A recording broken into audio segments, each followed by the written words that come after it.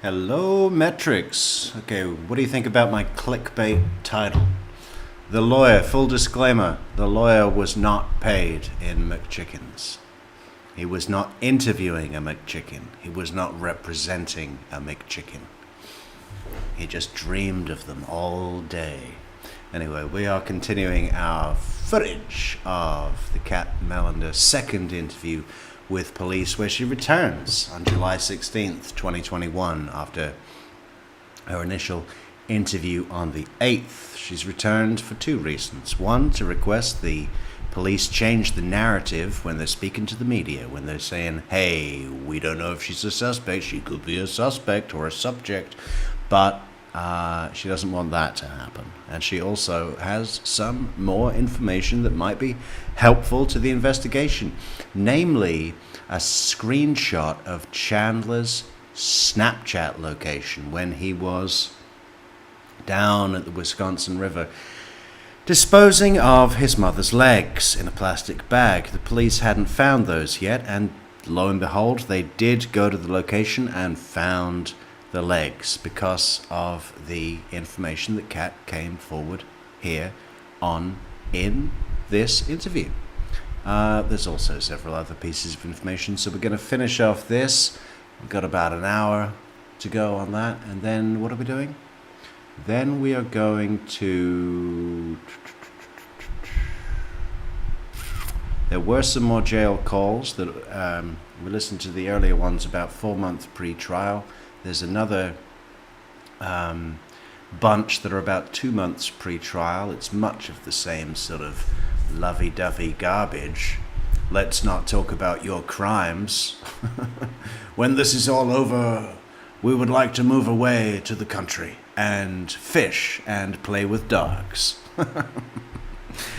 Oh, okay. Well, I don't know what we'll do then. We've got to do her testimony. And then I guess that'll be our segue back into the court proceedings for other testimonies, because there's a bunch of others that we want to have a look at too before we get to closing arguments. All right, so that's what we're doing this evening, ladies and gentlemen. Because then I can just go stop. It's on my way home after work, and so I stopped there to do that pickup, and then it's close to my apartment, so I went there next to get all my dirty laundry. Okay. So I could do it, and then I think I left some stuff there, took some to have at my mom's house, and then I did an East Target pickup too, because if they don't have it at one store, you can get it at another. That's true. Okay. So groceries was... Target also gets a lot of mentions, along with Quick Trip. I am going to put the Quick Trip logo as a watermark on this video, because I believe that not only should they sponsor the case, they should also sponsor True Crime Metrix. We want to promote the use of Quick Trip, everybody. I mean, apparently it was something that started in Oklahoma, branched out to the Midwest, is now in the Pacific Northwest and other states in that way, but we think that it should be nationwide, baby. Everybody should be going to Quick Trip. They just the basic stuff like food. Yeah, I have my receipt. They keep everything on the app too.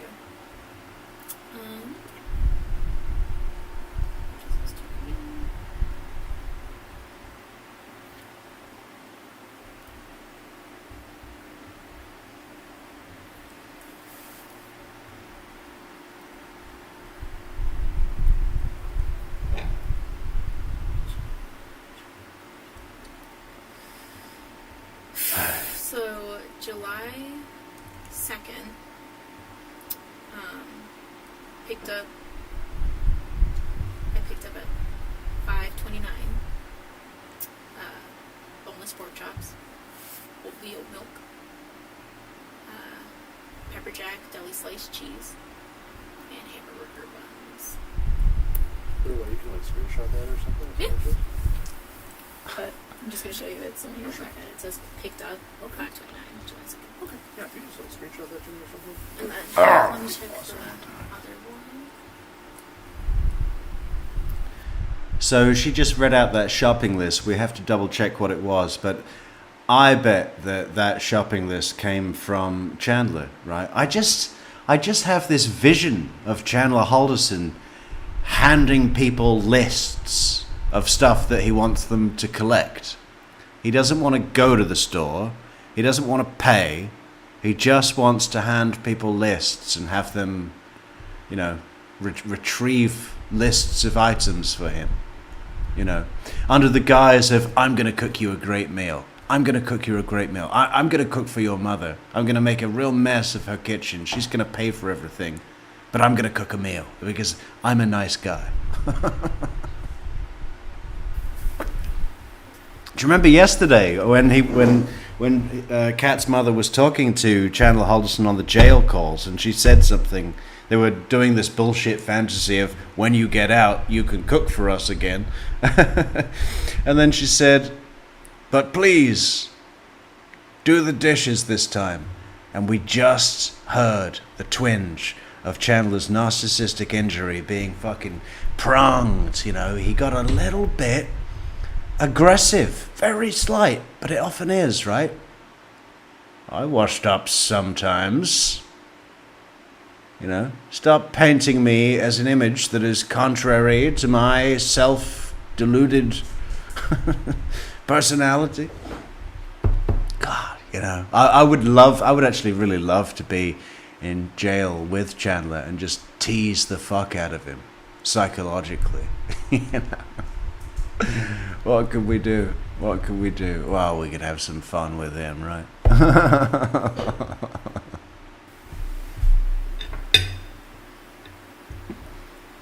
That was the Hilldale receipt, correct? Mm-hmm. Yep. And then, well, yeah, so there is two, because when you do different orders, there's like, it's considered like separate orders. So that was like one of them, and the other one was at the same time, mushroom and caramelized red onion frozen pizza, King's Hawaiian sweet rolls, coffee, shaving cream, mushrooms, marinara, classico basil pesto, and sweet red cherries. Do you also want that one? Because Yes, please. this one is also has the East Target pickup, Okay. which was at 6:37. Okay. But I ordered it July 1st. I just didn't pick it up till the 2nd, so I was going to say pick up July 2nd, Okay. where I showed you. Sure. And there was a separate Target altogether you went to, or just twice to that one? Was there a separate Target altogether? I went to you the East one too. So that was for the watermelon at 6:37. And then both Hilldale were picked up at the same time at 5:29. Do you have can you screenshot the east side one too? Yep, I screenshotted them both together because Beautiful. this was one order, and then Okay. I just ordered it from the different store. Perfect. Yeah, if you can send that to me, I'd appreciate it. And then, so after Hilldale, you go to your apartment, Mhm. and that's the one on, is it Bedford Street? Is that right? Yeah, Okay. 110 North Bedford. Yeah, and then you pick up laundry? Yep. Is that- okay. I was going to do it. And where were you gonna do that at? I was going to do it at my mom's, and I threw it in the wash, but on Sunday I took it to Chandler's so I could stay the night there, and just threw it in the dryer, and then we hung up some other stuff, and that's why there's also some stuff in his apartment, in the house too. Okay, so you picked up your laundry, went to your mom's, you were gonna do it, but you didn't? You just took it with? I washed it. Oh, you washed so it it there. was in the wash there, and then I took it out and put it in the reusable bags wet. Homicide detectives, you know, one of the main things that really gets their juices flowing is people doing laundry, right? Hey, Jamie, thanks so much for the coffees. What does Jamie have to tell us?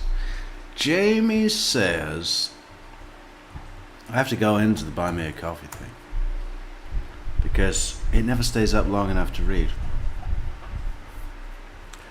We'll get to your fantastic message. What was I saying? What was I saying? Oh yeah, homicide detectives and getting a hard on anytime fucking someone mentions doing laundry. You took your wet clothes out of the dryer because they were covered in blood. Oh. But obviously that's not the case here. Gotcha, okay. And then you took it to Chandler's then? On Sunday, and then threw it in the dryer, hung stuff up, and then we went to his mom's coworkers for some. This was all on Friday. No. So the washing clothes, that was Sunday. The Target pickup was Friday. Right, and then, but from Target, like when you went to Hilldale, where did you go after Hilldale? To apartment. Your apartment? Yes. Okay, and then what did you do there? Got the clothes. Okay. Just threw away some old food, you know. Yep. Pick out what I was going to leave there, what I was going to take. And then went to your mom's? Went to my mom's. Okay, but you don't wash them then? You don't No. wash it, you just leave the clothes there then? Yeah. Okay. Thank you, sorry. No, it's Trying okay. to I was a little clarify. confused too, so I'm Okay. glad you cleared that up. All right. Okay. And so when you're at your mom's, what do you do there then? Just to, I know you talked about that, but I picked up the Swiffer for him, okay. and then the hydrogen peroxide, like the brown bottle one. Okay. And that's all. Just the Swiffer and like just one of those brown bottles, like. Yeah, you know the ones you can get at Walgreens with like the cross on them. Yeah, Okay. that one. Just one bottle, how many bottles? One bottle. Just one bottle. Okay. It's all we had. Yeah, most people don't keep that in bulk. They're not asking, but what prompted you to do that? Had he asked you to do that? He asked me to bring it. Like I was just gonna forget it, and then he was like, "Can you please stop?" Because he said he cut his toe on glass, and he said he wanted to like use hydrogen peroxide to like clean it. Mm-hmm. And he said the Swiffer was to like help get up the tiny stuff. So yeah. It's all in the text messages too. Yep. But I think some of that we knew, like why it was you were prompted to. I'll shut up, it. sorry. No, that's fine. I just want you to that we're just not jumping all Right. over No, no, because some I of it we understand. already know. And then, so. You doing let's see.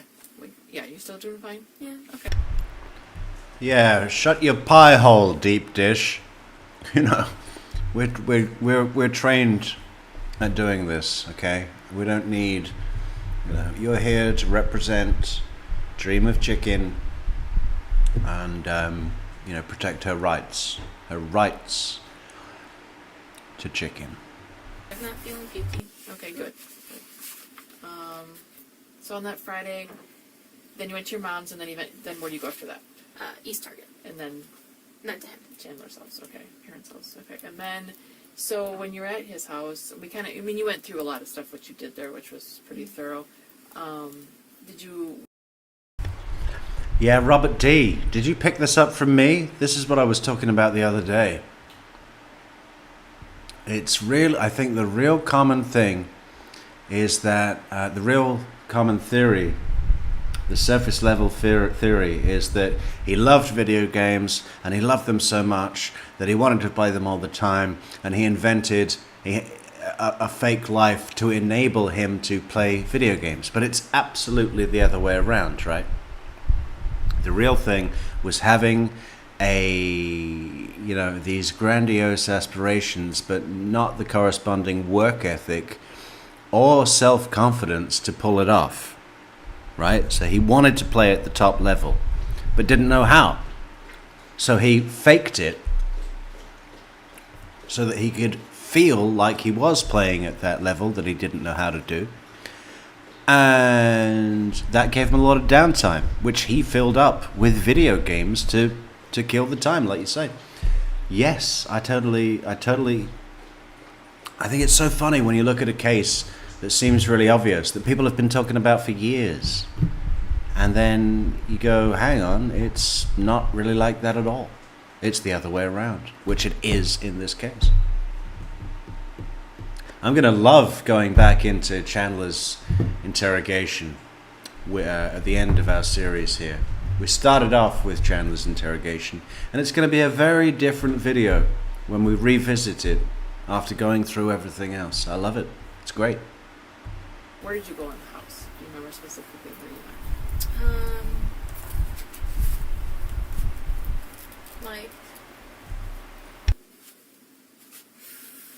upstairs living room, kitchen, you know, the downstairs living room, bathroom. Is that on the main level, the bathroom? Bathroom's like by his dad's, Okay. like where his desk and computers and stuff is. So it's like right next to the basement door. Okay. Anywhere else that you can think of? His Garage? room. I didn't go in the garage. Okay.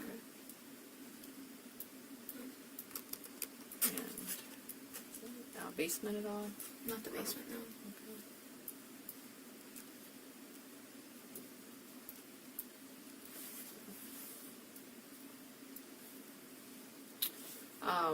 When you got to the house, did you notice any smells that were odd to you or different? No. Nothing like was. Hey, Nikki Love in Michigan, how you doing? There was a smoky smell, but I thought it was because of like the fireplace. Watch the lawyer perk up. Smoky smell? Like ribs? Barbecue? Well, should we all go out for ribs right now? Smoky smell. Hickory. It's like it being open, and like you said, there's ash. So, and I love using it and stuff. And he used the grill to make like some burgers for us, and that's why I picked up buns and like the pepper jack cheese and Hawaiian rolls and like also watermelon. Mm-hmm. So Chandler used the grill. What, the big green egg grill? That he told detectives makes terrible food? And so I thought that's where the smoky smell was coming from. From the grill or the fireplace? In the house, from the fireplace. Okay. I don't know if the smell came in from the grill. You mostly smell it just like fireplace. Okay. Ash. So a week later, right? A week later, there's no way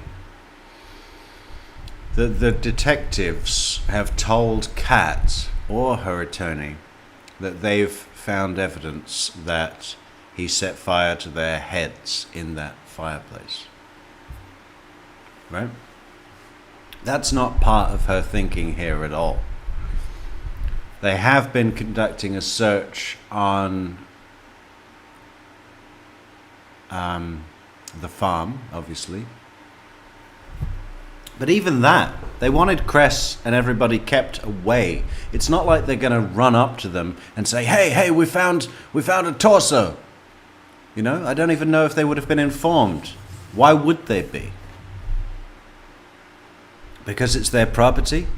Well, they need to know it's being searched, but the police aren't going to be reporting back to them what they find, necessarily. I mean, they probably can tell by the fucking hazmat trucks that undoubtedly were called, and protective suit forensics teams and all of that they obviously found something. But that's a thing that's kind of unknown in this case, is when do the separate parties get the information of what's happened? Because we tend to see it like the police in that chronological order. Okay, they went in, they saw the fireplace, they found this thing, and they did tests, and they knew that was a fragment of a human skull. Kat doesn't know that. Definitely not at this point in time, a week later. A week later after his arrest, 8 days. So just now, as she's talking about the fire and the smoky smell, I'm not sure that she knows why, right? I'm assuming the girl's outside then. Yeah, agree with that.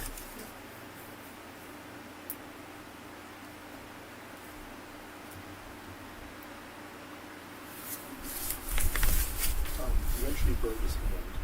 Yeah. Did you see that happen? No. Okay. He finished making the burgers before I got there. Okay. He said he'd only used the grill like maybe 3 times beforehand, and then burned his hand trying to do it. Sure, did you see where on his hand the burn was?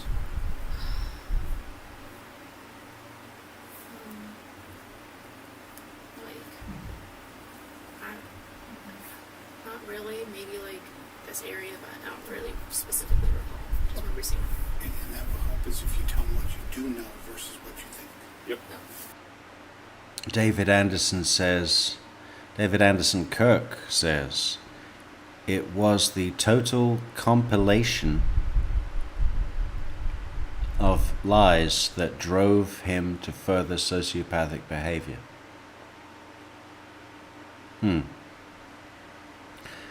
Yeah, but I think there's also an environmental factor of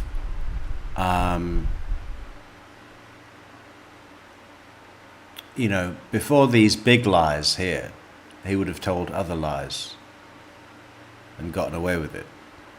Figured out how to navigate his own selfish wants and needs or whatever by doing this deceptive behavior, by doing that deceptive behavior. And, you know, it's like, it's the reward mentality, right? The reward over time. Oh, I did this deceptive action and I managed to achieve my goal. You know, it felt good because I got away with it. So now I'm going to repeat, and each time it's a little bit more. And then you know, it's like natural selection, right? It's not just a human thing. Every living thing does that. You know, that what do we want to call it? It's like repeating something that worked well in the past because you got a good feeling. I'm sure there's an endorphin thing going on, maybe a dopamine thing going on, where it's like, now I need to repeat that deceptive behavior because that's the way that I can navigate through and achieve my whatever it is, right? Yeah, I don't want you to guess. Okay. I'm not quite sure then. So it's okay for you to just say, I don't remember, rather than me being a defense lawyer, than being a prosecution, that you say, I think it was on the left hand, and turns out it was on the right. Now you're not even credible, and you're making stuff up. Yep. Well, If you I'm don't not know, just sure. tell them. Fair enough. Okay. Do you know, is it a gas grill or a charcoal? I don't know. I'm sorry. That's okay.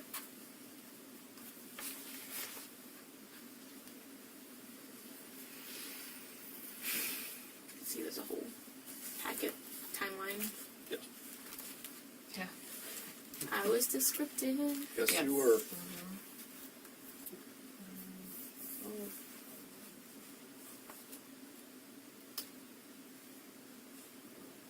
Did you ever have to buy ice? Yeah. July 3rd, he picked up some ice because he said their ice machine in the basement was broken. Mm-hmm. And so, yeah, I ordered some ice for pickup on the July 3rd, Okay. which was Saturday. Mm-hmm. And he did that pickup. Okay. But on Target, the app, you can add a pickup person. Mhm. But he also has my Target app on his phone. Okay. And he also picked up some help.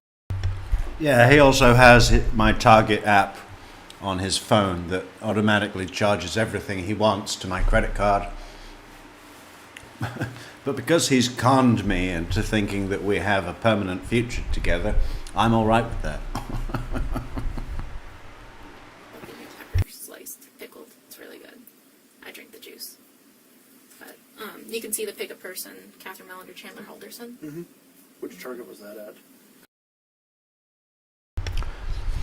Jalapeno peppers. I drink the juice. The lawyer does more than drink the juice. I think he likes to rub it on his chest. He just finishes a whole jar of sliced pickled jalapeno peppers and then just pours the brine over his chest. That's his nightly routine, you know. East. And do you also want a screenshot of that one? Please. What time is that? 10:36 a.m. How much ice did you order? It's the 7-pound bag. The $1.59. It has it in the receipt. You'll see it when I send it. Okay. 7-pound bag. That's exactly how the lawyer orders wings. A couple of 7-pound bags of wings. Yeah, to eat here. Yeah.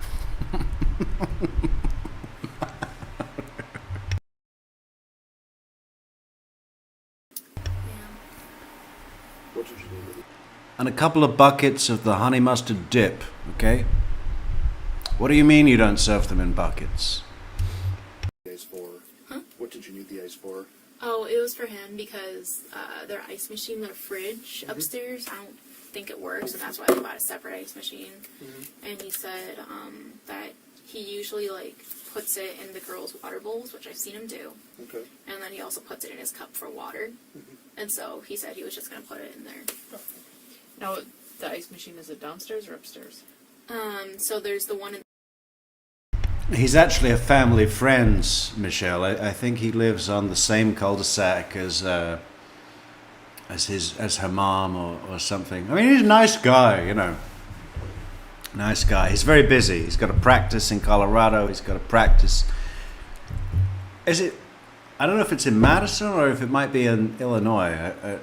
I think Illinois reminds me of something. I don't know. But he's very busy, flying back and forth. Fridge, but Right. that's the built-in one. Their ice machine that makes separate ice is downstairs. So did he put the whole 7 pounds in the one upstairs? Or? I didn't see him. Okay. He, when he left my house that Saturday, I just put it in a bag for him and he took it. Okay. Pinto! Bosh! So good to see you, Pinto, Mr. Pinto Peabody. Sally, our lady in Oregon. That means we need to go to our Metrix map of U.S. domination. Where is it?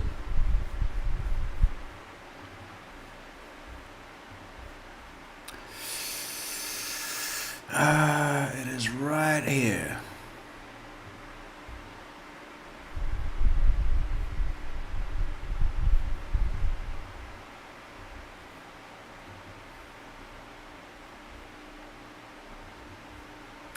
Okay, so we now tick off Oregon. What else do we need to tick off? If anybody else is in a grey state, let us know in the comments so we can mark you off our map of where everybody is. Okay? Welcome back, Sally.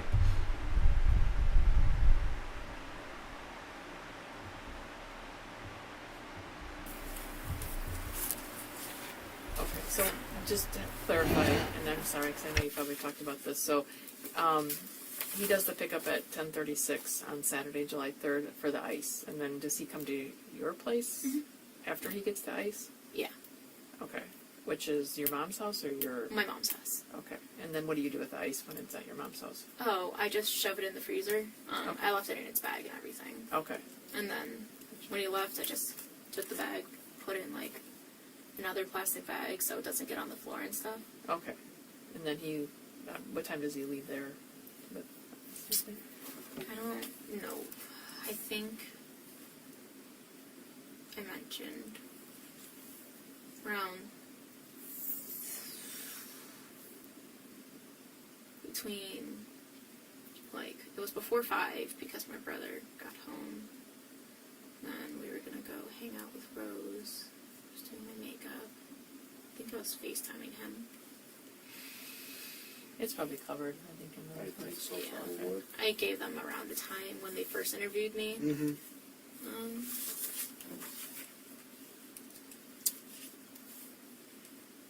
Yeah. Just know it was like before 5 because that's when my brother's girl he's kind of seeing was supposed to come.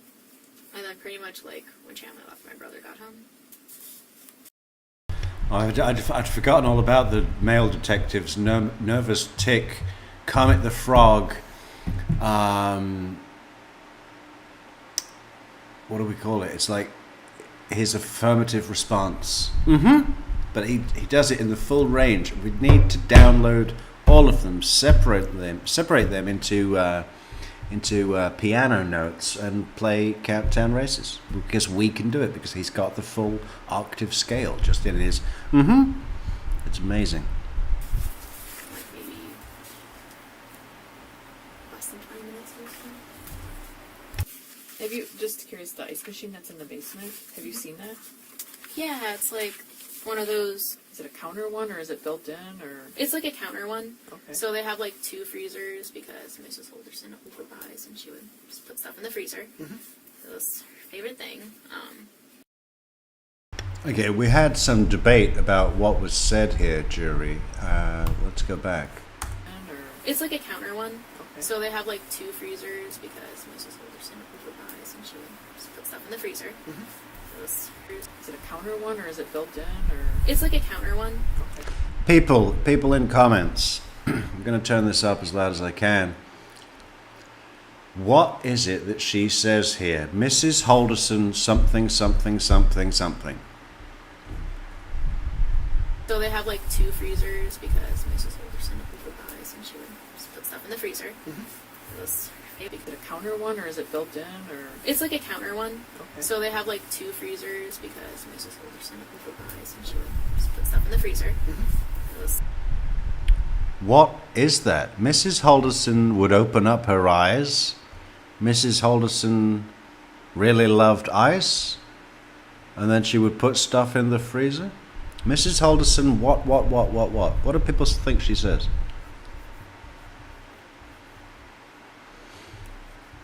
those, Is it a counter one or is it built in or? it's like a counter one. Okay. So they have like 2 freezers because Mrs. Halderson buys. Oh, wow. Louisiana. Daniel Savoy's in Louisiana.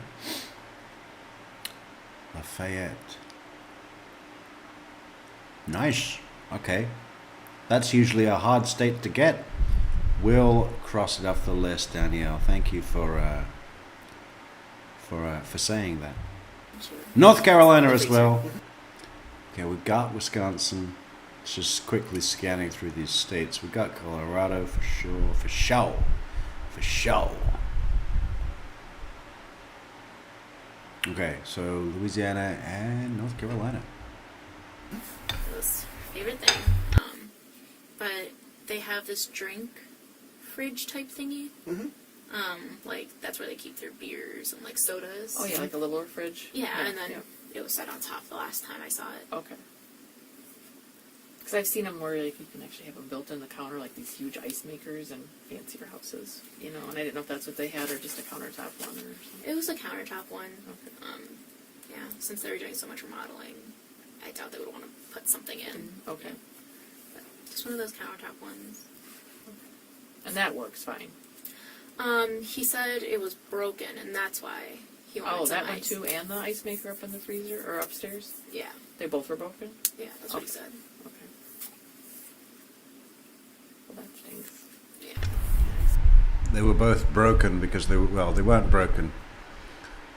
They were in full use. He needed as much ice as possible. So all the ice makers in the house are broken, okay. Just like that there were 17 consecutive issues with your payment from your job.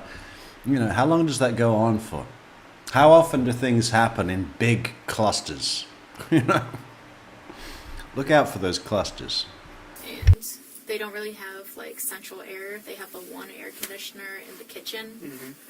So their house is pretty hot. They got some like new fans that go into their windows. Do those run a lot? Is Yeah. it common to have all the fans in the house on, or? Yeah, it's very common. Okay. Because Miss Halderson, she would just open windows. She didn't really want the one going, especially if it's going to be cool in the night. She preferred just opening all the windows and turning the fans on. Okay. Fair enough. All right, I don't know where I'm at now. We're about to report on the farm, I think. Oh, all right. On the 3rd, when he comes to your mom's after getting the ice, anything unusual? I mean, with his behavior or anything? Do you wanna, No, I'll go down and, not that I recall. I just remember making the breakfast burritos.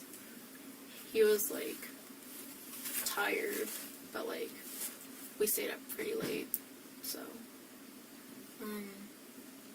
he was worried about the dogs, especially because of the fireworks. Like, I don't know if you've seen Rizzo. She's really terrified. I've heard she's a bit of a spaz.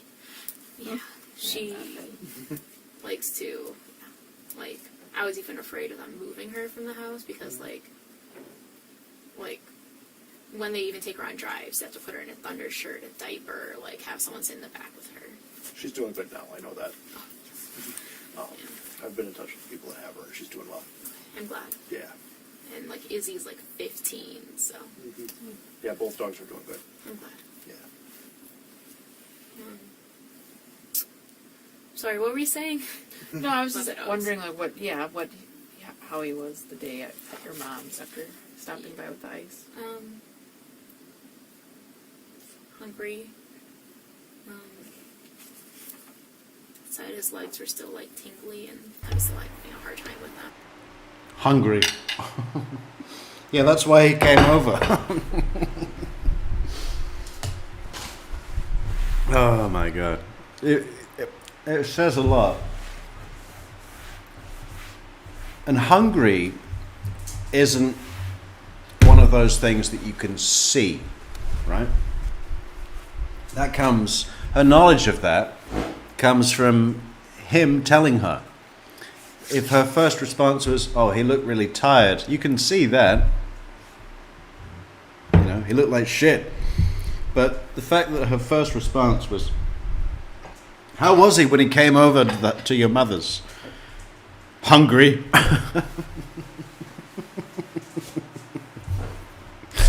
Yeah, we had to feed him and then put him to sleep.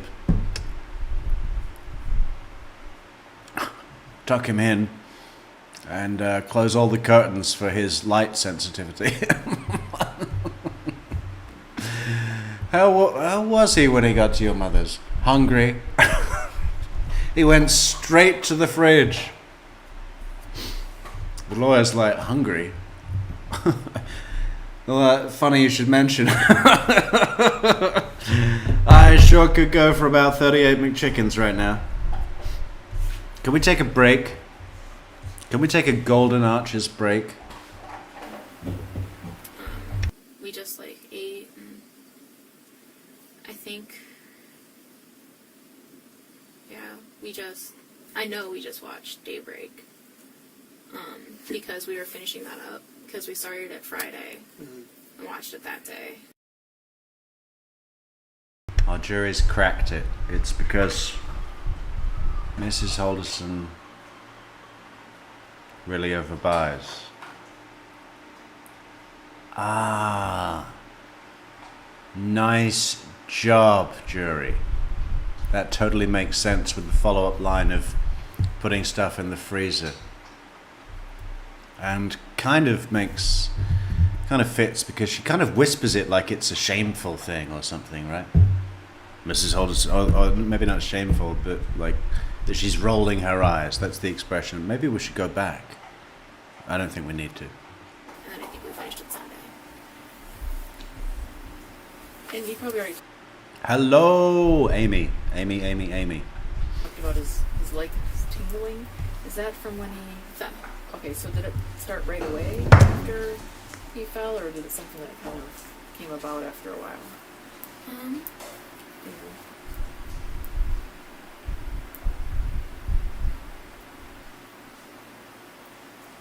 sorry, I'm trying to remember.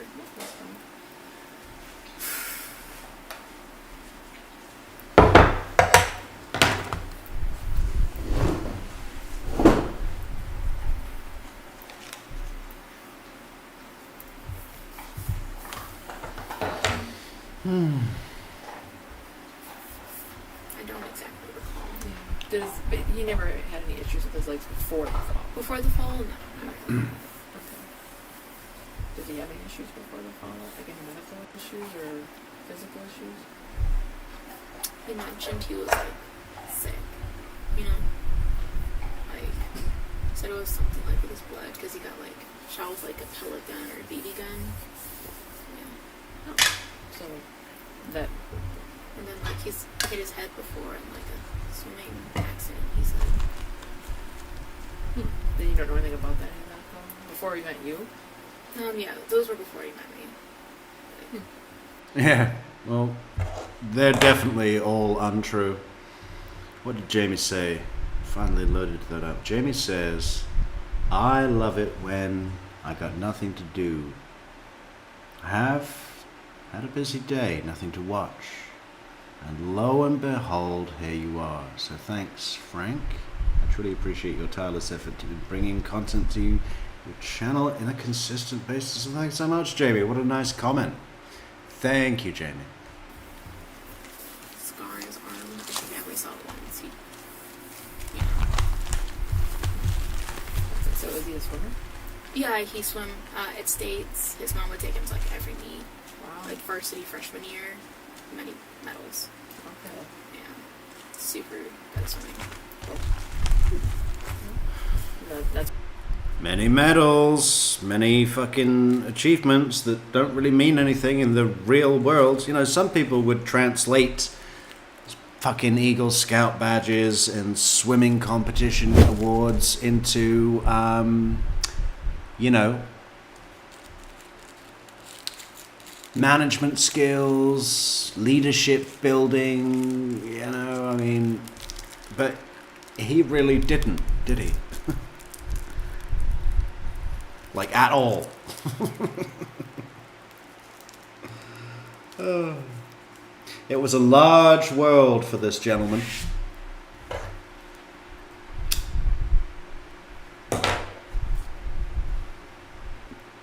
Oh man, I fucked up this cigarette. Okay, fine. Oh, thank you so much, Pinto, for those coffees as well. Also, what does Pinto say? It's been too long. I feel like it's been years, Pinto. I went away, then I came back, and then you were gone, and now you're back. It's great. Thank you for all your hard work, Franklin. And all the laughs and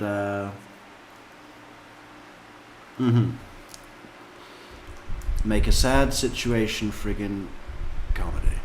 Well, that's why we call it gallows humor. Thanks so much, Pinto, for the coffees and the show of support on buymeacoffee.com/TrueCrimeMetrix. Read us up then, I'm assuming.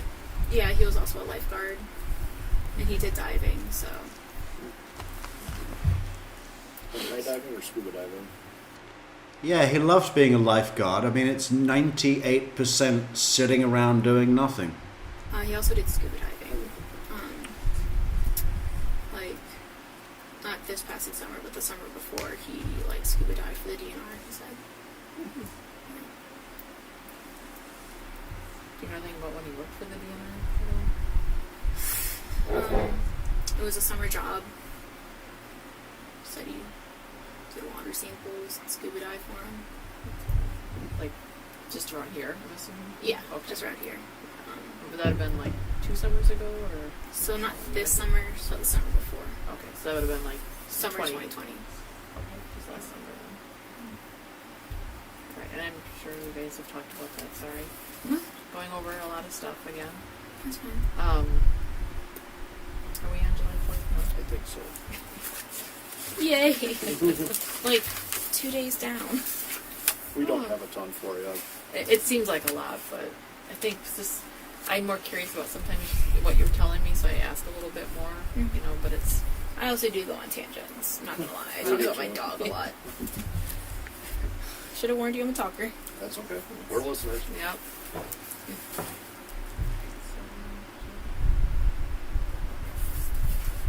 I think the reason that there are two different police detectives interviewing Kat is because that Liz and George, who interviewed her last week, were like, I am not going in there without a serious fucking raise, okay? I want you to double my salary if you want me to interview that kid again, okay?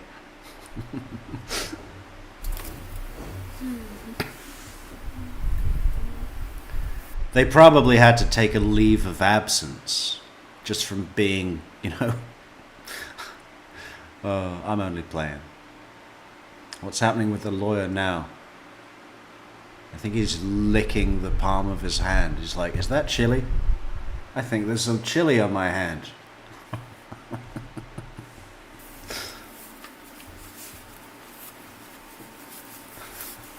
Oh, I do have a question before we get to the 4th. When you were at Chandler's house, do you normally have fans going or anything, ceiling fans or anything? Yeah. Who asked that? Oh, we already got that? Yeah. Ceiling fans? Yes. Yeah, where was that? Sitting right here? She said it's very common. Okay, Mrs. Halderson likes to keep them on. okay. It's like so hot in the Oh, house. yes, I remember that. I think I was writing at the time, but I do remember that now. I'd rather have that than air conditioning. the one air conditioner, no central air. Okay. The house seems new enough it would have central. They're like updating everything, so like it was older, I believed, and like they were just doing everything little by little, and she was getting like, they ordered new windows in for like September, and like, so the only air was like in the kitchen. She rarely put it on, unless it was like a scorcher, because you know they're border collies with long hair. Right. Other than that, they go outside and spray 'em with the hose, and like they have a little pool for them.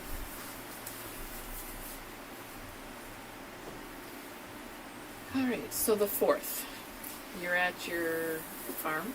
My mom's fiance's farm, yeah. Okay. And you're having like with the whole family, a little get dinner. together. Okay. Where does that take place? I'm guessing outside. Obviously. The dinner? Yeah, Inside. like and inside. But like, is everyone outside at some point? I can't remember what the day was like. Was it nice weather? We might see a 4th together, My mom and Chris, they were outside at some points, but when we ate, we all ate inside because we left the dogs outside because I've taken to calling it the roadkill skunk, Alison, but reverse skunk is just as good. Muffin pees when she's excited, and she has nice character. It's an old house. So, no one wants to do a puppy pee. Right. And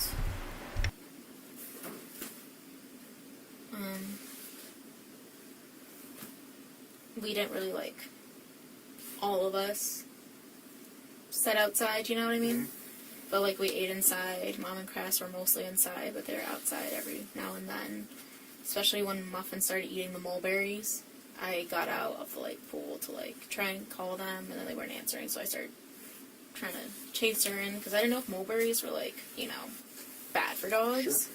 And then like they were trying to call me back, and like they were like, you know, trying to bring Muffin in because like she's not even 1 year old, and they didn't want her to get sick because she has gotten sick before on the farm from eating something she wasn't supposed to. So we were trying to keep an eye on her. So they were like on the porch for that. My brother and his girl like gave him a small mini tour. Like we don't really go past the wildflowers because you know Crest gets paid for it by the state to like, you know, not use pesticides, protect the flowers because then that brings in bees. Yep. We stopped at the chicken coop so I can take a picture with Chandler's chicken, Hawkeye. His mom always wanted photos, so like I only had like one from the summer before, and so I was like, let me go catch Hawkeye. Hawkeye is a reference to what? Is that...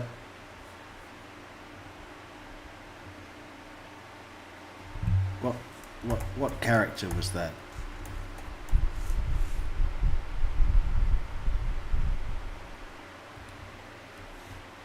Clinton Barton. I don't even know what that is.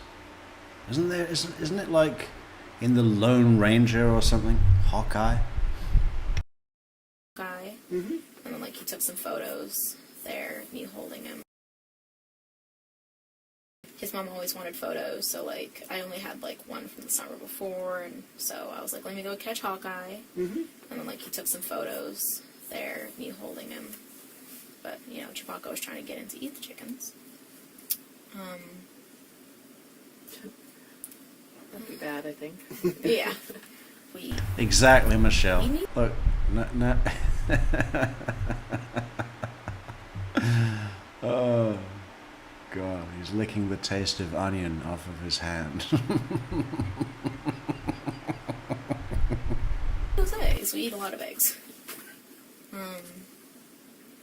So this is while you're giving the tour to your brother and his girlfriend, you said? No, they kind of did like their own thing. The chicken Okay. coop thing was like they were doing their thing, and Okay. Chandler and I were trying to get pictures of I love it. That's awesome.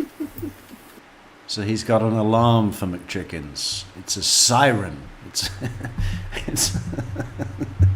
an air horn. Eat a McChicken now.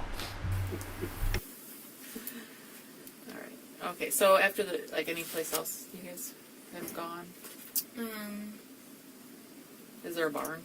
There's a barn, but like, I didn't really venture in there except to bring my brother's cooler in there because he made us haul it there, and I said, if we're taking your girl back, I'm not hauling that too. Because I'm sure you guys sound like hard. David Anderson, Kirk says, like Jennifer Pan, forever the failure in her parents' eyes, then fails again in every killing, in even killing them and getting away with it. Well, I don't know if it's that fair of a comparison. You know, I've heard people try and call Bart and Krista tiger parents, which was the situation with Jennifer Pan, who was an achiever. I mean, she was figure skating champion, extracurricular, very good at piano. I don't remember what they said about her, you know, academic studies. But I wouldn't be surprised if those were also good. I think she was going into pharmacology for something or something, you know. But I mean, that parenting of her parents was, you know, obviously not something that means that she should kill them, but certainly a lot more of a different situation than what Chandler was going through. A lot of pressure.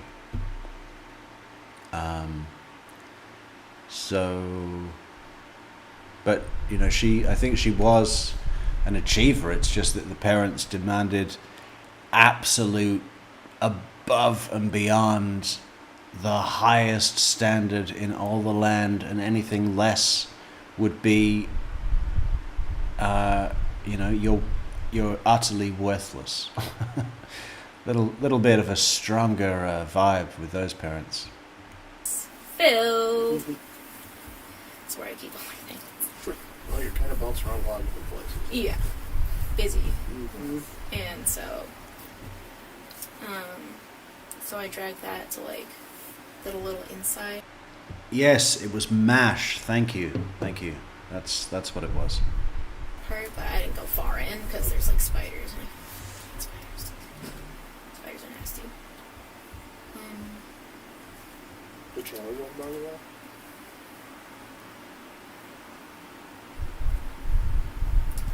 Not that I recall, but there was a point where he was changing because he kept his swimsuit and his towel in my car. Okay. And I changed inside, but he like just went on the other side of the car that's like close to the barn, like, you know, where the gas tank is. Like, we were parked kind of there. Okay. And he was on the passenger side, so he was next to like the barn and gas tank area changing. And I did watch a little bit to my boyfriend, but like there was parts where I was talking with Rose and I were like looking for raspberries on the bush. You guys have gotten any of those raspberries? They're really good. And so she's from Ohio, so she doesn't really have like farm grown raspberries. So like we were picking some and making sure Chewy and Muffin didn't like venture too far into the wildflowers because we would never get them back. Like Muffin's just tiny. I've been out there. It's pretty tall. Yeah. Little dog can get lost pretty quick. The only time you like go in there, like Cress mows Rose, like for hunting because of the tower, and it's just to go retrieve or. Sure.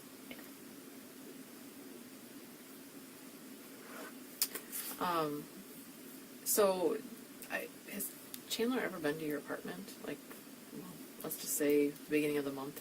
Has he been to your apartment? July? Yeah. He hasn't been to my apartment since before his fall. Okay. Yeah. Because that's around the time I started staying with my mom, because that's when I had my tailbone cyst.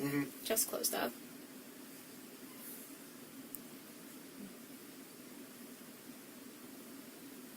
But that must have been a little painful. It was awful. I, like, missed, like, 3 days of work. Driving myself to urgent care was hell. Believe it. Yeah. Like, you know, that has to be the last day he was there. I have pictures of us. Because he took a little picture of my butt to look at the cyst. I really don't need to see that. I'll You take don't your have word on dates and times. Oh, this is the one that.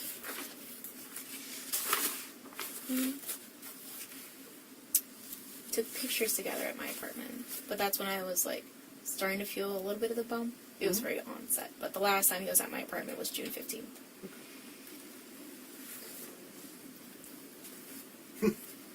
Did you just bring it a little closer out? I need to see the whole photo just so I can see the time on it. Oh, Or ballpark on that. Just June 15th, Madison. Yep. 5:56. okay. And then he was back at his place 7:29. That's him in the bathroom. Yep. If we sometimes send snaps of each other on the toilet. Modern day love. Yeah, gotta do what you gotta do. Not that it gets me going, but yeah. Anything else on the 4th? No, not good. And then I was there the 16th because that's when I had like my thing going on. Like I drove there from urgent care and his parents. I stayed in his room. His dad was working downstairs, and then he drove me back in my car, and then dropped me off, and his parents picked him up because I just laying down, sitting, standing, all of it was hard. Believe it. Yeah. Not fun. Don't get a tailbone, sis. Yeah.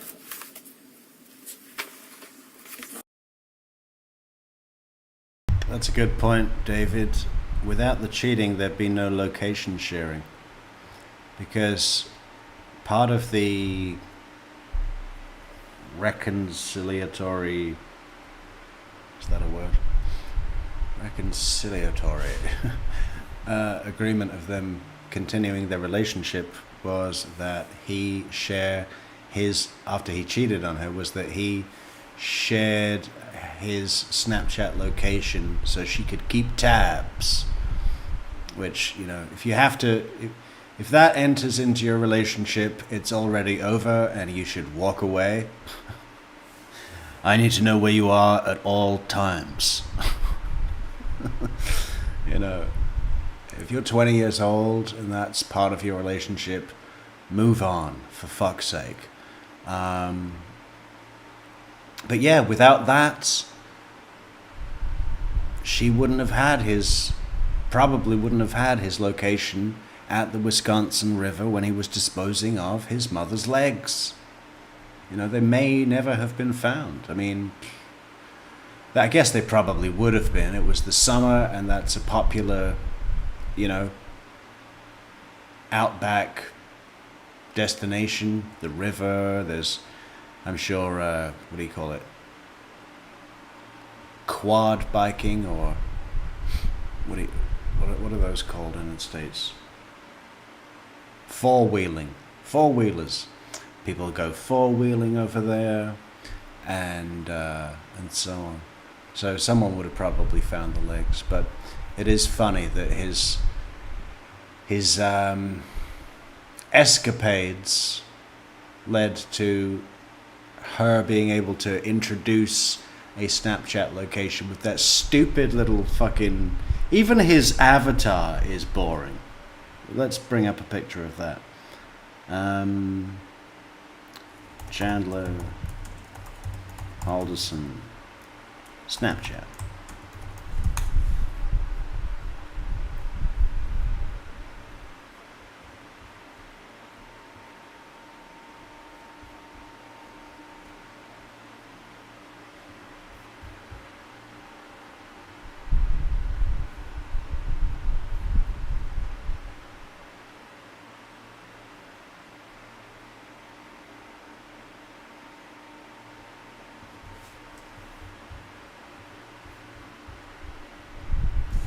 Look at him. How is it possible that a Snapchat avatar can be so... Actually, is Dan Bailey still here? Where's Dan Bailey? I'm sorry to say, Dan Bailey, that could be you.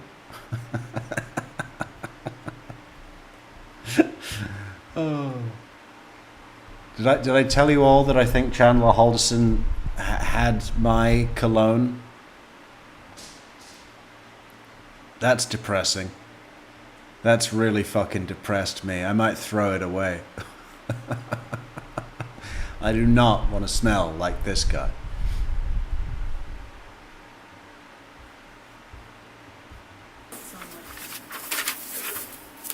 Alright. I think we're just about done. Where are you at? Pretty close. Yeah. Just a couple minor things. Somewhere along the way we got information that Smith and Chandler went for a swim on the Wisconsin River. Does that sound familiar to you at all? Yeah, I was there for that. Oh, you were? Okay. Do you know where they were? Geographically? So there's this like little off-road Mm-hmm. we go on to, and then like we walk the rest of the way to get to the water. Okay. But it's like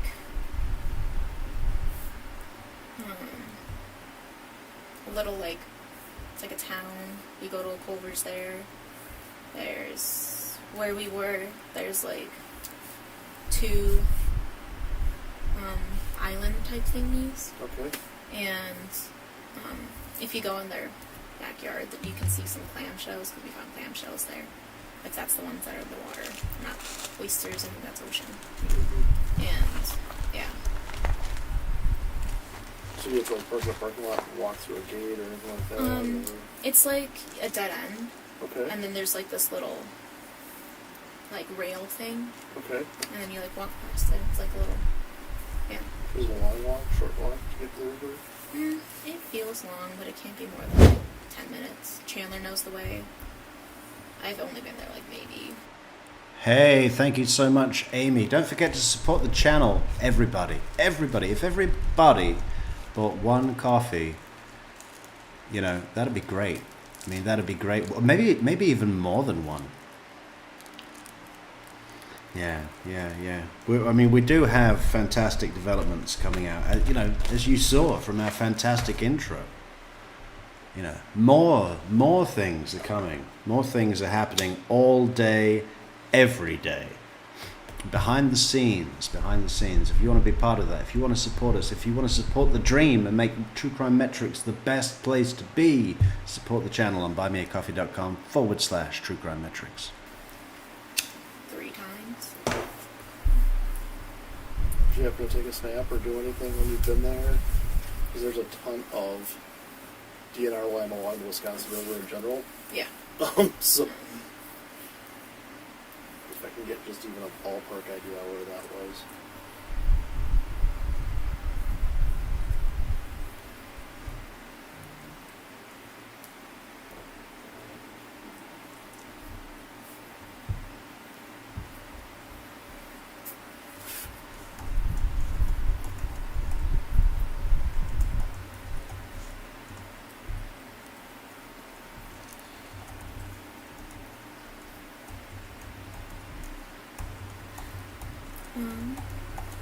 So I have a picture of me, but I don't have a picture of the land. Okay. It was at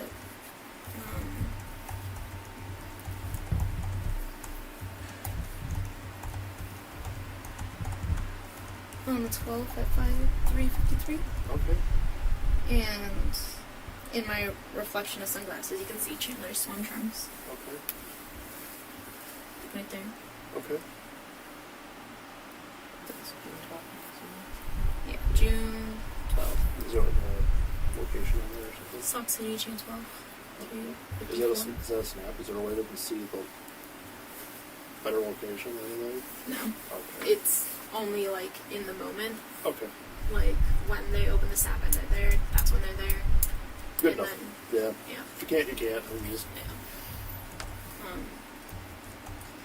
Like, sorry. How is that in relation to Could be close. Could be close. Was that close to where that snap emoji was that you told us we talked about earlier? See, I was asking about that. I'm like, did you go to the spot? Mm-hmm. And he said no. He was like driving to get CBD, but like when I was looking at it, Uh-huh. it looked like this, like where the dead end is. I just don't know road names. Sure. He usually just directs me to get there. Okay. I just know when you look across the water, there's like a pier people can walk onto. Okay. Um, Do you see town, like? you can kind of see town, yeah. Okay. It's Hugo Boss, Pebbles. It's Hugo Boss. I think it's called The Scent. Let's look it up.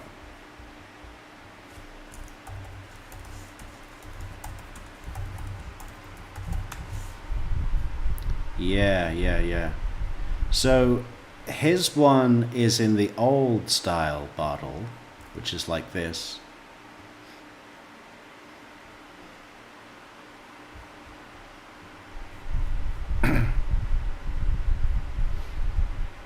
At least I don't have the same bottle. Yeah, that's what he has. You can see it in the police walkthrough of his house when they're going through pre-search. But then my one, like I'm pretty sure it's the same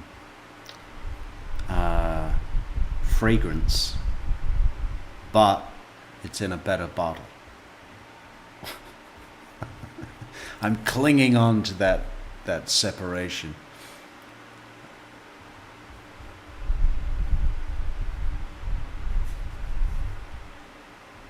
Maybe we should do a poll on which bottle is better. Oh no, that's the same one. Okay, forget that.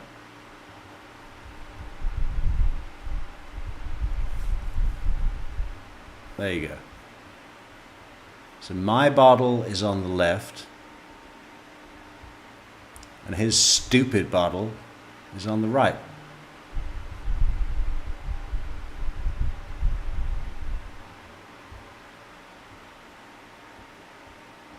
Yeah, I definitely like the left bottle better.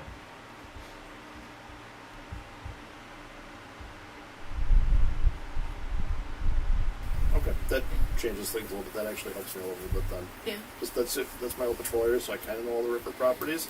But I just want to make sure we're looking at the right ones. Yeah, it's like you see a lot of people like tubing, like, Okay. and people usually like take little boats out to like. There's one, but it has like trees and vegetation on there, and there's another one that has like a little bit of vegetation, mostly sand, where people go. There's like a huge group of people like, woo! And we were there, and I caught a crawfish. I'm very proud of myself. Just At least you didn't step on it. Do you know of other like rural areas he goes to, or woodsy areas, or anything like that? He would spend time.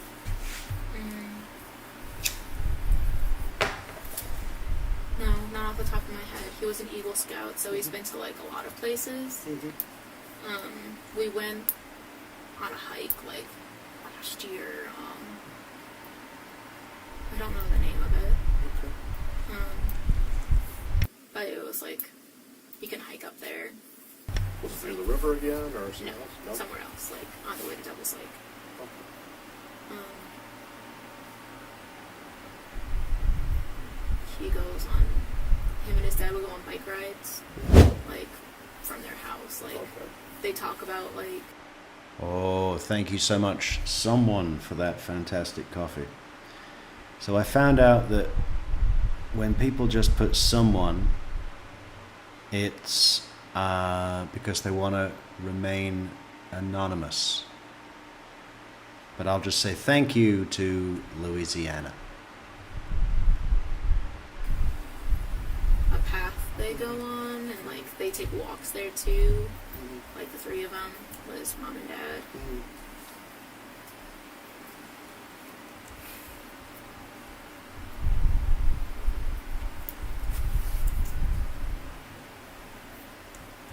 Do you know when Liz is gonna be back?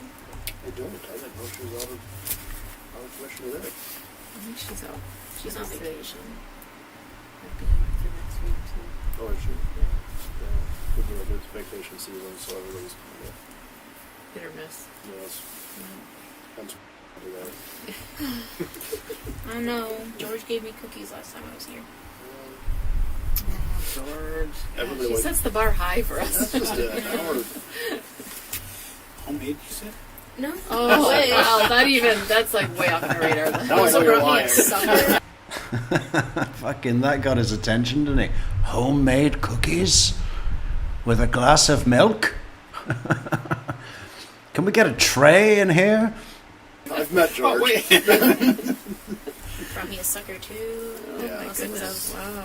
cuddling. Well, I guess we are just really subpar. Yeah, next Yeah. time There's I'm a gonna vending request machine on the way those. out. I've not been eating much. How did Chandler usually pay for things? Does he have like a debit card, credit card, cash? Venmo card. He has a debit card too, but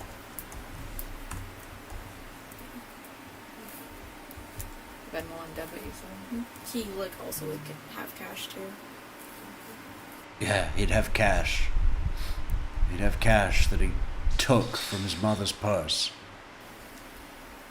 Where does he bank at? I don't know. Or His- if he did, I don't even know. With his dad, I believe.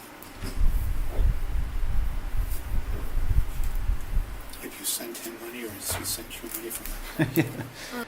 No, when he said he made a withdrawal from the bank of Dad, he meant that he borrowed $50 from his father. It doesn't mean that they have the same bank. On Venmo, but we only Venmo. With that tied to the account? Sure. I know, It because should I be. use Venmo. Yeah. Oh, right, to a certain, it can be any account, but yeah. Yeah. But yeah, when you guys like need to reimburse each other for stuff, you just use Venmo. Yeah, we just use Venmo. I also have a Venmo card. It's convenient. I would have thought 20 years ago we'd be transferring money that way. It's very weird. Yeah. He has a Cash App card, but he doesn't use that whenever. It's mostly just Venmo, debit card. Debit card. Yeah.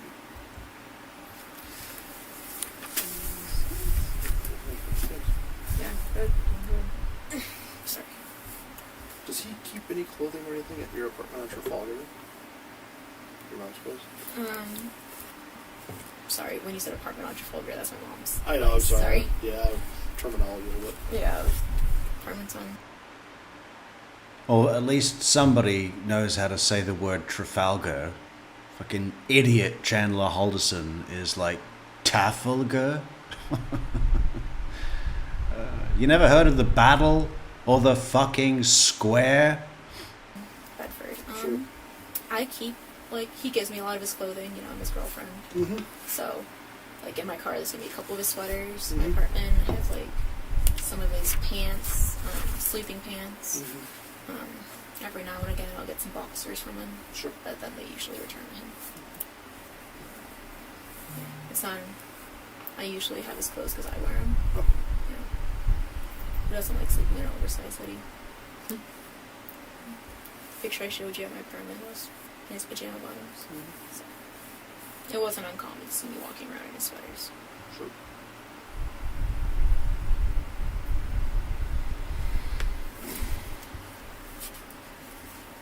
Let's see.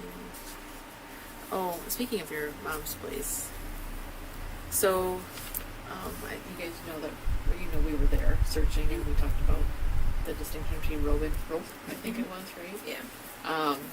So the one place that we would really like just to do a search of is your bedroom. Mhm. There. Do you have any issues with that? Again, it's just more of a thing, like, we have boxes to check, and that's just one thing we just like to check off our thing. So there's no, like, motive of why we're really looking, it's just a box that we have to check. So Just When cops say this sort of thing, like it's a box we need to check, get a fucking warrant. You know, oh yeah, we don't really want to look. It's just a box we need to check. It's like the fucking Miranda warning. Oh, you know, just because you're up here, the boss wants us to read this off a little card. It's really nothing. Just process. We need to it's our process. So you're up here. everything comes down like an avalanche. So, it's usually like stuff gets stored.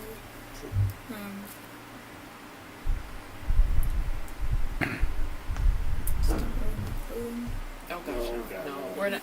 You know, I don't know, probably what you see on TV or something when they go through people's houses or search warrants, or maybe what you might have heard. No, we'd be very respectful because this is, like I said, it's more of a box you gotta check. So we're not If you're gonna, giving us like, permission, we're not gonna trash it. yeah. Like, I probably won't fold your clothes for you, but I'm not gonna mess things up either. So okay, we can work on that. Yeah. We'll arrange it somehow. Yeah, what's convenient for you? Like, I mean, and for your mom, I guess. Question for Chat and Frank. Do we ever find out how Chandler paid back his parents? He owed them $2K. I wasn't able to see Kat until wasn't able to see Kat until it was paid. I have a feeling she paid his debt for him, but unclear. There was a text exchange between Chandler and Kat. I don't think the amount was mentioned, but there was talk of her giving him money so that he could pay back his parents. And he said, don't do that because they can see my transactions.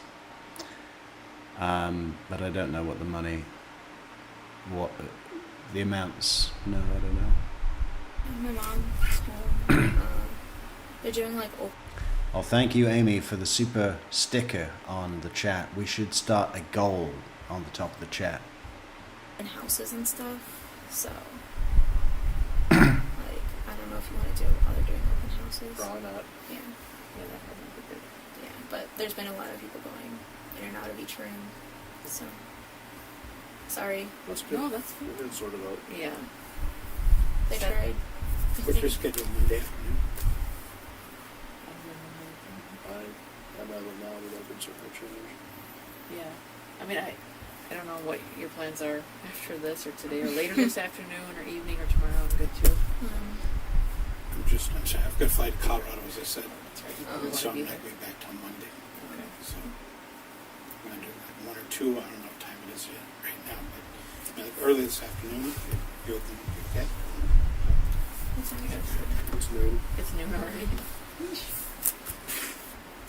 I don't know what time they're doing the open houses. I don't know if it's like from 1 to whenever, 2 to whatever.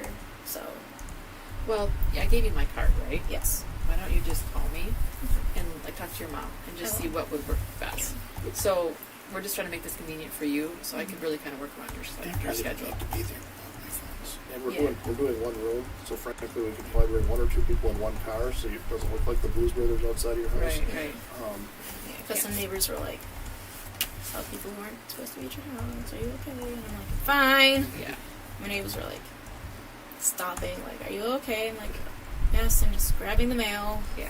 Yeah. And we'll be dressed like this, so it wouldn't be like uniforms. Or, if you're good with that, just let me know what your mom's good with and what you're good with. But I can Yeah. make arrangements and be available whenever. I think we It's- could be in and out of one room in half an hour or less. It's like Thursdays, Fridays, Saturdays, Sundays. They have like certain times. It's like Okay. whatever the realtor says. So I would have to ask my mom. Sure. I just want to be respectful of that. So they're. Oh, absolutely. Yeah, okay. We did try talking to them about like holding off the sale, but I think you did too. I did. Yeah, they weren't really having it. So there's been people in and out of the house, and we just Great. But you still have to like live your life and do what you had planned to. So Yeah. appreciate that. But Yeah, definitely. we trying understand. to be as simple as possible. And they're like, "Well, sorry," and I'm like, "I don't know if we want random people in our house at a time like this." You know? But I can, yeah, If you don't mind. Yeah. of course. Just gotta double check. Yes. And I know we have it, but what's your number just so when I see it on my phone, I won't be like, who's this? Six- Thank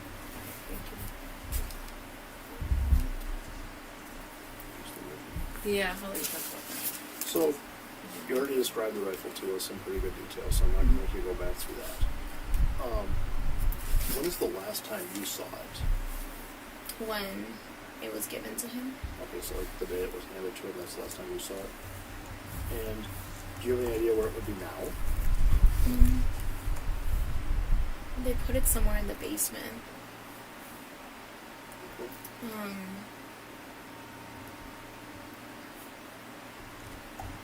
When you were in there, was the wood still there? I don't know. I haven't been in there. Oh, So if you could tell me about the one, you might be able to help. so like, I'm gonna have to say it up so I can remember. That's fine. Sorry that I'm showing you guys on my butt. That's good. Stairs, right hand side, Uh-huh. drinks, and there's like wood. Okay. Like it was like, you know, cut wood. Okay, like lumber stacked up for the project, or? Yeah, for like, yeah. Okay. So, because his dad just made a table for Miss Halderson, Okay. but I would check there. Okay. Is there like just a storage location there, or a safe or something, or just that's kind of where you kept it? I think that's where they put it when he first got it. Okay. Did you tell me they've got a gun safe in the house? They also have a gun safe in the house. Okay.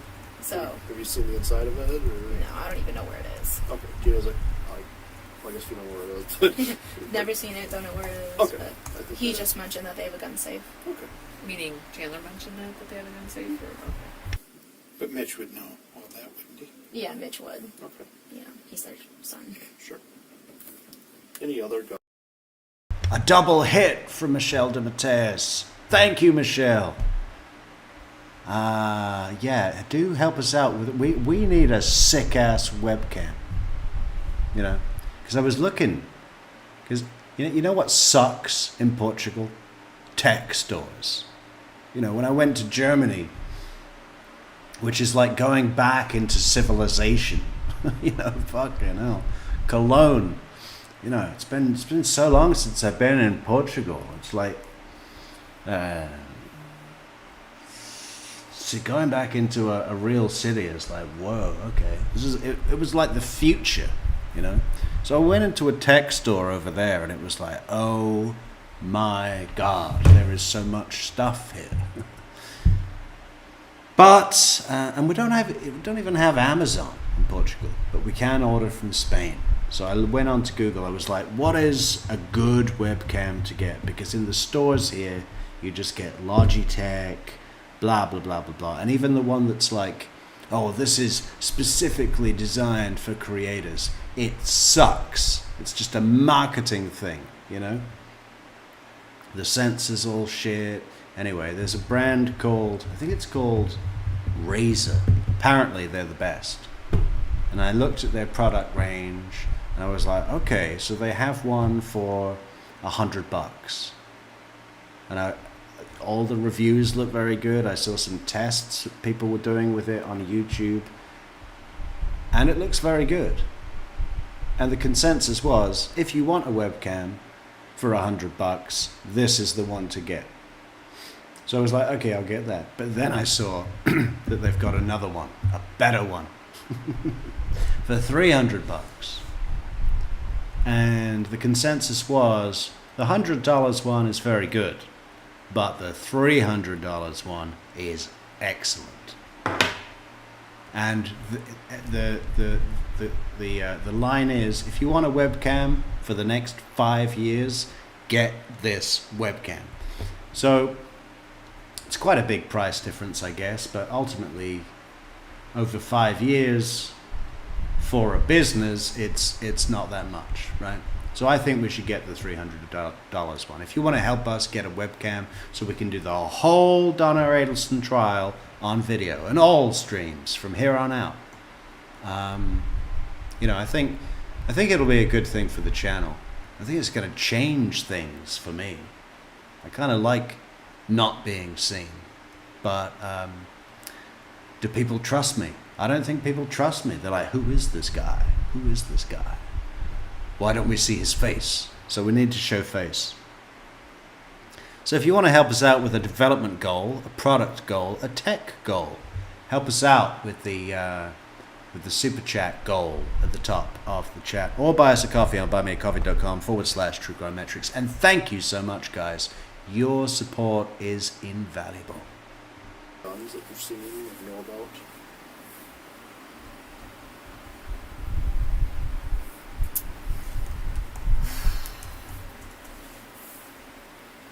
Not that I can recall, but, Okay. you know, it's on the college shooting team, so I'm sure they got a couple. Sure. It's probably why they have a gun safe. That makes sense. Nothing that I can remember off the top of my head. You know. Just, like you said, better not to like throw something out there that could be a technicality. You I know? don't want you to. Yeah. So, not that I can recall. Okay, fair enough.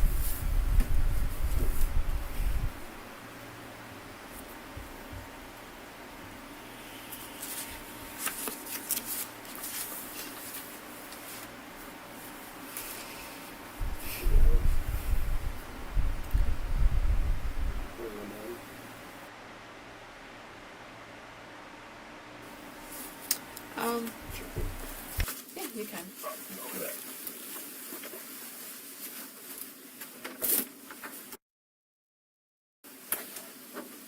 So you said you had to go to Colorado today? I do. What time is your flight? It all depends. Oh, on this or? No, well, Oh, this is I've got law practice in both Colorado and here. oh, So, okay. so I have a guy on probation they picked up for. They seemed to be saying he was distributing and selling heroin, cocaine, fentanyl, and trying to make arrangements to meet underage children. Mm, So wow. Isn't Colorado more like weed and stuff like that? Yeah. That's a moneymaker, let's be honest, Isn't Wisconsin more kind of like beer and not double homicide or two Well, missing people? I suppose, yeah. But you know, it's the moneymaker, right? Drug, it's not the epidemic, but it's the moneymaker. So when I say I don't know, I mean there's times I will fly out of Chicago Oh, at yeah. 5 in the morning and be back to Milwaukee at 10 o'clock at night on the same day. Crazy. But I didn't know you had a firm in Colorado, so interesting. Are you from there? Or? No, I'm from Jefferson. Okay. Went there for law school, liked skiing, and I stayed for 20 years. Oh. Yeah, it's a nice place. It is a beautiful place. I like to say I'm the better of the two of his cases. The better of the two? Yeah. Okay. Oh, I don't yeah. deal drugs. Yeah, yeah. Or talk to underage kids. This is a good thing. Don't do that. So, I don't plan on it. so I don't know, like, where are you working? So I work for UW Health Specialty Mail Order Pharmacy. So what we do is we fill specialty medications and we send them out all over across the country. Like we send to Florida, California, and I do a rotating shift. So we all ship through the pharmacy and do different jobs. Nice. So So how does someone your age, so young, get a cool job like that? I worked in a factory when I was 20. they have a pharmacy technician program that I did. I took a semester off of school to do it. Oh, Yeah. good for you. Is that kind of your interest, or pharmaceuticals or something like that? Okay. My plan was to be a doctor of pharmacy, but Yeah. I don't know if I'm going to do school this semester. Yeah. That's a long haul. I know someone a few people have their PhD in pharmaceuticals, and they seem happy, but Yeah. It's good money. yeah. Yep. It's like law school. It's lots of years of school. Huh. Kind of mentally exhausted as of lately, so. Yeah. Well, you have a lot going on right now, obviously. So. And then Daniel set me up with trying to talk to some trauma therapists, Yep. and they gave me something for appetite, but that's also not really helping. So it's just been a lot. Well, yeah, and Appetite? Just go and spend a week with your lawyer at his house. He'll teach you everything you need to know about appetite. This guy has fucking a whole apple pie a la mode for breakfast. That's his pre-breakfast. Then it's fry me up some bacon, baby. What about apple pie with bacon? I bet that'd be great. Actually, why do people not do that? You have roast pork and applesauce. I mean, apple pie, a la mode, really badass apple pie with crispy bacon on top. I'm writing that down. That's happening tomorrow in the studio.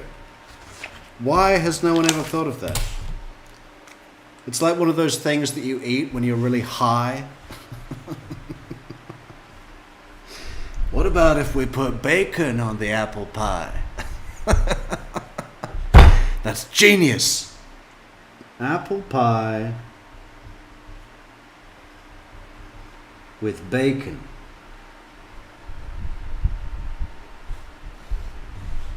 I bet that does actually really work. we're going to credit Daniel, the lawyer, when we release that in the Metrix food court. And, you know, give your body a break too. Like, it's okay. I mean, it's a normal thing, but it stinks, obviously. But obviously, some days are gonna be better than others. And, it's okay not to be okay, especially under these circumstances. It's just if it gets to be too bad, I hope you would reach out to someone. You know. Yeah, I will. I have a lot of friends. Like the one with the kangaroo, who are taking very good care of me. Very lucky. How many friends do you say you have a pet, a kangaroo as a pet? I mean, seriously. She's so funny. She just showed up and she just handed him to me. She's like, here you go. I was supposed to bring Chandler and his family to meet them, the kangaroo, and take a tour of the farm, meet their bison and their horses. They have a pig. A pet pig? It's in the little area for it. Yeah. They have 2 dogs. What's out at your mom's fiance's farm? Did they ever have Raspberries, chickens. So that's just it. Yeah.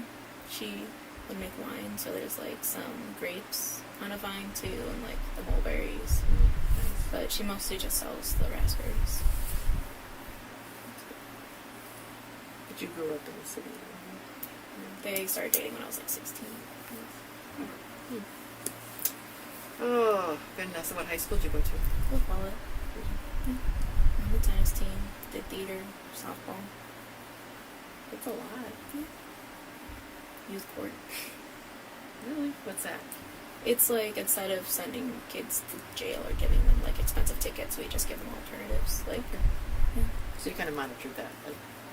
I would just help out when they needed people, but I didn't do it all the time because I also did show choir, and that was also during lunch. Yeah, that kind of stinks though that you have to give it to lunch. That's a lot. I mean, for a big school, I'm impressed just because I feel like there's so She's many. an overachiever. Yeah, Yeah. there's so many numbers, and how do you get involved in all that? Just have friends say, "Hey, show up." I'm like, "Okay." Well, that's good. Softball, what was it? Yeah, I only did that for 2 years, so Good for you. got hit square in the chest. Oh, Some girls throw hard. yeah, They say they were born with bats in their hands. Parents pay from when they're super young. yeah. You have, all the money to put their kids in club sports and stuff like that. Yeah. So what position did you play? Softball? Freshman year left field. Mhm. Sophomore year I was catcher. That's when you get hit in the chest, right? I remember one time I barehanded it, and the uncle was like, "Why would you do that?" I'm like, "I don't know. I wasn't thinking about it. Just Reaction. caught the pitch." Did it split up in your hand or anything? No, it just was really red and it stung. It was cold out. That's even worse. Hopefully it doesn't get better. So I appreciate you just being patient. And Whatever helps. I know. I mean, yeah. Like I said, we just have a lot of things that are moving parts right now and time sensitive. So we weren't purposely trying to avoid getting your car back. It's just Yeah. That's what Daniel was saying. He was like, it's probably on the back burner. They're looking at the house, looking at everything, so it's fine. Just want clean panties. oh, that's yours. That's yours. Hey, Mom. Yeah, I'm just with Daniel right now, and down at the shadow. I think Daniel's going to say something.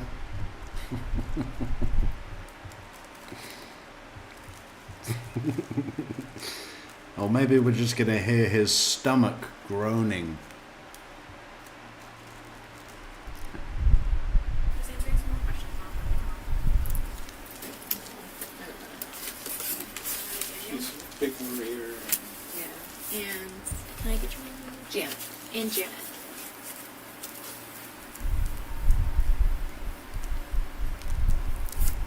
Yeah, I'm fine. Just You probably will have answering met our questions. goal. Protected girl. I mean, she met Liz and she met George. And myself. Anyone else? Yeah. Just, I don't think so. Said it'll give me my card.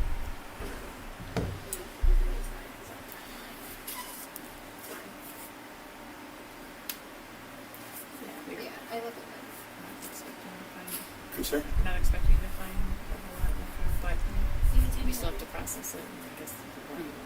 Yeah, and as you can imagine, she's going through the whole gamut of emotions. And Mom says hi. Mom lets him in, and then she finds out that there's rope in the house, and it's like, Well, the trash. as you can imagine, the emotions of, gee, all the things you're telling me, then how is rope from wherever ending up in our house?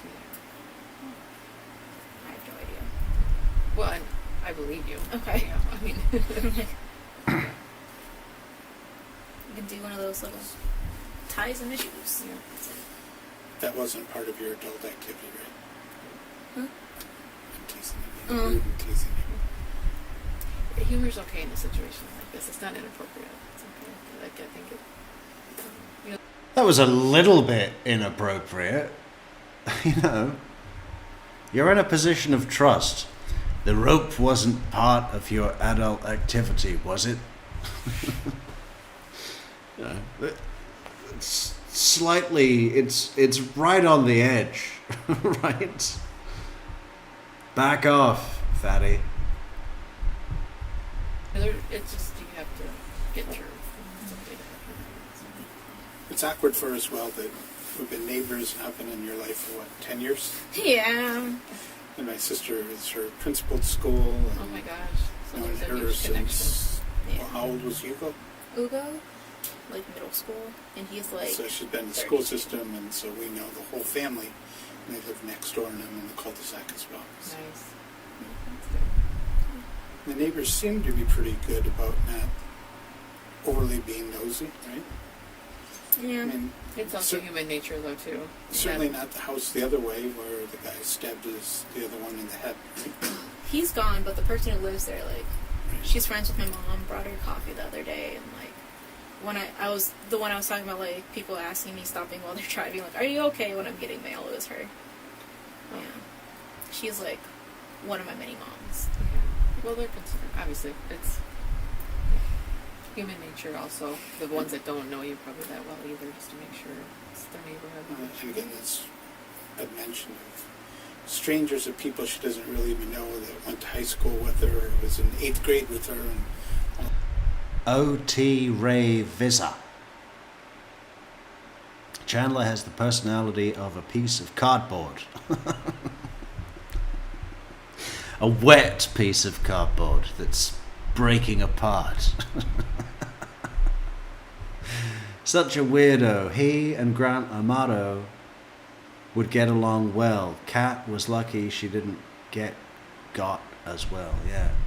I think we're doing Grant Amato again next after we're done with this whack job. Yeah, maybe a little theme of nothing shitbags would be good on the channel. But the Grant Amato case, I was talking about it earlier. One of our moderators has has heard of it, but doesn't know it at all, which is great. I'm so jealous of that moderator because I would love to go back in time, not know anything about it, and absorb the whole thing again from scratch. But we'll be walking through the Grant Amato case soon, very soon. all of a sudden, now they want to be your friends, and do you remember me, and what can I do? Which is nice, but at a time like this, Yeah, it's but most like of them are overwhelming. And you Kind of don't really looky-loos, trying to know what's happened, know, and yeah, it's just be more- able to say, "Oh, I talked to her," and Yeah. People just suck. They like already like blocked 2 friends, quote unquote friends. That's too nice. Bad. I don't even know what to think about social media, to be honest. It's a world that I never grew up in, and I'm not trying to say it's a bad thing, but there's so many negative things about it, I think. It could be used for a positive, right? but very rarely do I see a lot of positivity. So, I do, and maybe I'm just old, I don't like to change with the times. I have no idea, but I have a smartphone, so I'm not saying that I don't go on my phone, but You have 2 smartphones. well, one's work, one's my personal, so, That's yeah. two. I'm not a drug dealer, I promise. So. I mean, I have two, but Liz gave me the other one, so. Okay. Yeah, so that's, I know a little bit about it, but I just don't, I'm not consumed for, your generation, that's what you live through, is like everything on your phone. Well, as you're seeing, right? I mean, I'm amazed at how much you have on your phone, and then I realize you pretty much live on your phone, right? Or we're going for dinner, and I'll pay for it with my Venmo, and, all this stuff. So, Oh, it's easy. Yeah. I mean, it does make things a lot easier. But. So there is a convenience for sure. Definitely understand that. Just on the anxiety it causes people, though, on the whole issue with like knowing what people are doing. Maybe not at your age, but I feel like just the people, kids I've talked to that are middle school age or even high school, it's like this. They're constantly checking where everyone can be because everyone has their locations on, right? So if you're not included, you're not included. It causes a lot of anxiety, and that causes a lot of issues. My brother's that person who's always checking like what his friends are doing, so. And we have like select few, Chandler being included. I agree, David. Grant Armado is a natural next case, and there's a few others that fit into the category as well, sort of. Well, maybe not so much in the mooch, it's a mooching thing as well as a obsession lying thing. Grant Armado and Chandler Halderson are two peas in a psychopod, in a mental health pod.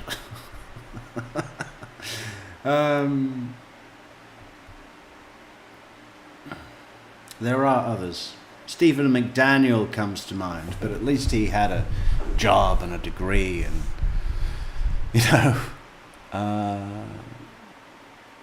Joel Guy Jr.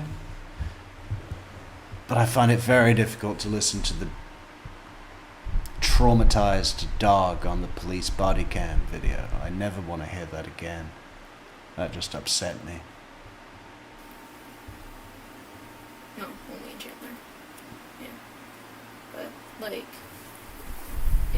No, Michelle, it was Amy, but lucky you too. I guess we're going to do Grant Armado next. It's a fantastic interrogation. And an amazing, fascinating backstory. There's a bunch of photographs, pictures, history. The trial was very ruthlessly presented and argued by the prosecution. The judge was very nice. She looks exactly like Sandra Bullock. Should we have a look at the judge? Judge in Grant Armado case.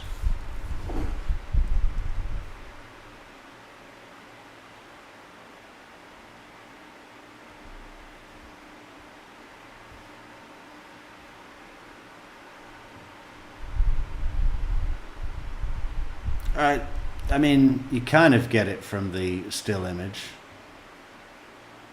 But it's really in the way that she moves as well. She looks exactly like Sandra Bullock. I don't know if that's going to come through in this picture.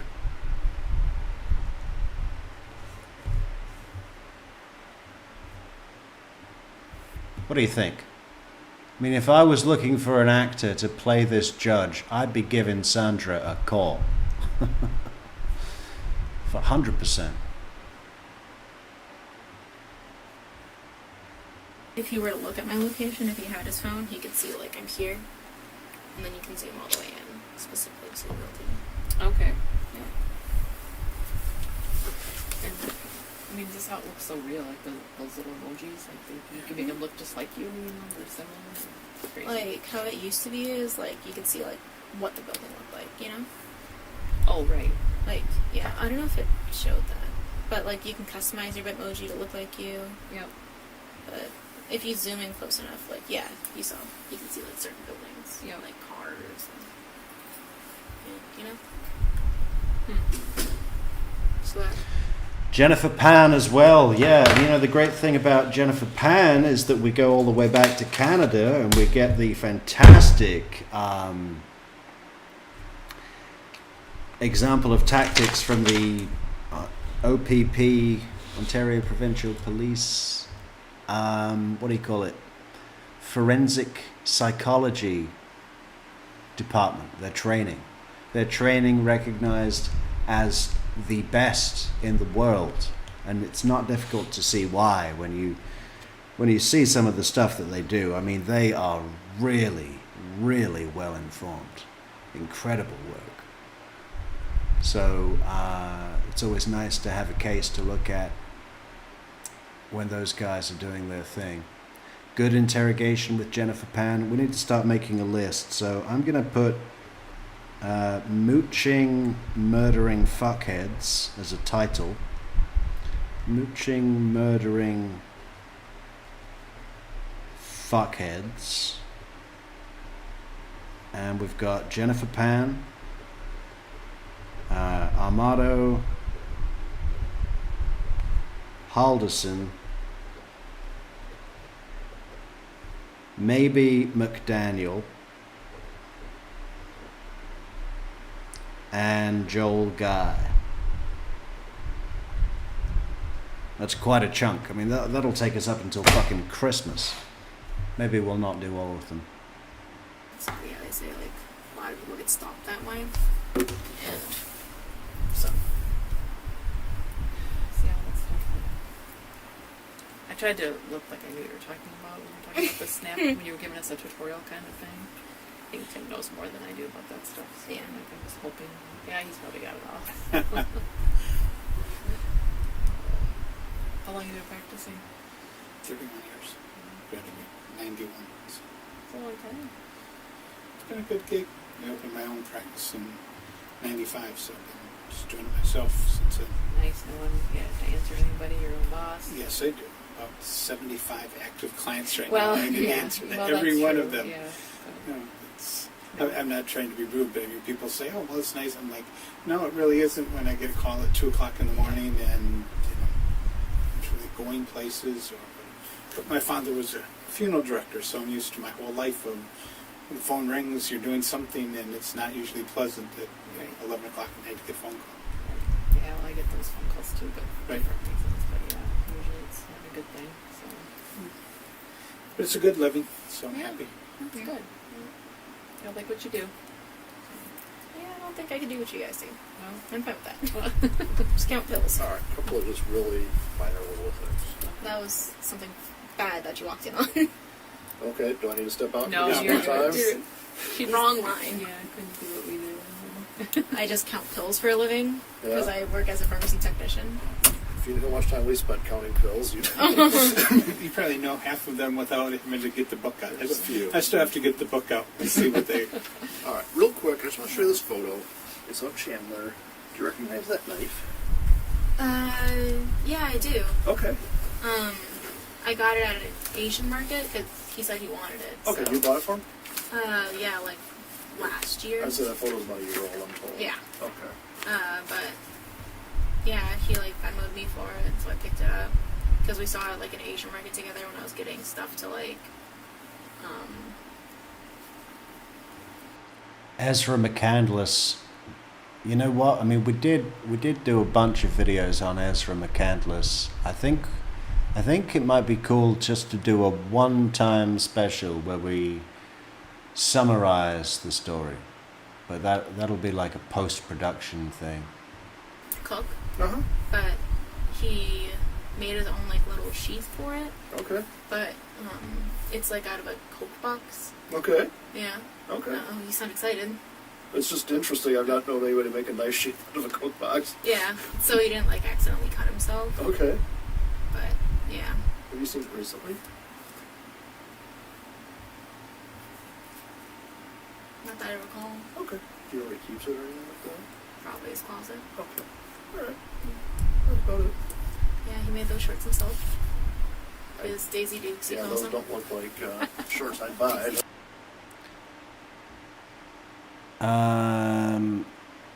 the torso has been found at this point, Debbie, and also there was a bag that they found down by the highway, at the side of the highway, that someone reported a heavy bag with maggots in it, but we don't know what was in it, but some body parts. But the legs haven't been found, and I don't think anything was found after the legs. So mainly all that's been found at this point is the torso and a bag with some stuff in it.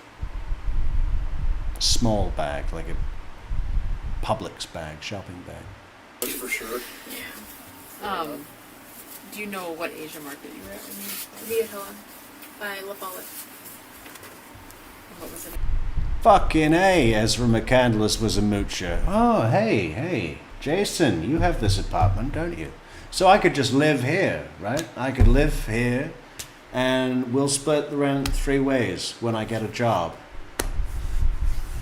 Oh, yeah, I don't think I'm going to be working much. So how about you pay the rent and I just eat whatever's in the fridge that belongs to your roommate? Big time moocher. You know, fucking sitting in the coffee shop eating $4 muffins and $6 mochachinos in Racy Delane's. You know, just she would, you know, on the murder day, the person serving her said that she paid for her coffee, and that was abnormal behavior. You know, so much so that she pointed it out as a reason to know that something was wrong with her that day. Big time moocher. Again, sorry. Via Hilla, like VIET space. And also with these grandiose, you know, moocher being a dreg on society for the reasons that they are above, you know, regular people. Grandiose, you know. She was way too much of a philosophical thinker to pay for her own muffins and coffee. You know, if anyone said, "Hey, I really think you should start paying your way," and she said something like, "Oh, that's so mainstream. You're part of the machine. You're part of the machine," and that's just mainstream thinking, you know.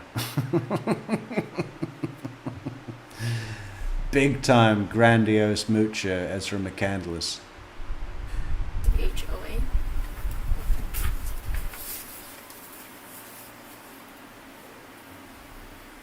Good.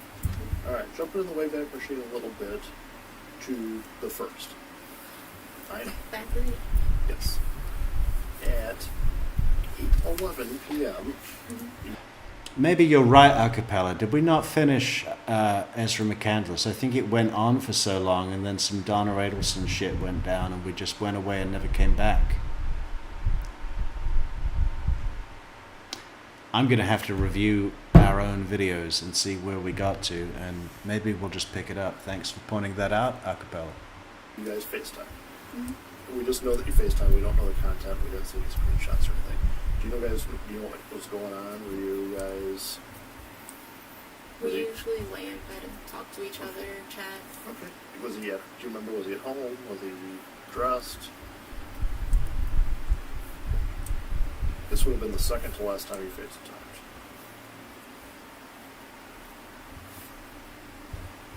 No, I was saying earlier that this interview is 8 days after Chandler's arrest. They have been searching the farm, but the cops that are searching the farm, Cress Lasai testified that the cops that were there kind of wanted to keep the people that lived on the farm up at the house, like, you know, give us our space. We're searching this area, this is a crime scene, you're over there, we're down here, you know, don't ask too many questions. I don't know that there would be any reason for the cops that discovered the torso to tell the people that lived on the farm, you know, before they know exactly what's going on. There's no duty to tell them. There's, you know, and crime scene discoveries as they're being found are kept quiet. So I don't even know that Dulce and Cress know that the torso had been found on the side of the road? I think probably not is the answer to that. And certainly there's no way for Kat to know that they've discovered evidence that the parents' heads were burnt in the family fireplace. Certainly not 8 days. You know, they're probably still doing tests on those, on the, the, what do you call it, the forensic pathology or whatever it is, to determine whether those are human bones that they've found. I mean, how long does that take? You're going to have conclusive results within 8 days of discovering them? Probably not. They're not going to come to Kat and say, we know that he burnt his heads in the fireplace. I don't think she knows that any parts have been discovered.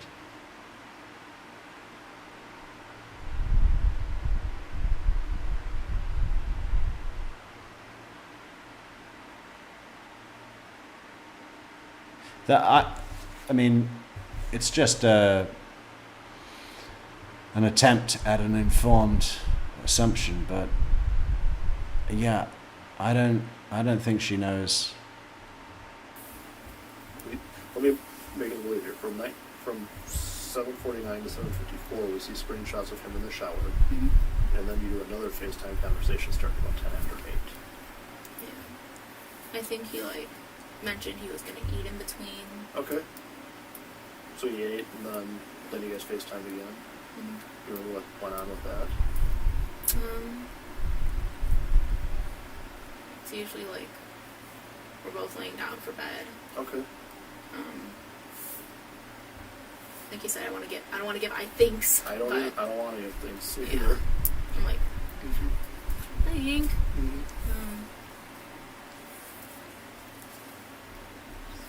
What I remember, it's just one of those times where we just talk until sleep. Okay. And I'm usually the first one to sleep. Okay. Alright, perfect. And then, lastly... Oh, the gun. I'm sorry. Did it have a case or a box or anything on it? Or do you just have a gun? I think it had a case. Okay, here's the real quickly.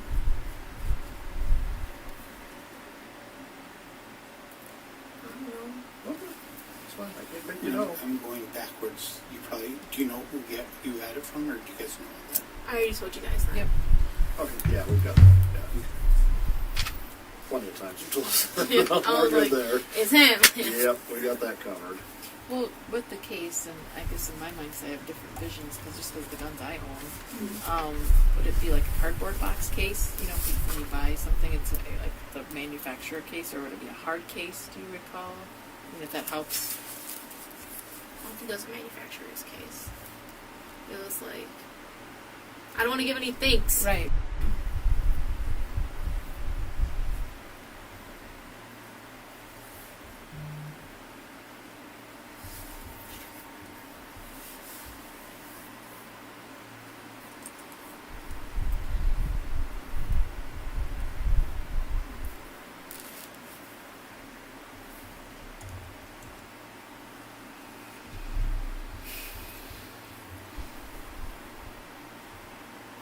I can't recall.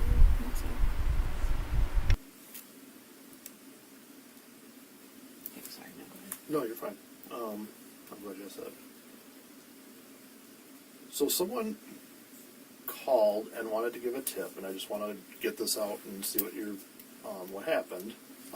Saying that they overheard a conversation, and they only heard your mom's side of it, where your mom said, "But Kat, you weren't home last night," as if to suggest you were trying to tell her to tell someone where you were. Yeah. And that would have been on or about the 8th.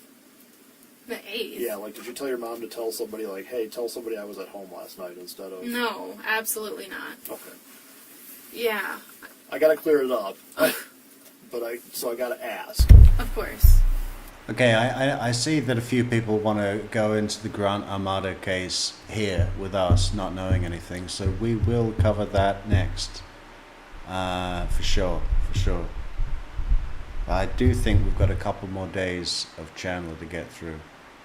But not that much. You know, we're almost at closing arguments, and then I really want to just go over his interrogation one more time. But as soon as we've done that, we'll be straight in back down to Florida for some Grant Armata. No, I didn't ask her to do that. That's what she was. Where were you the night of the 7th? Like 7? That was.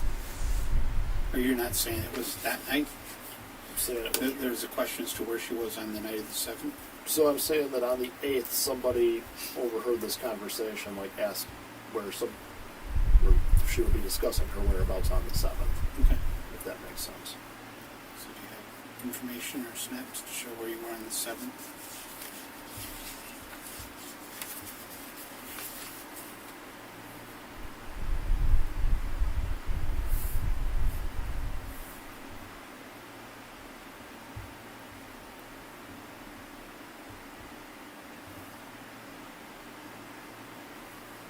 Oh, I know where I was. I was with Danny and Abigail. Okay.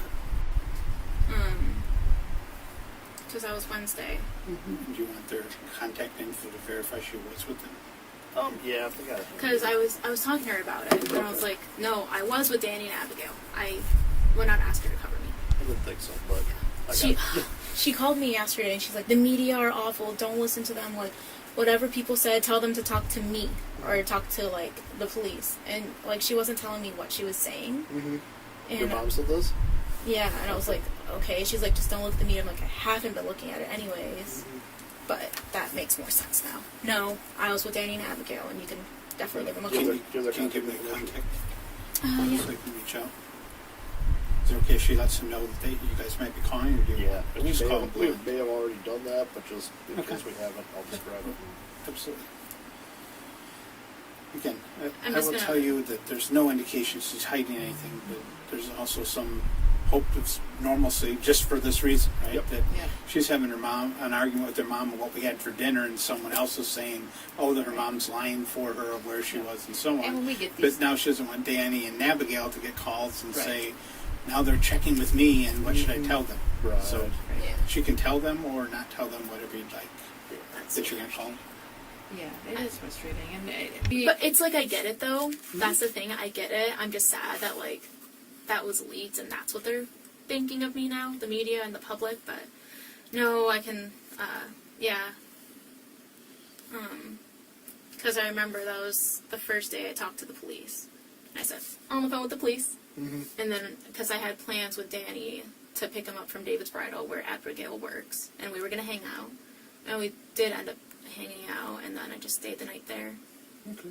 Do you have just contact info for them? I don't know if we talked to them or not, but just Can I shoot him a text like, hey, or should I not text him or be Let's like, just give Kim for now, and then we'll do it on her way home. okay. Unless you don't want her to. I think that's I mean, she's Okay. certainly not trying to corroborate or... yeah, I think it's fine. and to be honest, like if we haven't had contact with them, and when we do, it's really low key. It's wrapping up, Helen. Got 2 minutes left here. It's just kind of like, hey, do you know Kat, and when's the last time you saw her, and blah blah blah. A that kind of stuff. 5-minute conversation, probably. Yeah. Yes. Yeah.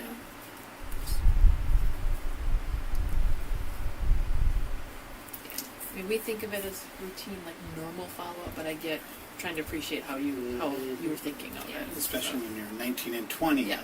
Mhm. Yeah. The police called me, and then Right. oh, they didn't call me. Kind of the number one best, right? Yeah. Yeah, Yeah. but I've been, They asked us, but they didn't ask you. You must not be as important. yeah. But yeah, I can give you the number. Okay. I'm gonna give you Danny's, and it's whenever you're ready. What's his last name? Swenson. Sorry, Furbies. Yeah. I still not eating today.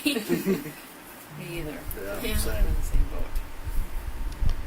Hey, you notice Daniel didn't have a comment there. He certainly couldn't say me either. He's thinking back to breakfast. He's thinking back to that apple pie covered in bacon and those 38 McChickens. I haven't eaten today. Me neither. Sorry. So, I'm not eating today. Me either. Yeah, Yeah. same. I'm in the same boat. But And then, it's like I want to give him a heads up, but Fucking hell, it's a good job Daniel's not in the same boat. It'd fucking be at the bottom of the ocean. I don't like want it. Want to Yeah. alarm them either? Yeah. Who's the other one besides Danny? So Abigail. Danny Swenson. Yeah. You want Abigail's number? Yeah, what's her list? I've just realised that he kind of looks like the couch that he's sitting on.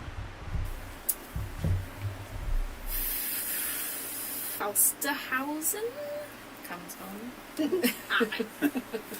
I don't even know if I pronounced it right. Okay, we could, you know what, when I just give a number, we can just get it from her. If we haven't already. I don't even know. Go ahead. And where do they live? They're staying at Abigail's grandma's condo right now, in Monona. Like, I don't know the address. I just don't want to get there. That's no big deal.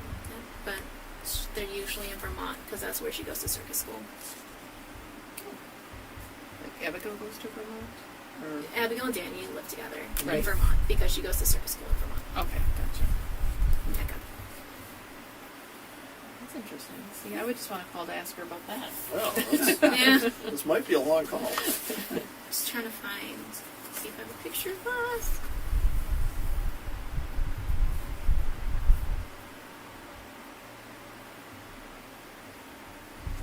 I just remembered because we were playing Catan, Mm-hmm. the trip, Settlers of Catan, I think, because, I know of it. yeah, it's like, yeah. Just to get my mind off of it. Sure.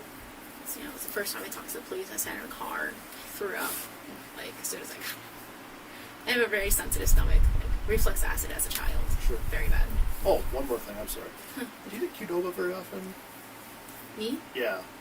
Or Um, you and Chandler gotten Qdoba together or anything like that? What's Qdoba? not that I recall. Okay. I've seen his parents eat it.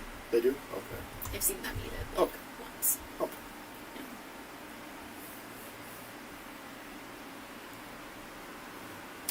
With that, do you have anything else? I don't either. Do you guys have anything for us? My mom's not going to get in trouble, right? No. Your mom? Yeah. No. Okay. But This is one of those things we have to. Is it not supposed to be pronounced Cordoba, as in Cordoba? It's tacos. Qdoba is a chain of fast casual restaurants in the United States and Canada serving Mexican-style cuisine. There you go. Fair enough, 'cause if we just ignore it, yeah. Like, then people. I remember that conversation as soon as you said it. I was like, that sounds familiar. That's when I was at Danny's and Abigail's. I'm like, no, I was at Danny's and Abigail's. Yeah. Yeah. See, if we don't do all this stuff, this will be season 3 of Making a Murderer. Seriously, if we do not take every little step, Yeah. that's how we wind up on Netflix. That is absolutely the last thing I want to be a Take part little of. things that are insignificant and make them significant. Wow, a little bit of cop Wisconsin bias there. I guess we know where he sits on the guilt v innocence Stephen Avery Brendan Dassey argument. That's how we'll be portrayed on Netflix.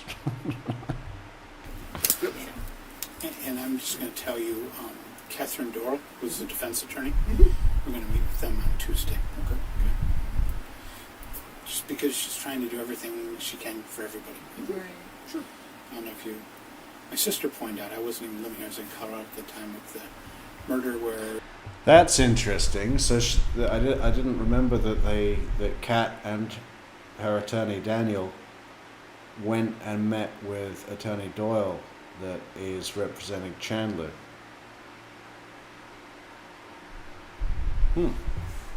Her mother and brother still haven't been found, and the father was found in North Carolina, and that was prosecuted in Jefferson County. Mm-hmm. Of all people, Catherine Doral was the defense attorney. Oh, funny. 15 years ago, 2005, I think. Not funny, but it's interesting. Mm-hmm. But, so So yeah, I think that's it. Unless you guys have anything else for us, I don't want you to miss your flight. I want you to, yeah, and need you to eat so you feel better, and then talk to your mom Do your about best. just No problems there. stopping by to look at your room and let me know what. Anything else at all? I mean, that we can do? I mean, I've told her I think the more we can give you and rumors and all this stuff, the better.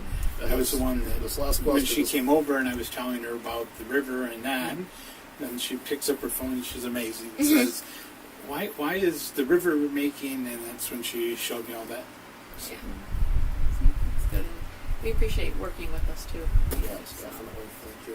Yeah. Because a lot of times, like that's good information, right? But you probably didn't think, why do they, didn't even think about it until something recalls something in your head, like you bringing that up, and we totally appreciate that. There's a lot of times people don't think anything until we prompt the question or something. That's why I continue to bring back up robe is a big difference than rope. I'm like, what is it? Yeah. Well, again, we appreciate it. So I'll just wait to hear from you, and if you guys have any questions, you have my card. Call, and Okay. we'll work on the stuff that And you wanted us I was to going work to on. say, if you can find one of the detectives to do the car, I've explained to her if there's blood, other things, that probably means you'll keep it. If not, it's kind of a low priority till. And again, she said only one time from our window of July 1st till he was arrested that he was in your car was when you went out to Cressus. Yeah, to the farm. I drove. And he was with you, riding with you. Yep, he was in the front seat. Thank you so much. Oh, of course, yeah. Thank you for coming. He was in the passenger side of his girlfriend's ride. It's amazing this book. Kind of is. Oh, I got out of the chair. I did too. By yourself. It's very sinking in. It is. Hang on, let's. That was like a magic trick. I want to see the attorney get out of that chair again. I mean, I'm surprised. There we go.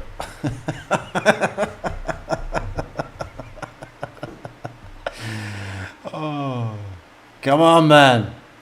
One more push.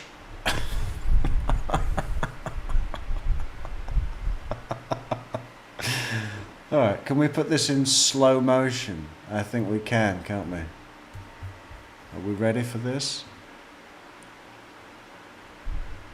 See you later, Nicole.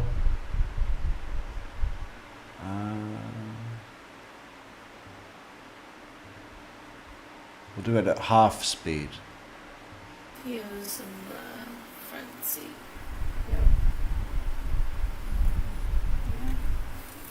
Thank you so much. Oh, of course, yeah. Thank you for coming. Ready?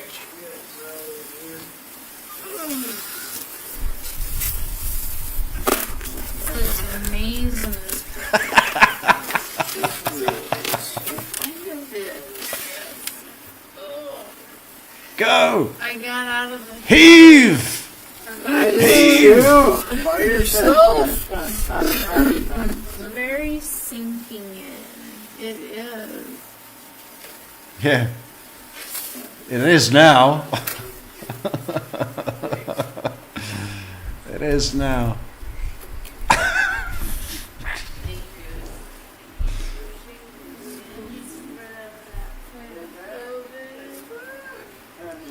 All right.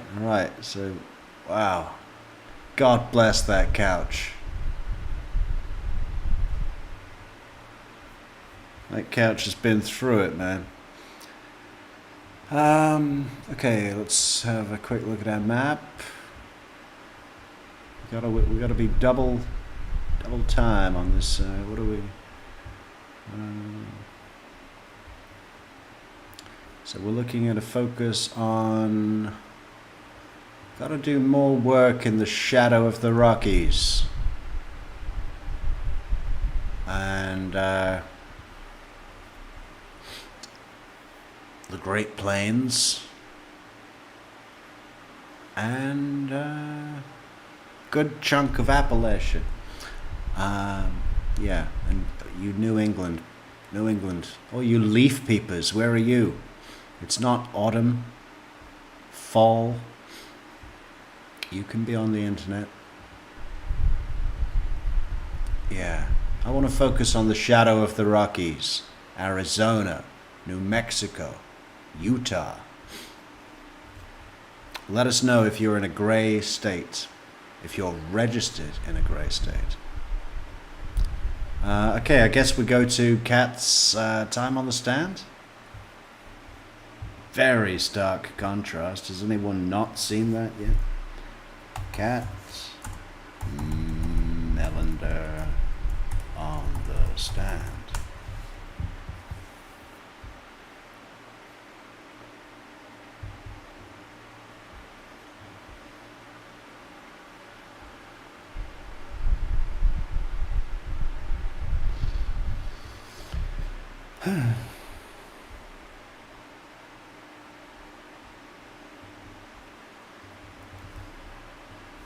Be seated, everyone. We'll continue with the examination, please. All right. Where I think we left off, we're still on Thursday, July 1st. Oh, this is part 2, so we need part 1. God, I really hope it's not this long.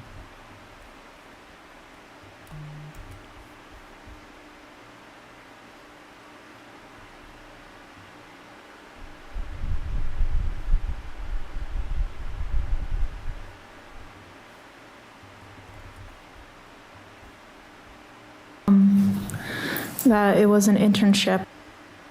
Could you please state and spell your name for us? Catherine Mellender, Cathryn, Mellender, Mellender.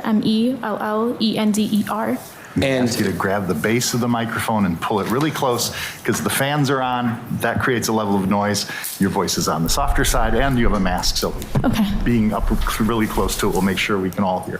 Thank you. Go right ahead. you go by Kat, correct? Correct. Can I call you Kat today? Yes, please. Okay. Kat, how old are you? I'm 21 years of age. And do you live here in the Madison area? I do live in the Madison area. Okay. And do you know someone named Chandler Halderson? I do. How do you know Chandler? We were in a relationship. Okay. At this point... We were in a relationship. We're not anymore. I love her look on the stand. Black, all black.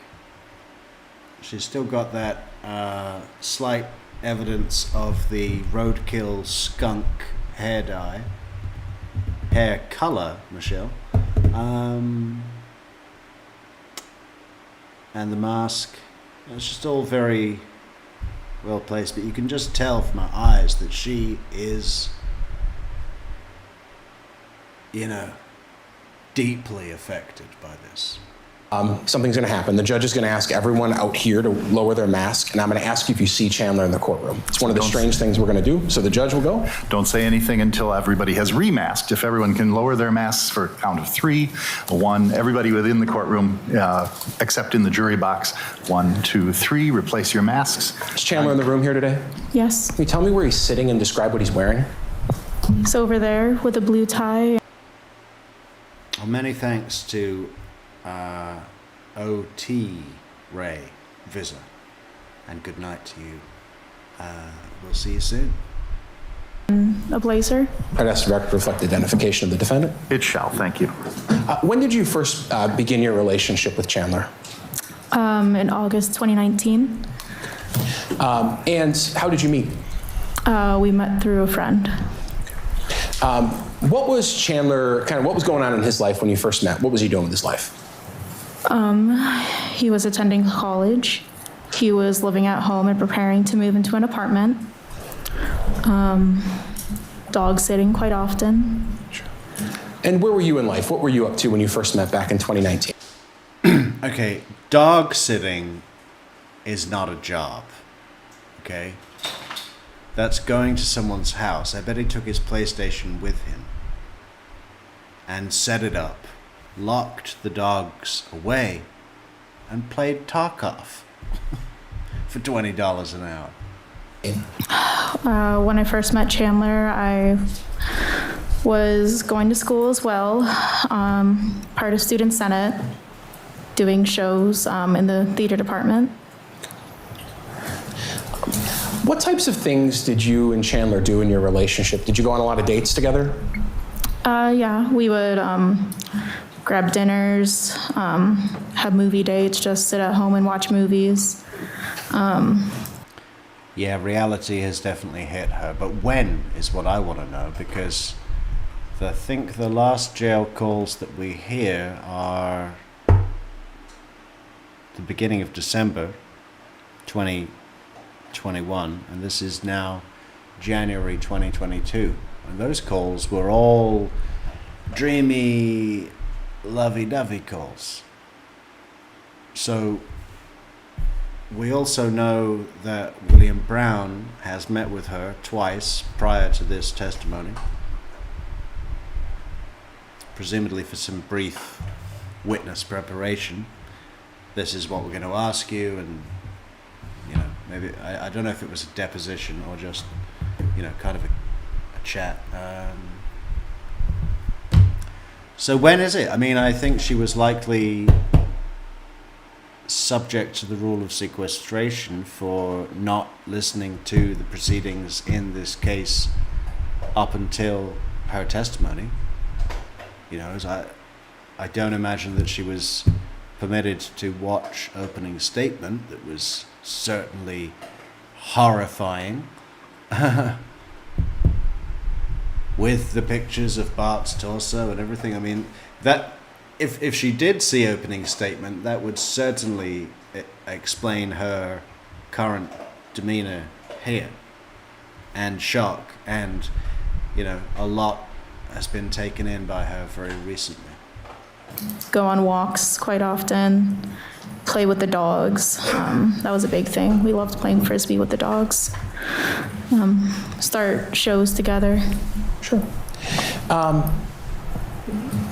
Around 2019 and 2020, and then obviously into this year a little bit, or the last year, 2021, how would you and Chandler communicate with each other? Just by calling each other, or were there other things too? We would talk on Snapchat, text, FaceTime, and call quite often. Okay. Would you also, so it's text, Snapchat, call, FaceTime? Mm-hmm. Would sometimes you start communicating about a subject on one and then switch to another and then switch back? Yes. Fair to say you communicated or you texted a lot with Chandler? Yes. And you've seen in this case, probably at some point, printouts of even just a couple of days of your text messages, which are hundreds of pages long, right? Yes. Okay. Did you have any sort of relationship with Chandler's family? Yes. Let's start with his brother, Mitchell. Did you know Mitchell? I did know Mitchell. Tell me about your relationship with Mitchell. I would hang out with him at the family events, be it like a dinner or for the holidays. We had a game night at his home once with Caitlin and Chandler and myself. Usually see him during family events. What about, let's start with Bart. Did you have a relationship, or how did you know Bart Halderson? I knew Mr. Halderson through Chandler. I would be at their home quite often, and he would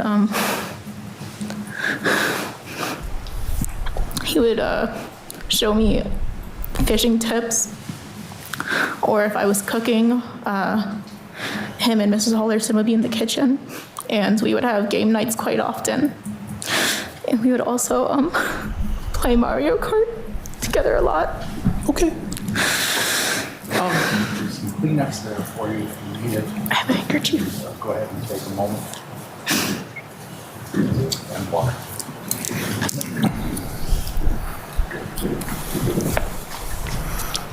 What about Krista? Could you tell me about your relationship with Krista Halderson? Mrs. Halderson and I, we would text often about what we're doing in our lives and talk about the dogs and Chandler, and we would talk about recipes and food we want to try, and if I was cooking them something from my culture, she would always be excited, and we'd talk about it and always talk about game nights and wanting to do a girls' trip to Disneyland together with her, I, and Caitlin. Okay. You texted often with Mrs. Halderson? Yes, I did. Positive relationship, a good relationship? Yeah, Did you like her? I did like Miss Halderson a lot. Did you like Mr. Halderson? Yes, I did. You were over at the Halderson home quite a bit, Very often, yes. and that's over in Windsor, Oak Springs Circle? Yes. Judge, I'm going to object to leading. I'm sorry, I need to use my phone. That's fine. I'll, sure. Whereabouts? Leading questions. We'll withdraw the question and I'll ask it again. Whereabouts did the Haldersons live? They lived in Windsor, past that big church. I don't know the road of it, but it was past a big church, right by a pond. When you were over at the house, did you mostly stick in one spot or did you kind of treat it like your own home, go wherever you needed to go? I would go wherever I needed to go within reason. Okay. Back in June of this year, just before maybe everything that we're going to talk about happened, were you over at the Halderson home and had an occasion to maybe go in the basement? Yes. Why did you go in the basement while you were over there? I went into the basement to grab ice cream and soda to make root beer floats with Mr. and Mrs. Halderson in Chandler. And this is sometime in, when is it? June. Okay. And why were you going to the basement to grab those items? Where were they? They were in the basement? They were in the basement in the freezer. Okay. The Haldersons had a freezer in the basement? Two. Objection. There's leading questions going on. I'll sustain. Go ahead and phrase carefully. Tell me about what freezers the Haldersons had. They had a chest freezer and then a tall one, kind of like a fridge, but it was just a freezer. Okay. And did you have an occasion ever to go in the chest freezer? Yes. And what types of things were in there? Mostly fish, specifically salmon, veggies. Sometimes they'd keep ice bags in there. Was it full? Yes. The other freezer, did you have occasions to go in that on occasion? Just once. Okay. And was it being used in full? Yes. Okay. Is there a screen on in front of you right now? Yes. Okay. I'm going to show you Exhibit 21 has been received into evidence in this case. I think we went too far, Judge. There was a happy medium there in the second. No, that's what we discussed.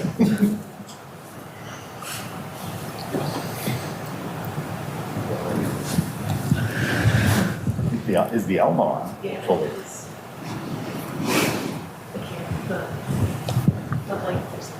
It's the light. There we go. There's a little bit of a glare on that, but is that look to be the Halderson's basement or something else? Yes, it's the Halderson basement. And that chest freezer that's open right there, is that the chest freezer that you had been in previously? Yes. And was it full when you saw it in June? Yes. Was it sitting like that open when you saw it last? No. Okay. Was it in that general location when you saw it last?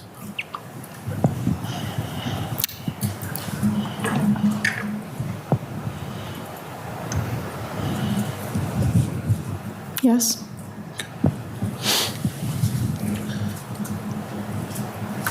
In your relationship with Chandler, was there a lot of discussion about money? Yes. Was it important to you that whoever you were dating have a job or be going to school or something? Yes. Can you tell me why that would be important?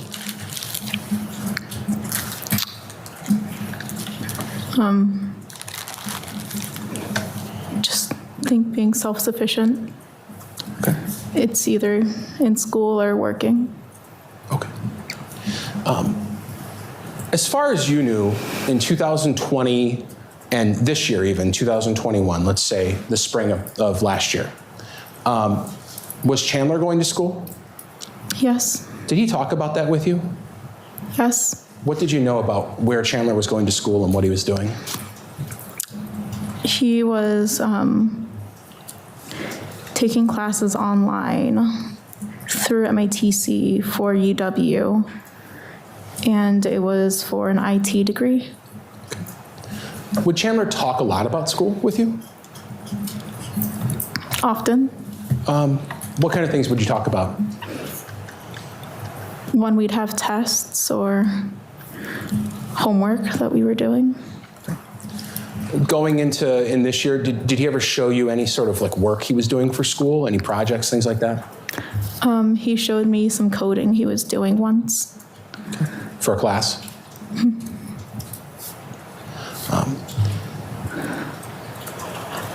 You said he was going online. Did Chandler ever physically go there as far as you knew? For a class? I don't remember. This spring, going into the summer, prior to everything happening, did you believe Chandler was going to MATC? Yes.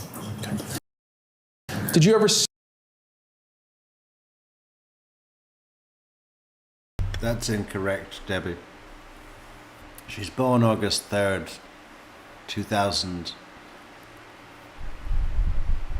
When the murders happened, she was 20 years old. This is now January, like first week of January 2022, and she is 21 here. See his grades? Did he ever share his grades with you or transcripts or anything like that? No, he didn't show me. Do you know how close he was to graduating? Yeah, right, a cappella. Yeah, he was taking online classes, something with computers.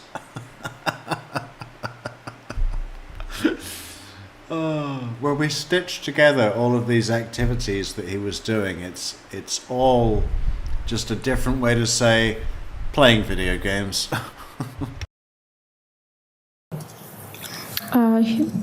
One class away, I believed.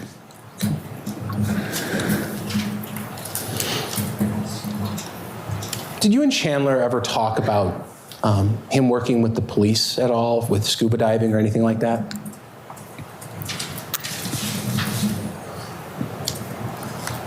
With the DNR. Sure. Tell me about that. He told me he would scuba dive for the DNR and then sometimes help out the police through the DNR. Did he say what he would do for them, like specifically? Scuba diving, look in the lakes for stuff. Was this like a job or a volunteer thing? What was your understanding from Chandler? I believe it was a job. And did he have this throughout the time you were dating? During the summer. Were there ever times where Chandler would go to that job, as far as you knew, or need to schedule time to be there? Yes. How would that come up? He would just tell me he had to be on call days and we couldn't hang out those days, or... Yeah, gee, I'd love to come to the lake this weekend, but sadly, the DNR, they need me. The chief of the Madison police says that I might need to do a scuba diving mission. So I'm going to have to stay home and wear my snorkel and mask and flippers and oxygen tank in my bedroom so that I can head off to the emergency at a moment's notice. He would only have select time to hang out or else he'd be on call. So there'd be times you couldn't hang out because he would say he was on call? Mm-hmm. How often would that come up in your relationship?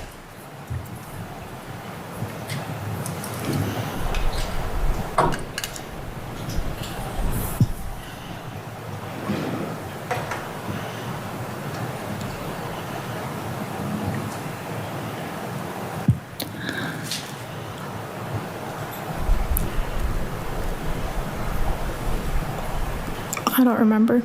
Okay. But it came up? It did. Okay. Did you ever see Chandler with any sort of scuba diving equipment, oxygen tanks, those flippers that people put on, anything like that? No.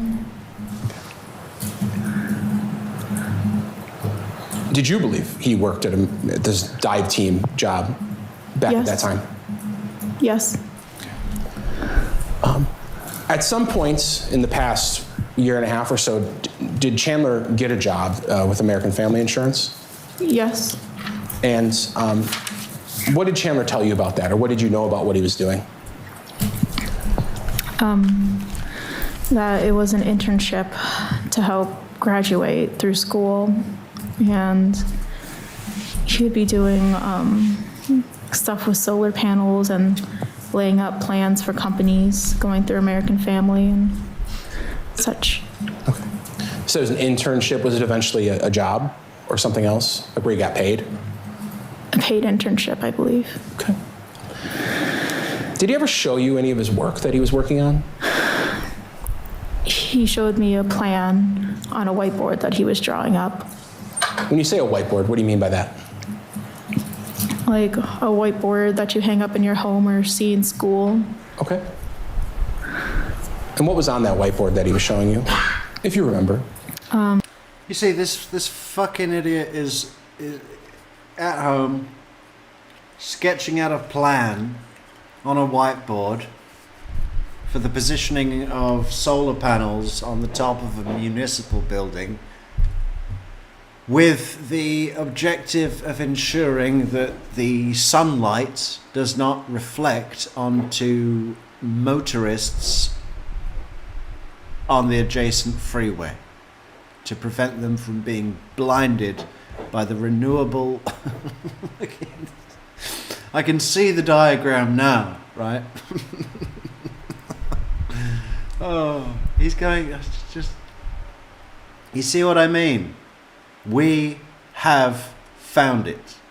It was not the fact that he loved video games so much that he had to create a life around it that would allow him to play them. He wanted he wanted to impress people with these things that he was doing in his life.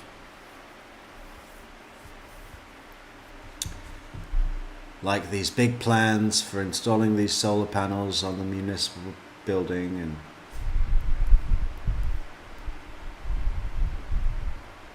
you know, he probably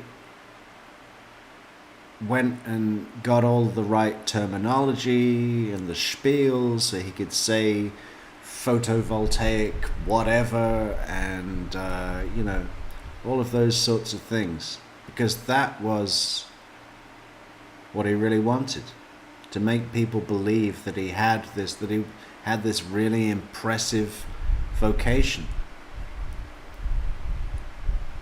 Heading down to SpaceX, arguably the most, I don't know all too much about it. They made those big rockets, didn't they? Those rockets that flip over in the sky. Or is that just AI? Is that real? That is pretty impressive. Yeah, I'm gonna go and work for the most progressive company ever. A building and where they wanted to place the solar panels and how it was by a highway, so it would be a safety hazard for the direction they want to point it in because of the angle of the sun could be blinding the Accolades, yes, that's a good word to use. Helen B. I don't know what happens to my vocabulary when we get past 3:30 a.m. It disappears, but that's why you're here, Helen. Thank you for bringing that to us. drivers. Okay. Did you seem excited about this project when he was talking to you about it? Yes. Okay. Did Chandler have any issues with pay at American Family Insurance and getting his paychecks? Yes. Tell me what you know about that from Chandler. Major issues. That there was something going on. Major, constant, repetitive issues. There was always some problem with his pay. Well, they had me down as hourly, but really I'm a salary guy, so it's got to go back to accounts. And now I gave them the wrong direct deposit information. Duh. So now the money that they owe me is such a large amount that the payment company, the payroll company, is treating it as a red flag, potential fraudulent activity. So that's being investigated. Okay. You're already out of chances. I mean, what was it going to be next? What was it going to be next? Why does every lie he comes up with just last for another week? You know, or a month at most. Month. Why don't you just come up with one of these fucking Twitch streamers, right? Which, you know, I mean, that's what Grant Armato wanted to do. He wanted to become a Twitch streamer. It was so funny in his interrogation. The cops were like, "Oh, so did you get many followers?" And he was like, "Well, yeah, I got a few." And they were like, "Oh, how many?" He was like, "Well, 30. Yeah, I got 30 people that wanted to watch me play online. And, you're not going to make any money with 30. So I think most people don't make money on Twitch. I don't know what Twitch is, really. I think you play video games and you have your webcam on you and you talk through the game that you're playing. People watch that for some reason. What do I know? It's just like what we do, but we do it with cords and no webcam yet. If you want to help us get a webcam, you can at buymeacoffee.com/truecrimemetrics, or help us with our goal at the top of the chat. Thank you so much. Yeah, no, that idea wouldn't have, even if Chandler was making money, you know, a salary level of money from Twitch, then he wouldn't have his accolades, right? It wasn't really about making money. It was about living at a level beyond his reach and refusing, or just plain being unable to accept and confront the shame of his own personal shortcomings. You know?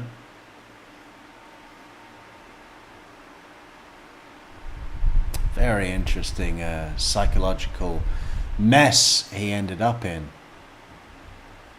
On with who American Family would go through for payment, that the check went to the wrong address, and then it had to be canceled, and then he tried setting up for direct deposit and something happened with that, and then the amount that they had to pay him was too much, so they didn't believe they owed someone that amount of money, and then it just wasn't getting to him. Because of this issue, or maybe others, were there... If that were me and that fucking chain of events happened to my payroll, I'd have it sorted that afternoon. You go down there, you know, you get someone on the phone, you get our higher up on the phone, and you get the problem sorted. It is not believable. And Bart knew it wasn't believable, right? There's text messages that Bart is sending to Chandler, like, you know, this should be able to be sorted unless there's something you're not telling us. You know, long before Bart got round to making the call to Madison Tech, inquiring about his degree verification, his transcripts and so on, long before then, he knew something was up. You know why? Because he's a fucking adult human being that knows how you can expect companies to do payroll. He's a fucking accountant, for God's sake. You know what I mean? I mean, why would you, how could you go into a lie like that with basically no knowledge of how things work?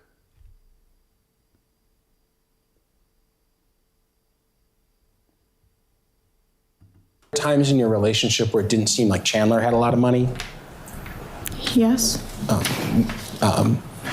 When you all went out to get food or something along those lines, would it be more common for you to pay or for him to pay, or how would that work? For me to pay. Okay. You need to know. Yeah. Can we approach? 1 second. I'll tell you before. Yeah. You might not have some specific dates, and that's totally okay, but do you know approximately kind of the time period Chandler was working at American Family Insurance? I believe January until the spring. Okay. Kind of the same question as before with MATC when I asked you about transcripts. Regarding American Family Insurance, did you ever see any documents, pay stubs, contracts, HR stuff, anything with like the logo of American Family kind of around Chandler or in his bedroom or anything like that? I did not. Okay. And in that time period you were dating 2020 and 2021, while he said he had this job, did you believe he was working at American Family Insurance? Yes, I did. Okay. At some point going into 2021, so just last year before the summer, did it appear that Chandler had gotten a new job or was in the process of getting a new job? Yes. And where was that job at? The company or the location? What was the company? SpaceX. Okay. So what's going to happen now is the attorneys and I are going to talk to the judge for 1 second. So some weird white noise is going to come on. It'd be a good second to take a drink of water if you want, but it's going to be about 1 minute, okay? How did you first learn that Chandler was going to work at SpaceX? He mentioned it while we were on a call. Okay. Did he have an interview? Yes. Okay. I want to show you what's been marked as in this case as exhibits 506. But I want you to look at that for a second and just quickly, you'll notice we've redacted some things. You've seen this type of exhibit before, correct? Correct. And we've redacted your phone number out of this, have we not? Yes. Okay. Chandler's saved in your phone as kind of a name. What is that name? Hubby. And that's just something you would call him? Yes. Okay. But are these messages with Chandler and you, looks like back in May of this year? Yes. Okay. And what is the first one that Chandler says? I have a good feeling about SpaceX. Okay. I'll move 506 into evidence. Any objection? Subject to what was said on the record, no. It is received. Come on that screen, okay? So we're going to talk about some of them. Just real quick, because it's the first one that we're going to do that looks like this. Your phone was taken by the police and downloaded in the course of this investigation, correct? Correct. Okay.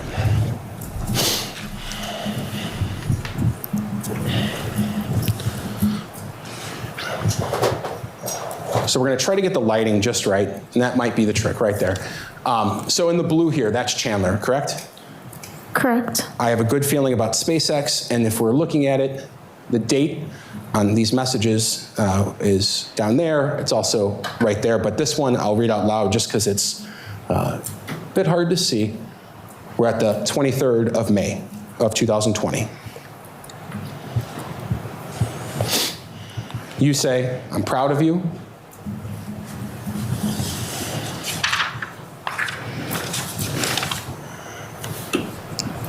What does Chandler say there? Thanks, I hope I get a job. And you say, me too. In general, were you hoping Chandler got this job? Yes. Why? He seemed excited about it. A lot of pay. A lot of pay? Did Chandler ever tell you how much money he'd be making at SpaceX? Around 800,000. 800,000? Sorry, I apologize, 80,000. 80,000? Okay. So after you say me too. Yeah, he was on 800,000 a year. He's living with Elon Musk and he's on $800,000 a day. We're still on the 23rd. He says, I'll be happy.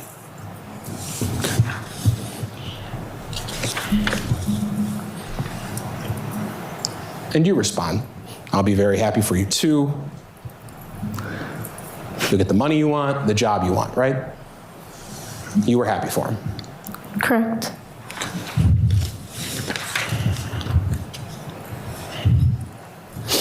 You talked a little bit, and we're going to flip through some of these that maybe aren't super relevant. As we talked about, you texted a lot. But you're talking about the location and the money, and Chandler says, can you read that one for us? But I'll be happy with money. And you say maybe they'll transfer you in a couple years. Was there any discussion about that around that time? Yes. And what was that discussion about? Maybe transferring or where this job was? The job was in Florida. Okay. And that would take you to Florida as well? Correct. Okay. Was it your intention to move with Chandler? Yes. And on May 24th, he sends you this message. What does it say? I have a follow-up interview for Florida tomorrow.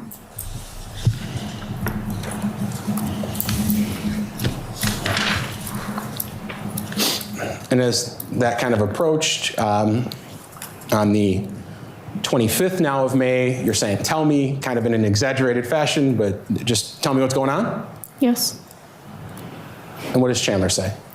Shoot, sorry, I got the job. And you say, congratulations.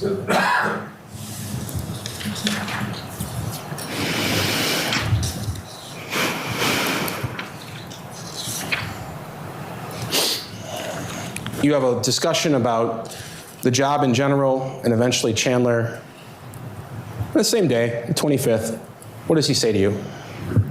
I have training next week over the computer, and I leave June 11th and start on June 14th. Okay.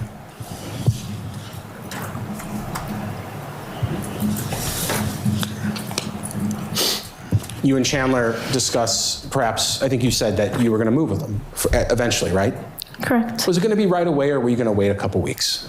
Wait a couple weeks. Okay. And what does Chandler text you on the 25th?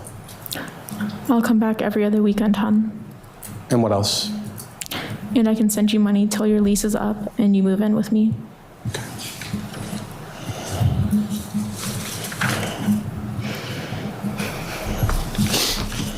The text messages that day end with Chandler sending you a couple messages. Can you read the first one? If you're positive you want to be with me for the long run. Was that in relation to you moving with him? Yes. And he says, what last? Because if you're not... Acapella says he might have a natural talent knack for detecting gullibility in people and exploiting it, or did he just luck into with Kat and Dulce? Not certain. Absolutely 100%. You know, he's able to identify a trusting, caring, see the best in people, gullible person in Kat, and certainly her mother, and exploit that 100%. I mean, that's a very, very common skill that people like Chandler have, is finding their victims that will be susceptible to their, bullshit, for want of a better word. Then I don't think you should.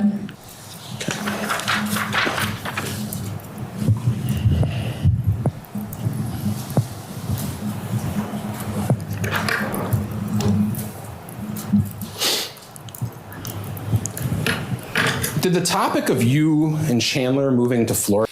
Another one. I'm training over the computer. What was the one just a minute ago, Acapella? It was online course. He was doing a course online. Now he's training over the computer.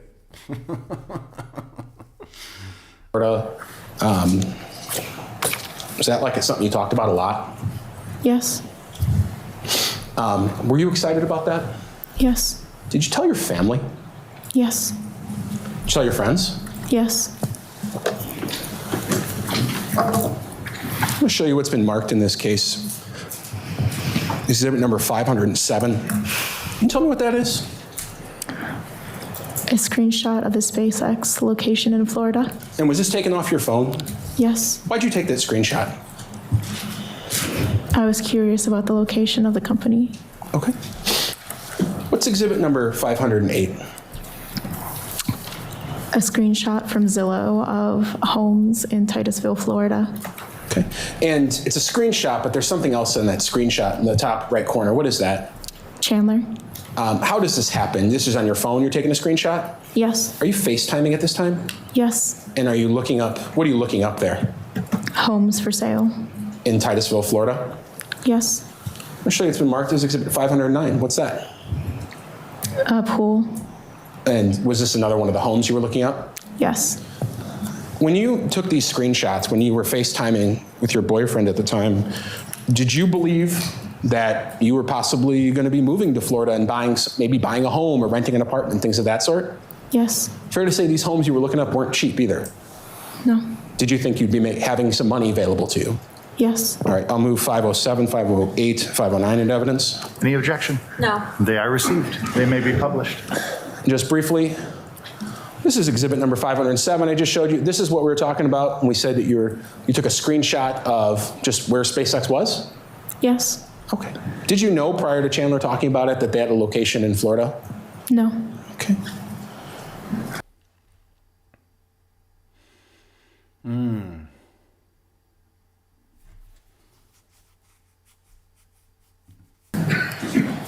Exhibit number 508. We're looking at a $699,000 home in Florida, and you're kind of... Yeah, he's going to move into a house that's $250,000 more than his parents' house, of course, you know. Skip over the cheap stuff. I mean, it's terrible, isn't it? The lengths that he goes to get his girlfriend to go over these properties, dream about the house they're going to move into, start planning, thinking about decorating, you know,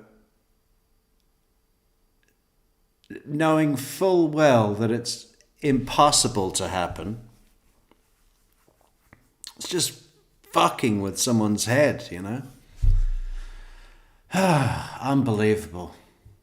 On the phone with Chandler, and is this what a FaceTime looks like when you're kind of browsing other apps while you're on FaceTime? Yes. And so is that Chandler in the top right? Yes. Were you talking to him about this at the time? Yes. Okay.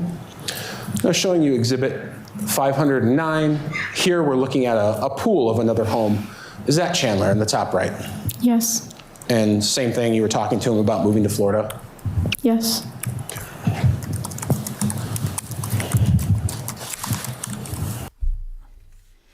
I really hate his dress sense as well. Everything's this kind of juvenile, you know, I mean, he is 23, but come on.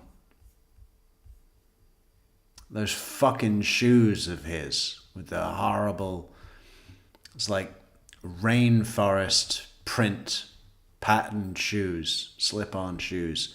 Can't stand those. Can we see a picture of those shoes?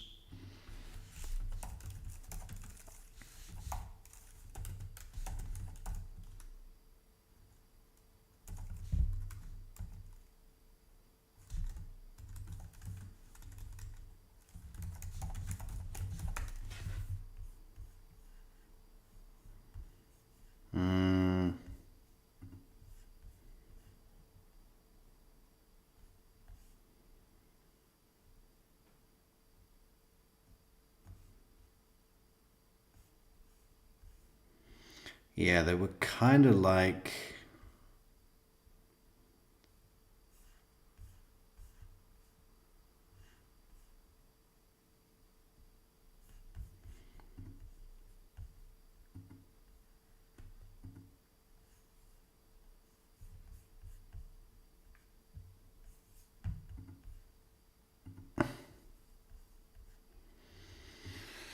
They were kind of like this, but not this.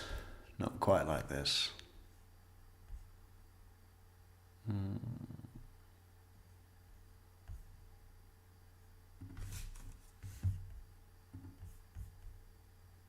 Like this.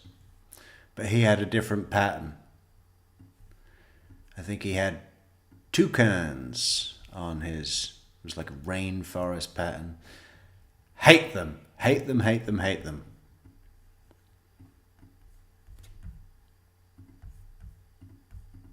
Yes. And same thing, you were talking to him about moving to Florida? Yes.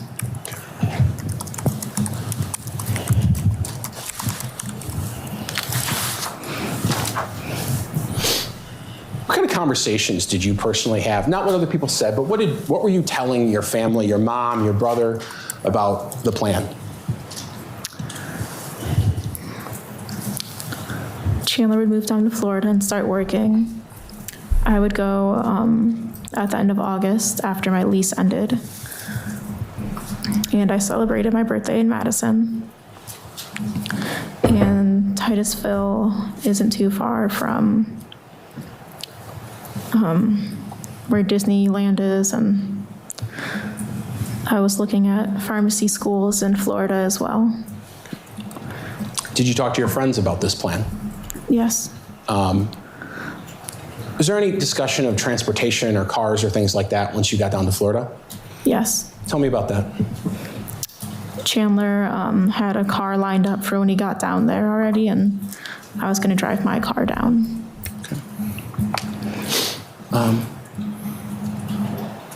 Did you ever invite your friends that were close to you and say, like, hey, you can come down and visit when we're down there? Yes. What kind of things did you talk to them about doing? Going to Disneyland, Universal Studios, going fishing. I think we saw in one of those prior texts that the SpaceX job was supposed to begin mid-June.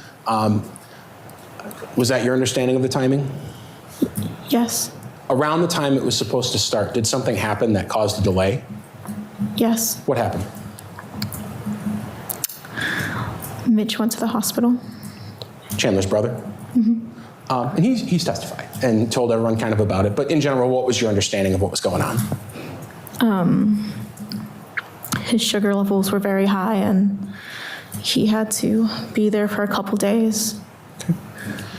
What did Chandler, did he tell you anything about whether that was going to delay SpaceX, or what the relationship between those two things are, Mitchell's illness and SpaceX? He didn't want to leave while Mitch was ill. He didn't want to leave while Mitch was ill. There's no way I'm leaving my brother in a hospital. He has just received a very shocking diagnosis, and I need to be there for emotional support. I will not abandon my brother. Even if Mitch was in a fucking car accident and was paralyzed from the neck down, there is no reason in the world to have that affect your life, where you are going to cancel your plans, your appointed plans, to go and get what he would think is the job of a lifetime opportunity that you've been so amazingly fortunate to get and be noticed, when thousands and thousands of applicants must have been applied. They've selected you. And because your brother is in our hospital, he's got diabetes.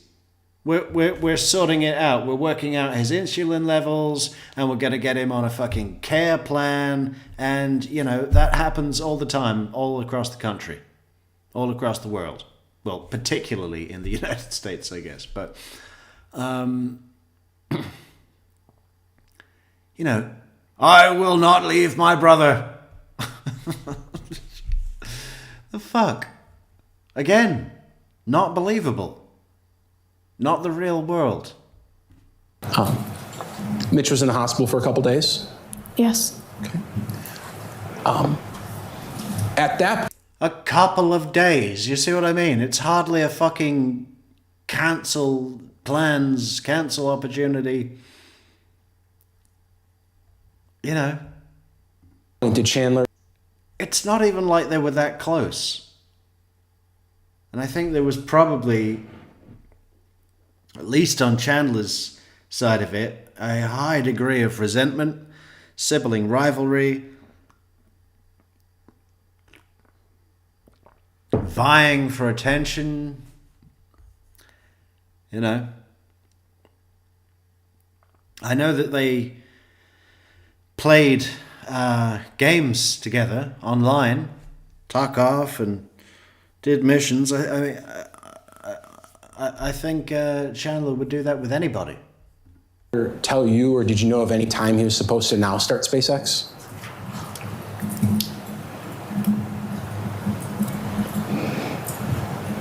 I don't remember. Okay. Was it delayed? Yes. After Mitchell's hospitalization, did anything else happen that caused a delay in SpaceX? I ended up going to the urgent care as well. And Wow. So Acapella says, I assume you mean the shoes. Those belong in some sort of crime museum or crime con. They had one in which they basically put Charles Manson's actual copy of the Beatles' White Album on tour, so to speak. Wow. I wonder, I suppose that would have been one of the numbered albums. I wonder what the number was. then Chandler fell. Okay. Chandler was in the hospital. Yes. Okay. What did you know about Chandler falling? He was running and slipped down the stairs and then fell pretty hard and hit his head. Did Chandler talk to you about his injury? Yes. What kind of symptoms was he reporting that he was feeling after that fall? Tingles in his legs, sensitivity to light, severe headaches, weakness. Was Chandler able to physically do normal things around that time? No. What do you mean by that? He had a hard time lifting things and quite often would get lightheaded. Could he carry heavy things from what you observed or knew? No. Could he drive long distances, things of that sort? No. Was he able to travel? No. Why do you know that, or why do you say that? Because of the head injury and wearing the neck brace. Okay. I'm going to show you a couple exhibits marked 511. Can you tell me what 511 is? Chandler in the emergency room. Okay. And he's kind of got his hat over his head there. Yes. Who sent you? Did you see this photo eventually? Yes. How'd you get that photo? It was sent to me. Do you know who sent it to you? I believe it was Chandler or his mother. Okay. What's 512? Chandler with Mr. Halderson and Mitch during the Father's Day brunch. Okay. He's wearing the collar there. Yes. 513, another photo of Chandler in the collar. Yes. All right, move 511, 12, and 13 into evidence. Any objection? No objection. They are received. They may be published. Thank you, Judge.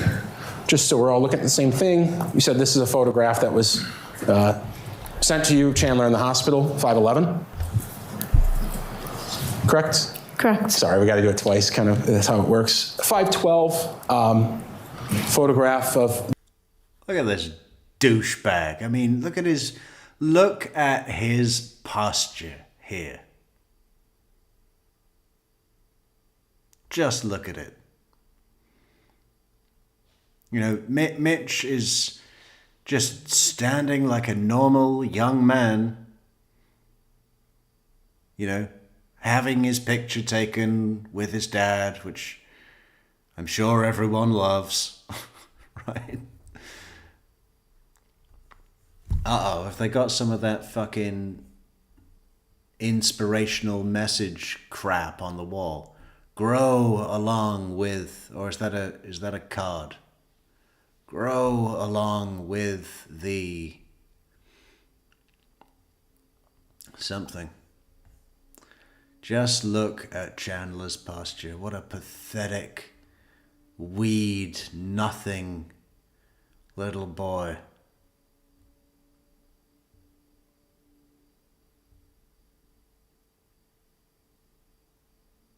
It's so funny, isn't it? You know, people love to call him a covert narcissist, or what is the other thing they call? I think that's the main thing people call him, a covert narcissist.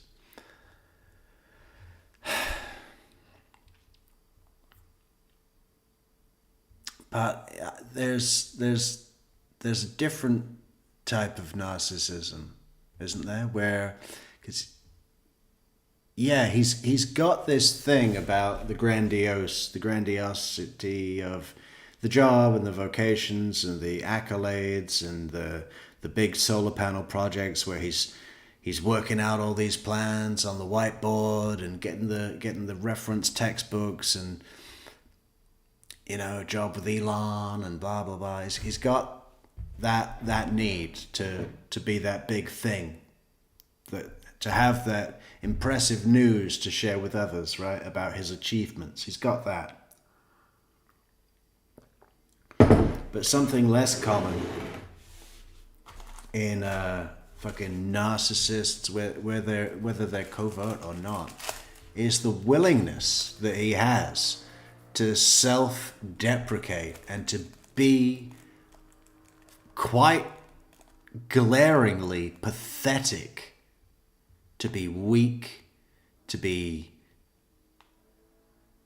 skint. That means to not have any money. You know, to be an emotional cripple. I mean, everything. He's quite okay with openly being a fucking douchebag, which is less common in those narcissistic traits. That's Chandler on the left side, correct? Correct. And then in the middle, is that Mr. Halderson? Correct. And on the right, is that Mitchell? Correct. And where is that photo taken? Do you know? In the living room by the kitchen. Okay. In 513, another photograph of Chandler wearing that neck brace? Correct. Okay.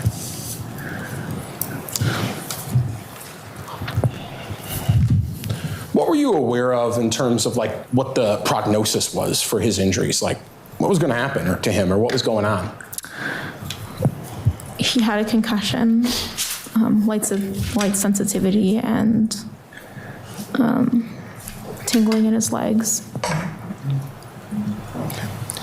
Was it going to get better?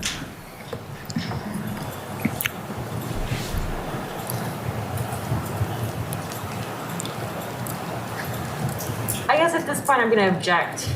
I need you to use the microphone. I'll withdraw the question, the defense object. Did Chandler tell you if he was going to get better or the symptoms were improving around that time? No. Okay. Was there any discussion about how the concussion and the injury was going to affect SpaceX? He wouldn't be able to travel down there. Tell me about anything you remember about that type of discussion. Yeah. So,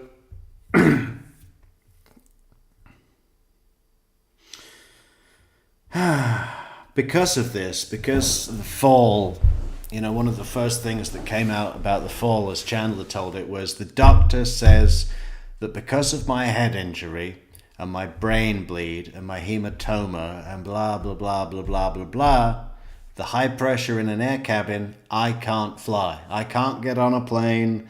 We can't go to Florida. I'm going to have to cancel the dream job with Elon Musk that was going to pay me $80,000 a year and see us living in a $750,000 house.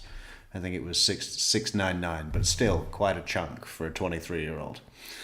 All of those plans have to cancel because the doctor has said that because of my hematoma, I cannot get into an air cabin. Yeah, I mean, that's obviously suspicious straight away. But then the very first thing out of Cat's mouth is, well, what about if we drove down? You know, we're on the same huge chunk of land, and there is a road that if we get on that road and drive south and then a little bit east, we'll be in Titusville, Florida. You know, or a fucking Greyhound, you know?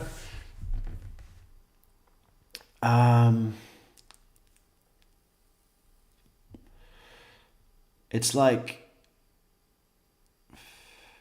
but because that was so early, the excuse of the result of his injury, his fake injury, it's very,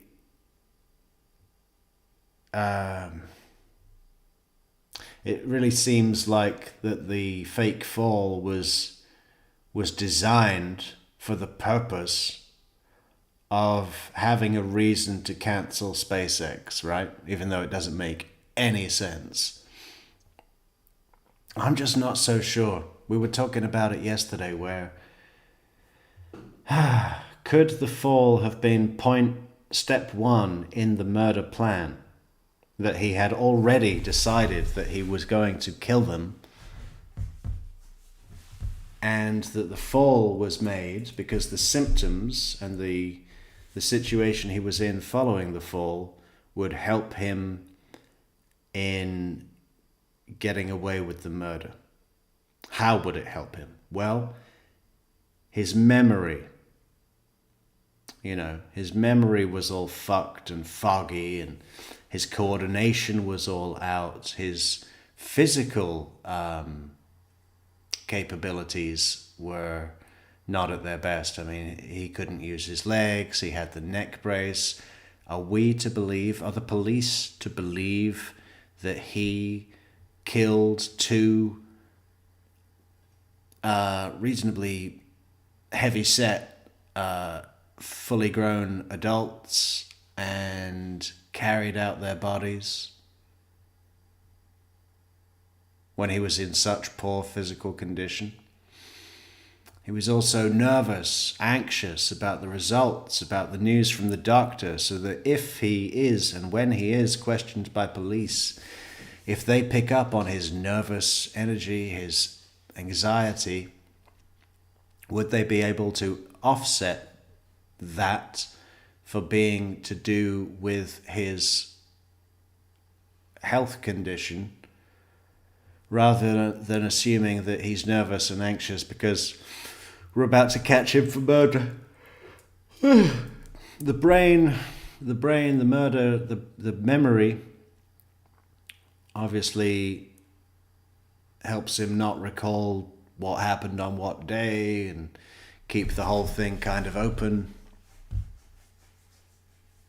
There's a good couple of handfuls of points about the fall that did fit pretty well, or at least you can see that there was an attempt to make them fit very well with getting away with murder. It didn't work, but was that just happenstance? Was it like, well, I already faked the fall to throw my dad off the scent and cancel SpaceX? That didn't work. Now he's found out from Omar Job about what's really been going on at the college, so now I have to kill them. I just want to see if we can find anything to support when he made the decision in the chain of events, right? When was it conceived, first of all, that he was going to kill them? It could have happened right when he was gifted the gun, which was what, a month prior to the fall?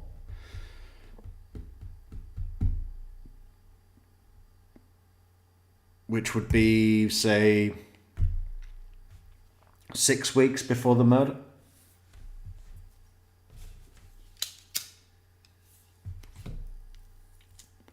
I don't know if it really matters, but these are questions that never really came up at trial. They didn't need to.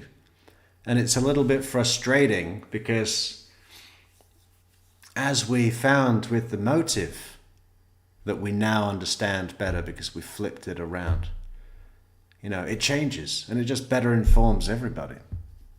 So I'm keeping my ears out for anything else that supports when he made the decision.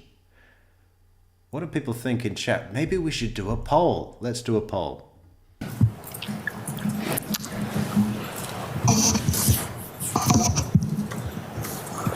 Can you be more specific, please? Yeah. What did Chandler specifically tell you about why he couldn't travel? Because he was wearing the neck brace and he had a concussion, so he shouldn't be flying. Same question as before about American Family and MATC. Did you ever see anything around Chandler's room, on his phone, any documents, records with the SpaceX or Tesla logo or anything like that? No. Talked a little bit about houses and things of that sort. Were you aware at any point if Chandler had rented an apartment? Yes. And tell me about that. It was a 2-bedroom apartment, and he put a down payment for it. And there's a little dog park, so I could bring my dog Chewbacca down. Okay. How did you know about this apartment? Chandler sent me a link. Okay. Did he tell you whether he was just looking at it or if he had actually rented it?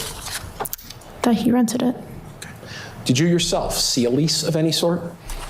No. Did you ever sign a lease? No. Is your only connection with this apartment is looking at the listing that was sent to you? Correct.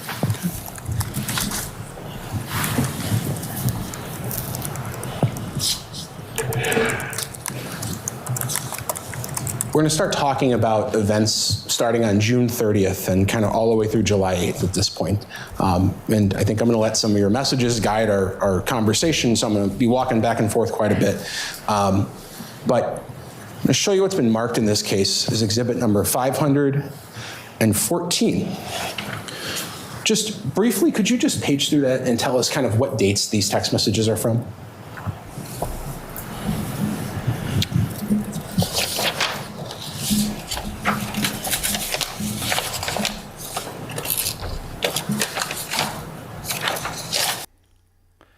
There's a poll at the top of the chat, guys. Please do vote in the poll. When did Chandler first conceive of murdering his parents? Option 1, when Smith gave him the gun.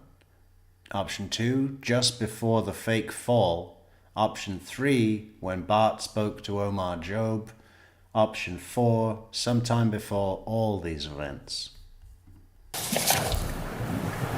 They're all on June 30th. June 30th of 2021, right? Correct. All right. And these are the messages between you and Chandler? Correct. I'll move 514 into evidence. Any objection? I'll bring up the same objection from the sidebar, but otherwise, no. All right. And based upon the same ruling, they are Okay, straight away, with the few votes that have already come in, the most popular is when Bart spoke to Omar Job, which is the latest in the chain of events, and, you know, that happened the day of the murder. And I just want to explain my reason that I'm getting further and further away from that idea and think other earlier conceptions are probably more likely, is that it is such an enormous decision. It is such an enormous decision. You know, if you're going to shoot your parents in the, you know, dead in your own house, knowing that you're going to have to clean that scene up, you're going to want to give yourself a little bit of time to think about it. You know, the speed at which he went directly that afternoon, he got straight on with dismembering the bodies, cutting them up, cutting off his dad's head, which just as a physical action really would take some mental, you know, mind over matter preparation, or whatever the word might be. You know, you got to get your head around that, basically. The concept of burning the bodies in the fireplace also, there's a bunch of stuff to consider about that.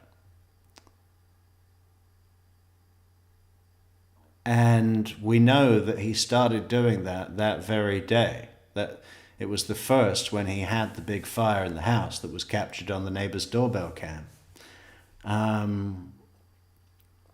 just find the speed at which he went through the subsequent actions I find that the speed of that supports the idea that he had more time to prepare than simply that morning, that lunchtime, essentially.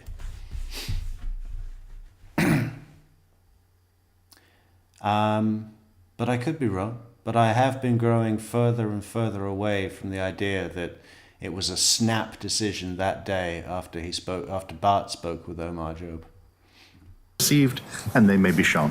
I'm going to start showing them, and I'm going to ask for some context because we're picking up, obviously, in the middle of thousands of pages of messages, maybe. But the first message is a message from you. To be honest, it's getting to the point where I want to text your mom directly. What was this about on June 30th, 3:18 in the afternoon? About him being grounded and not being able to see me or hang out.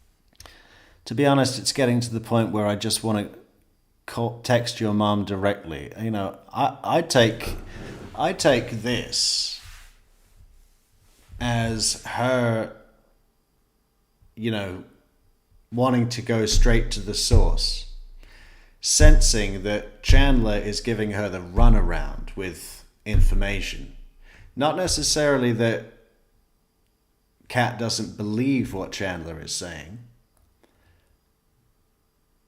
but just wanting to clarify what is going on. You know? On a subconscious level, she's detecting that he's feeding her a load of shit here. But I don't think she knows that. It's subconscious. What was your understanding at that time of what was going on from Chandler? What did he tell you? He was grounded? Yes. Okay. Were you wanting to see him? Yes. And what did he tell you about whether he could see you or not? He couldn't. Okay. Because of what? Because I wasn't allowed over. Okay. You communicated with Krista a lot, right? Yes. When you say that, was Chandler telling you that, or did you actually hear that from Krista or Bart? From Chandler. Okay. And you say, it's getting to the point where I want to text your mom directly, and Chandler says, can you read that for me? It's fine, B. That'll only piss them off more. And what does he say? This weekend will be great. That weekend was the 4th of July weekend coming up, right?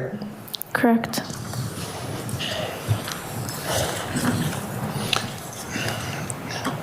You say, now we're still June 30th, we're about 3:19 in the afternoon, you say, okay. And he says what? Thanks, though. And then on June 30th, you send this message next. What does that say? We're not going to the cabin, right? So in the realm of messages, where the cabin, the first time the jury's seen that, how did this come up, or what was going on where you sent this message? I was under the impression that Mr. and Mrs. Halderson were going up to the cabin for the 4th of July weekend. Was that conversations or like over the phone or in person you'd had with Chandler, or was that? Over the phone. Okay. And you ask, we're not going to the cabin, are we? What does Chandler say? No. You say, I can ask if we can go to the farm, right? Correct. And that ended up coming to fruition. You did that? Yes. Okay. Can you read that last message you sent? That way we can say my mom can care for you, since they have a lot of stuff here that they use for Mike and Papa. Your mom and Cress testified. Who are Mike and Papa in general, and what did that mean that there was stuff there for them? Mike is Cress's brother, and Papa is her father. Papa is elderly. He is over 90 years of age. And Mike is wheelchair bound and needs help going to the restroom, and overall my mom helps take care of them. Okay. What kind of stuff were you talking about that there was stuff there? Walkers. If he needed one of those stools that you put over the toilet so an elderly person can sit down or they don't have to squat so low since it's hard for their knees. Is she describing something he's gonna be needing? Why do all of his physical ailments have something to do with him taking a shit? Like, is that a tactic? Is that like, stay away from this conversation because no one wants to talk about me taking a shit? Probably a colostomy bag down the road, and I'll be shitting in a bag, and you'll empty it, cat.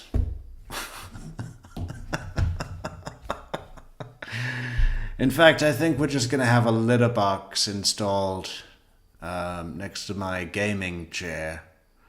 Just like you would have for a cat that you can empty once a week. We'll just fill that with sawdust and absorbent pieces of newspaper, and you can empty it once a week. In Titusville.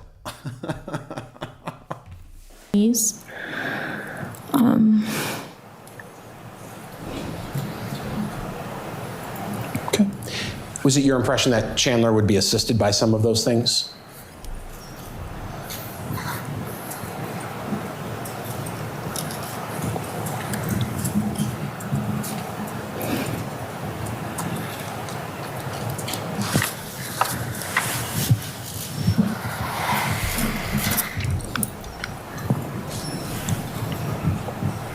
No. Why did you say that there was stuff there for them? So we'd be able to hang out since his mom was very concerned about his injury. Okay. The next day, Thursday, July 1st, you worked that day? Can you repeat the date? Sure, Thursday, July 1st, so before the 4th of July weekend. Correct. You have a normal job, normal type of hours, right? Correct. Okay. Weekdays? Correct. Okay. Hopefully just weekdays, right? Showing you what's been marked is exhibit number 516. And I know it might be in a different form than usual, but in general, do you have an idea of what that is? Yes. What is that? Snapchat messages. And who are they with?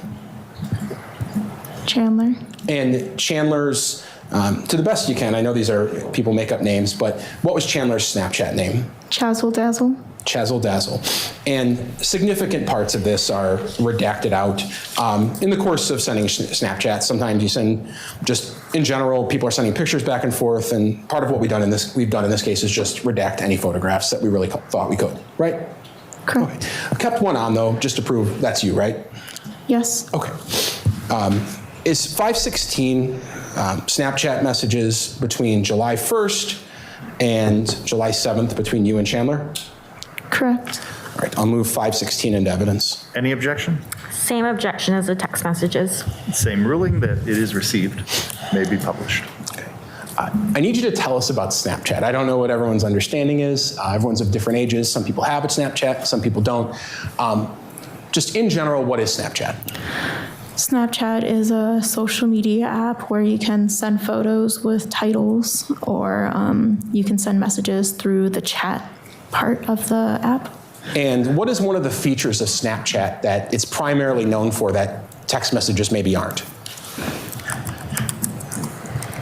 They aren't generally saved. They delete, right? Correct. Okay. Is there a way to manually save messages or photos on Snapchat? Yes. And is it easy or is it hard? I find it easy. What do you do? You hold down the text and you select save. And if you save the message, if you're communicating right now with Snapchat with one of your friends and they send you a snap, if you click on it and look and do nothing, that message will delete, right? Sometimes. Okay. But if you could manually save it, right? By putting your finger down and saving it. Correct. Or if you change the settings to delete within 24 hours. Right. Sometimes when you snapped with Chandler, one or both of you would save the messages. Correct. And those messages are what we're looking at here, right? Correct. Okay.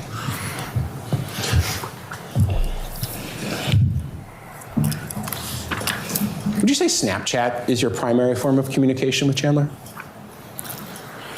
One of them. Okay. So, Helen B says, why didn't he just tell Dulce his dad kicked him out and mooch off them? That was absolutely the next phase of his plan. You know, he was sending,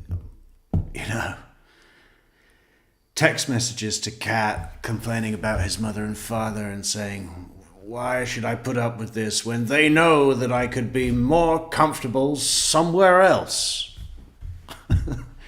Somewhere else. Where would that somewhere be? How about in your mother's house? Where I can live for free and have use of her vehicle. I'm going to display 516, and we'll start going through some things here in a second. But we talked about, we left one photograph on just to prove that's you, right? Correct. Okay. And we'll redact the rest. And when, for obvious reasons, we don't want everything coming out. But on July 1st of 2021 at 7:11,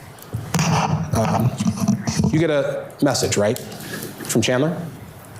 Correct. What does it say? How do you sleep? And you say, I slept good. How did you sleep?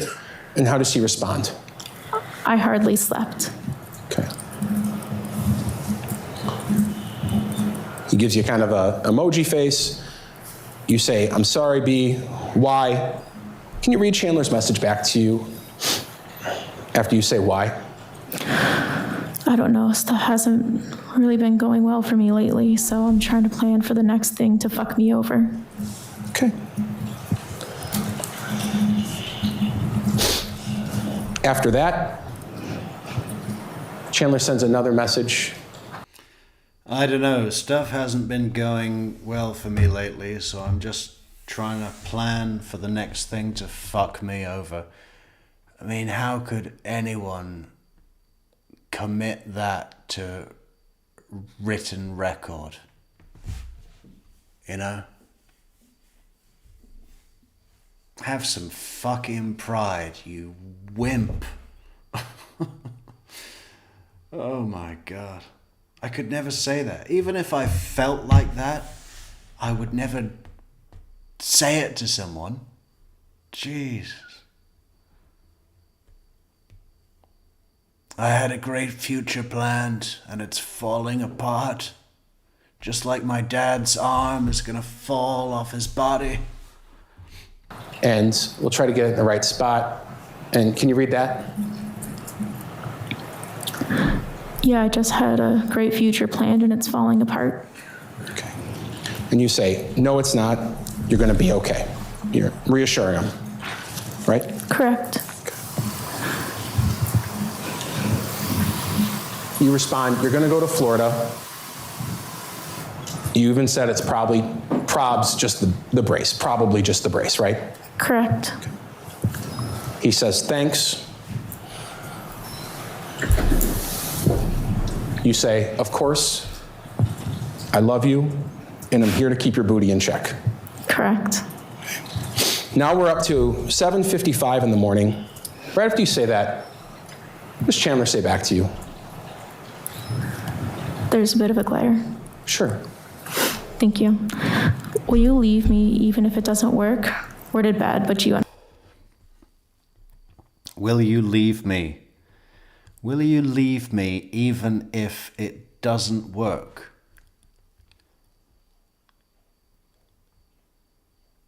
Do you think he's talking about his dick? Will you leave me if it doesn't work anymore?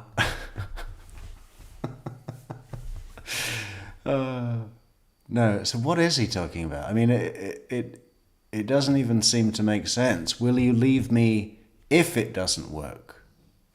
Will you leave me even if it doesn't work? You know what I mean? That doesn't... Understand. You respond, no, I wouldn't. And he says, I won't stop trying. okay. You say, like, Florida would be so dope and, like, nice, but I'm not dating you for money. I love you tons. Correct. What does he say? I love you a ton too. By the way, I'm not giving up. I'm just worried. You say, don't worry, love. Don't be worried, love. It'll work out. Correct. And he says, thank you, B. You say, No, I'm not giving up. I'm just worried. of course. Now we're up to 8:30. He says, you helped me a ton. Right? Correct. Okay. Other than these messages, these Snapchat messages that morning, were you and Chandler communicating by phone or anything else around 7:30 into 8:30 in the morning on July 1st of 2021 that you remember? I don't remember. Okay. Now that's a weekday, and I think you said you were working that day. Correct. About what time do you go to work?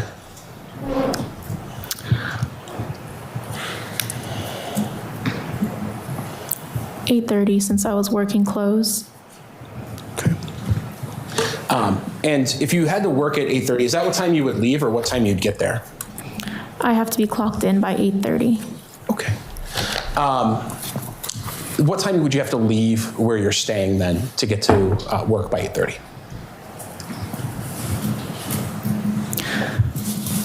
Around 8 o'clock, 8:10. Okay. When you're at work, I think we all maybe send an occasional message or two, but are you frequently on your phone a lot at work or only when you just have a second? When I have a minute. Okay. Do you have a busy job? I do. Okay.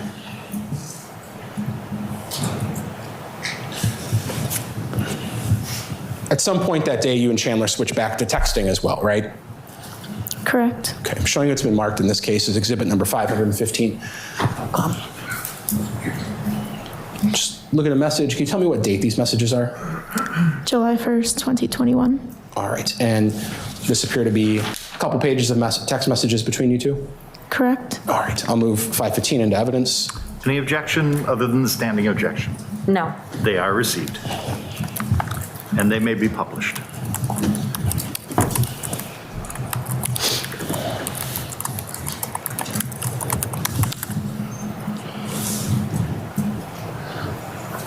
All right, maybe try one more light on, Judge. We'll see if we can't get this. Oh, don't think that. That's worse than ever. Well, there we go. All right. Can you see that, Kat, or no? Correct, I can. Okay. I'm going to try on my end to fix things up a little bit. Starts with just you talking, and eventually there's a message from Chandler on the 1st at 1:02 p.m. And I'll move it down so it's out of the light. But can you tell me what that message says? Sorry, forgot to tell you, but Mom did okay you hanging out with us all weekend. Sorry, and I think I said Chandler. I meant you. Right. Did you send that message or did Chandler? I did. Okay. Your mom okayed you guys hanging out. Correct. Was that at the farm and things like that? Correct. Okay. Chandler responds, awesome. And what do you say back to him? Yeah, so convince your parents hard. And that was at 1:03 on the 1st. What did you mean by that, convince your parents hard? I meant to convince his parents to let us hang out. Okay.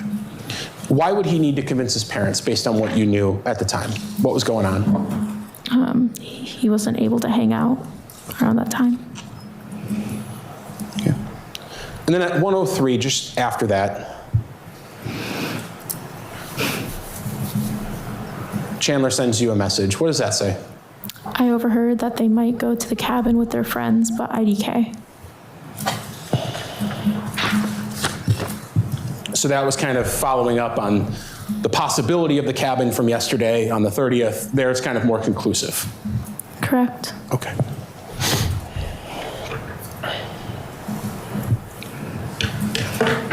What time did you get off work? What time do you get off work generally, or what do if you know? He was 23, February 15th, 1998. What time did you get off that day? 5 o'clock. No, sorry, March 15th, 1998.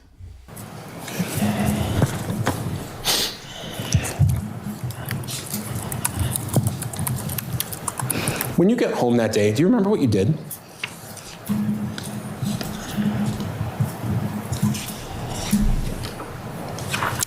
I don't remember. Okay. Did you and Chandler FaceTime a lot? Yes. Kind of a weird question, but I have to ask. Did you sometimes FaceTime when you guys were showering? Yes. Okay. Sometimes you take screenshots of Chandler. Yes. You took a lot of screenshots on your phone, didn't you? Yes. Okay, I'm showing you it's been marked in this case as 517. Is that one of those screenshots? Yes. Did you take that night, sometime after you got home from work, while FaceTiming with Chandler? Yes. Okay, we'll move 517 into evidence. Any objection? No objection. It's not a nude photograph, too, I'll note for the court.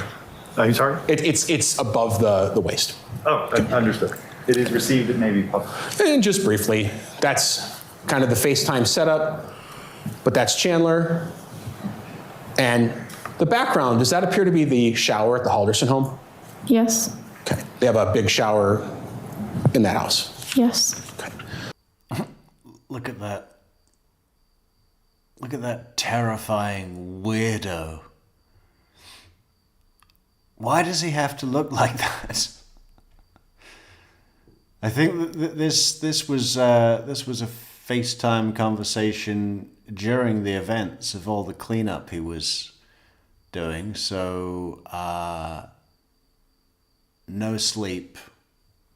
It's just a horrible, scary picture. And look at her face. She loves it. Why? And it's Chandler looking into his phone and you snap the screenshot. Pardon? You snap that screenshot? Yes. Okay.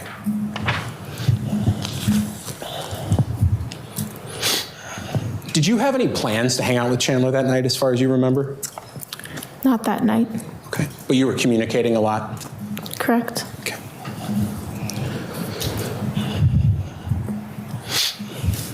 Later that night, at some point, Judge, if you could turn the lights on just briefly for the co-witness. Here's some additional messages. Around 8:30 at night, Chandler sends you a couple of messages. Could you just, there's one with an emoji, but could you read out the two that have text? Baby, I need you. Baby, I need you? Yes. Did you know what that was in reference to? I don't recall. Okay. And later there's discussion of him looking at your Snapchat location and wondering where you were.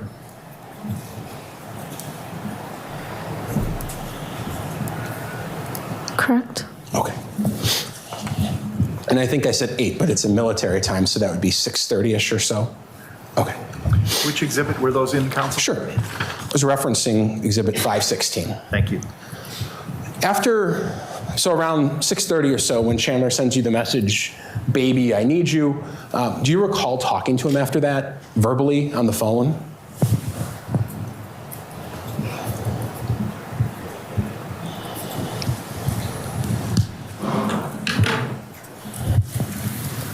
I don't recall. Okay. Now, we talked, I think I mentioned something about Snapchat locations. Does another feature of Snapchat have anything to do with your location? Can you repeat that? Yeah, is there a location feature on Snapchat with your friends that you can look at their location? Correct, yes. Can you tell us about that? You can select certain friends to view your location, or anyone who is on your friends list can view it. In your and Chandler's relationship, was that something you did with each other? Correct. And was it reciprocal? Both of you did that? Correct. When this was going on during your relationship, was it your intention that anytime you'd open Snapchat, you'd, in theory, be able to see exactly where he was? Correct. And him the same for you? Correct. Okay.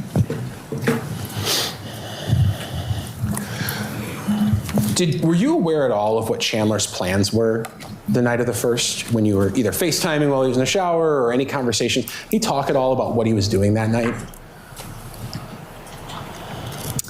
Thought he would be taking care of the dogs and was going to make dinner. Did he mention, or do you recall if he said anything about where his parents were on that day? He said they were doing a grocery pickup. Okay.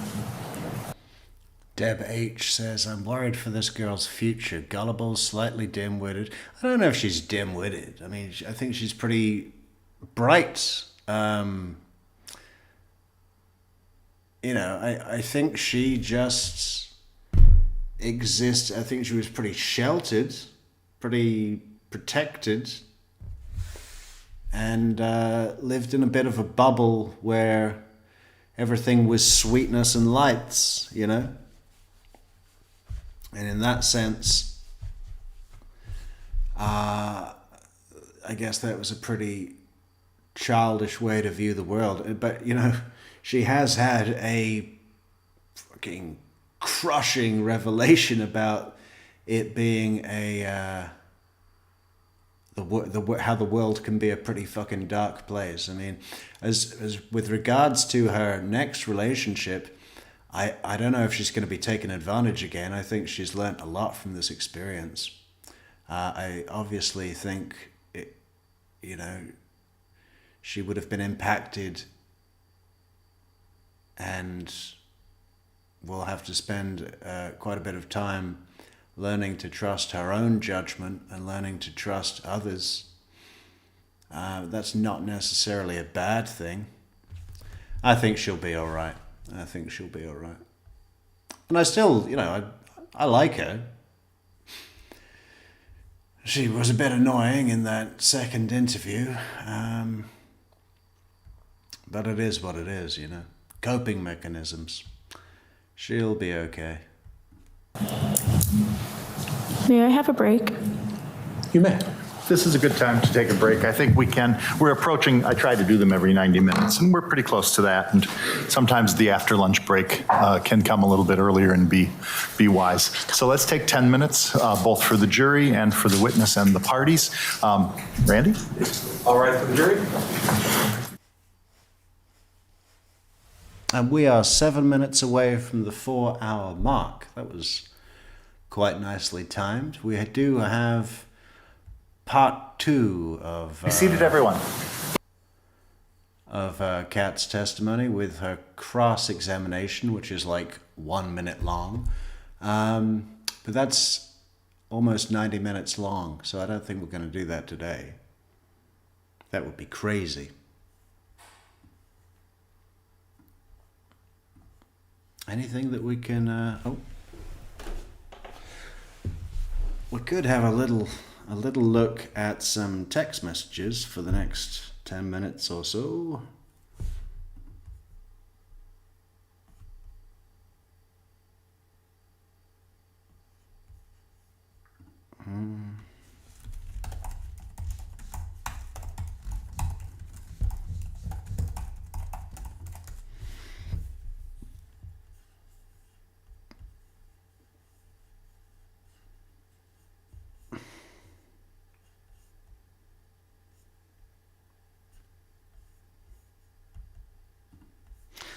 Let's just go random. So this is someone else, Rottweiler Investigations, reading out some text messages from the JPay texting thing that they have from the jail.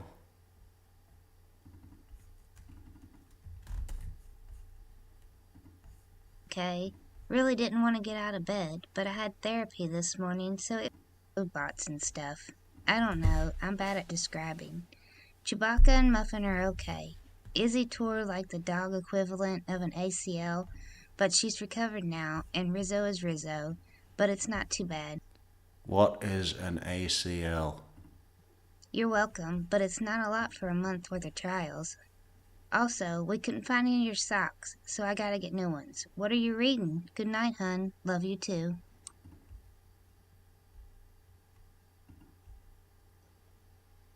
Yeah, he was, haha. That sounds sad. I like funny movies. I'm glad they're good.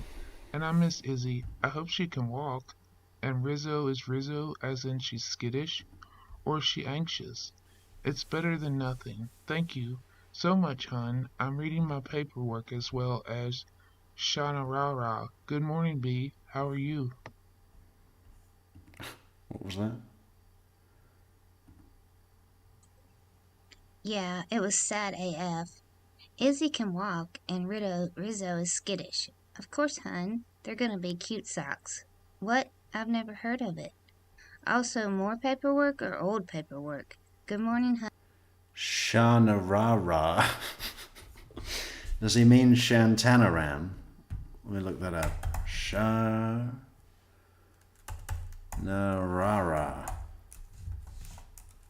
Oh, the Shanarara. Shannara is what it is.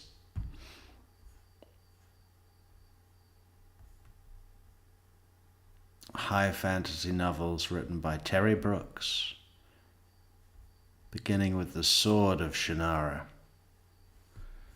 Well, that looks like a load of shit. Hun, I love you lots.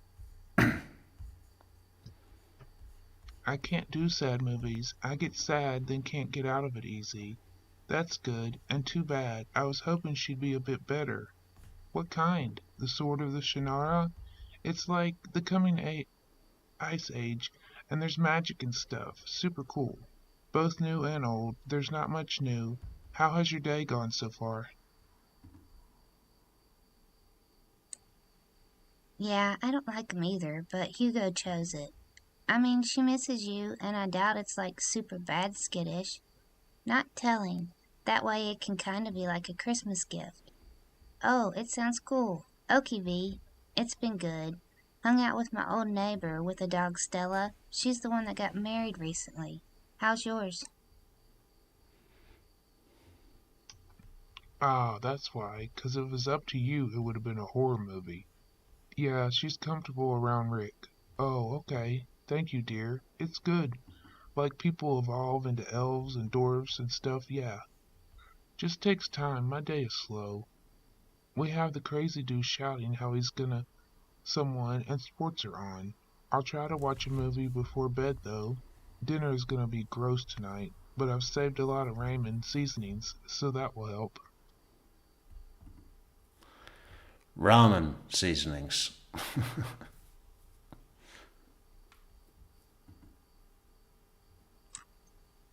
Exactly. You know me so well, lol. I'd still like to believe I'm part of her top 4 favorite humans, haha. You're welcome. You might see them before Christmas, but we'll see. Oh, elves are cool.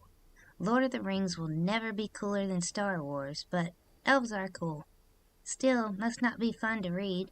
Stay in your room, please. Stay safe. I'm gonna go completely gray if something were to happen to you.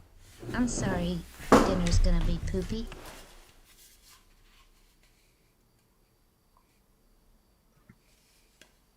We will watch a ton when I'm with you next.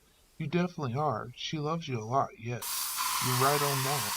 But I'd say they're like different categories, and they're both awesome. It's not fun, no, but it's stress relieving.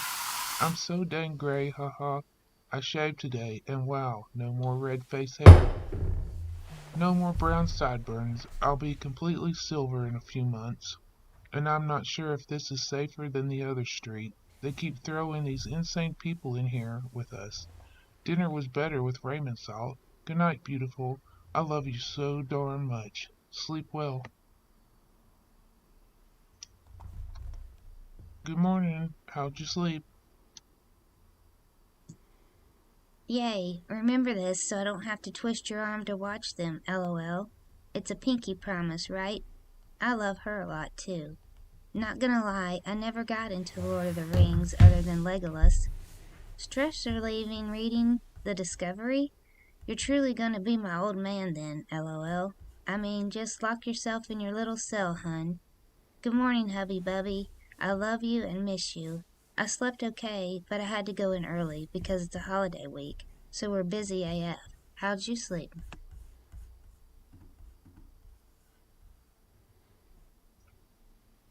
Pinky Promise? I kinda like them now, after being forced to watch 4 a day for a month. I'm glad, 'cause she needs someone like you. Oh, okay. Well, we should watch that. And Harry Potter, all in a row. Yes, a bit of stress relief and all that. LOL. I am already old to you, and I really look like it. Hope you like silver. I do spend a lot of time in it, but I like to do my walking so I can get my steps in. I'm trying to lose this belly I got started, and it's hard when I stay in my box. Oof. What is the queue number looking like? Sorry it took so long to reply. I got really into cartoons and ancient aliens, and then I won 5 games in a row on spades. But yeah, I should use lockdown to get a nap in because the crazy guy was shouting all night, and now he's in our block.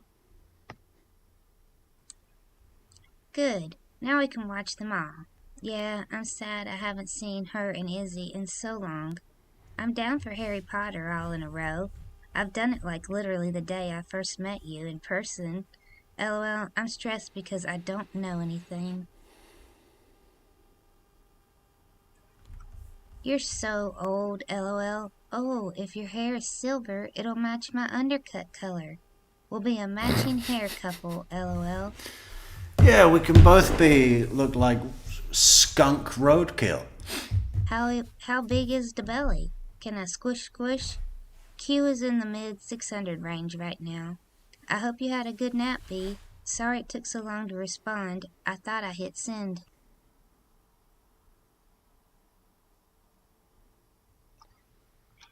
Well, maybe like half of them. Ha ha ha.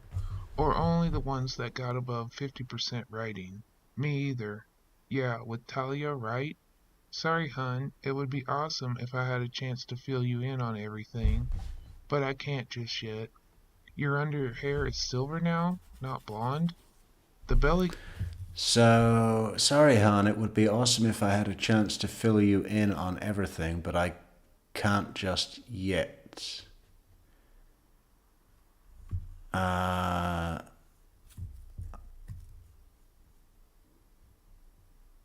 Why is he saying that now?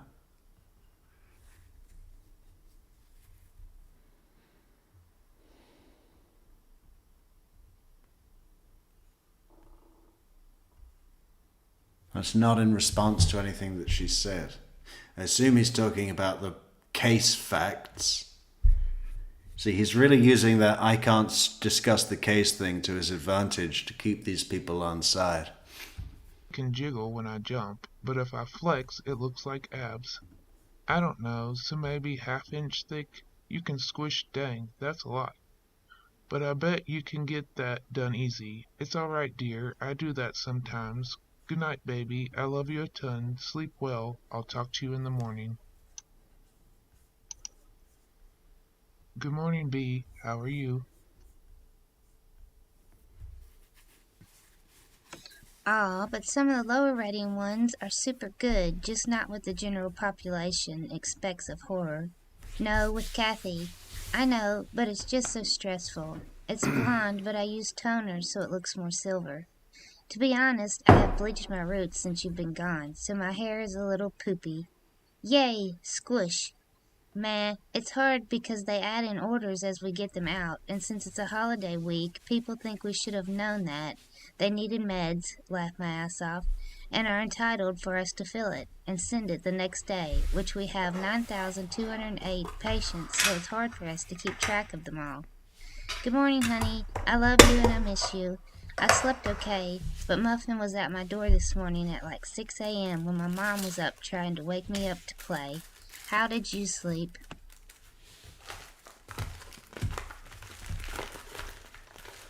Oh, okay, hun. Just pick the good ones and not the ones like evil tomatoes and crap like that.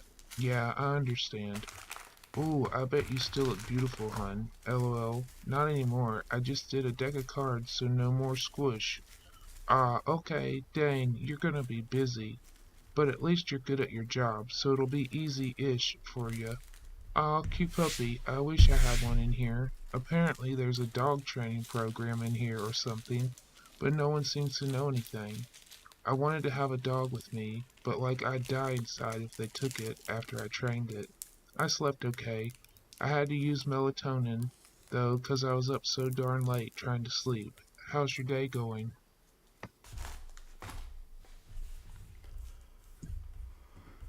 I never look at the ratings unless I'm looking at buying them. No squish? Yeah, it went up to 900, but it's down to mid 700. Yeah, it's been nice having the dogs keep me company since you've been gone. Chewy sleeps in my bed with me every other night, pretty much. Maybe ask your mental health person next time you see them. But if you get too attached, like you said, it'll be really, really hard for you to separate from them. My day was super busy, and I had to help ship for a couple hours since they were so far behind. How was your day, Bee? When will we have a call?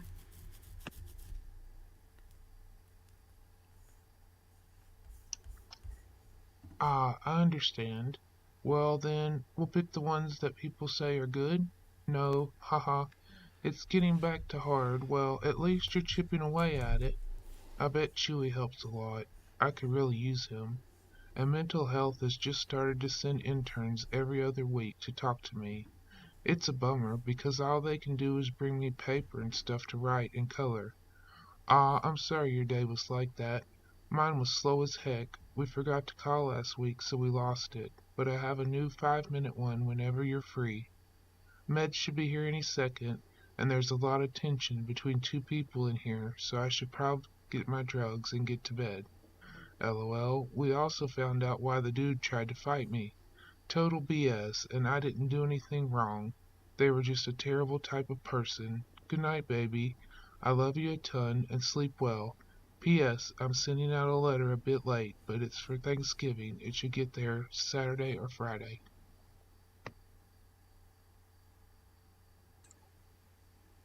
Sure, hon, but we have to do some of the OG classic horrors, okay? Chewy misses his papa too. Sometimes I show him a picture of you on my phone. I don't know if that's weird or not. And I'm sorry they're just sending interns, but it has to be a good sign, right? I'm sorry, B, we forgot, but we'll have a super good call this week. Just let me know when works for you. This time sing me something cute. I'm sorry that person tried to fight you for a bogus reason, and please stay safe from the tension of others. I don't want you caught in the crossfire. Good night, hubby bubby, teddy baby. I love you the mostest. Thank you for the letter, and I look forward to getting it. Okay. Nah, not a good sign. It just shows that they don't really care how we are. Just as long as we don't feel kind of a joke, in my opinion. They just don't want bad media attention. Yes, I'm free like all the time, haha. So you let me know. And no, there will be no singing because I'm in a mental health pod. Literally anything sets these dudes off. Good morning, beautiful. How'd you sleep? There will be no singing because I'm in a mental health pod. Literally anything sets these dudes off. Chandler, man, welcome home. This is your new shit, buddy. This is your new shit. Oh. Oh, I thought it might be because you're in a better mental state. I miss you singing to me, though. I slept okay. I woke up a couple times. What about you? LOL. No, not really. I can't really get help because we aren't really supposed to talk to anyone in this jail.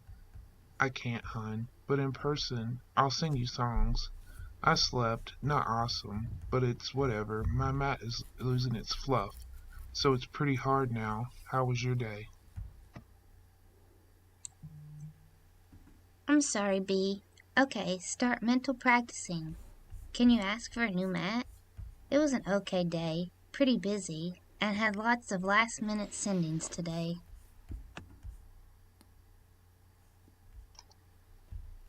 Okay, haha. No, not really. I gotta finesse a new one. Sorry, B. Last minute stuff is the worst.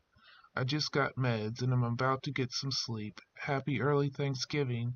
I wanted to be the first to say it to you, haha. Good night, beautiful. I love you. Good night, hun. I miss you so much, and especially now since the holidays are starting. I'm really lonely with you gone. Happy Thanksgiving. And you're cooking. How'd you sleep? Good morning, B. Happy Thanksgiving. I slept okay again. How did you sleep? I slept bad. There were 2 female deputies on the night shift, so every time they came in, the dudes tried to talk to them every hour, and it was loud and annoying. Do you have fun plans for the day? And it's snowing. I'm sorry your sleep was poopy. Yes, it's snowing. Can we call? Yeah, when do you want to call? Soon if we can. Thanks for that. I love you and miss you so darn much. Let's plan our next call for Saturday.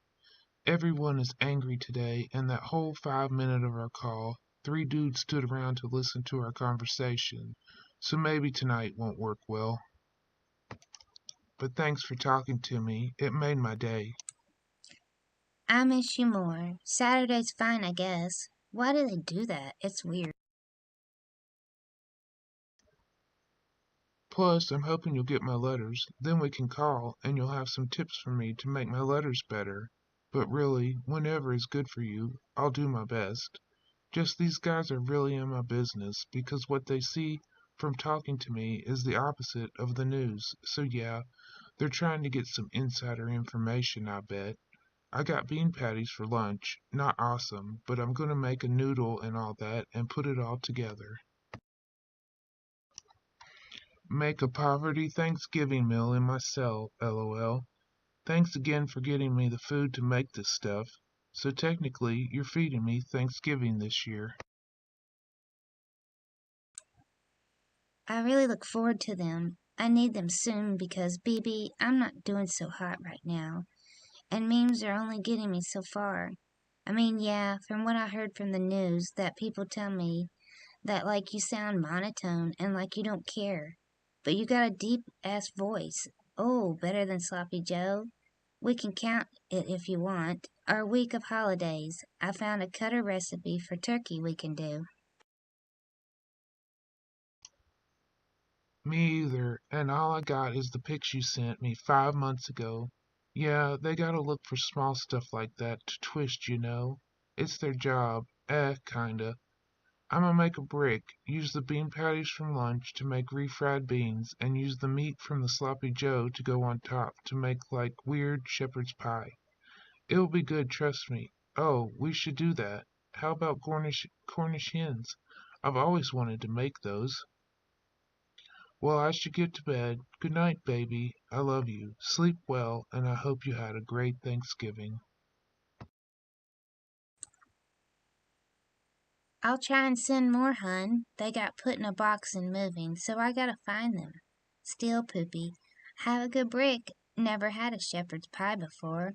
I've never had a Cornish game hen. Isn't that like the tiny chickens? Good night, hun. Love you. I spent Thanksgiving with the Woods, Jade's family, and they all say hi and wish you a good Thanksgiving and that you're in their thoughts.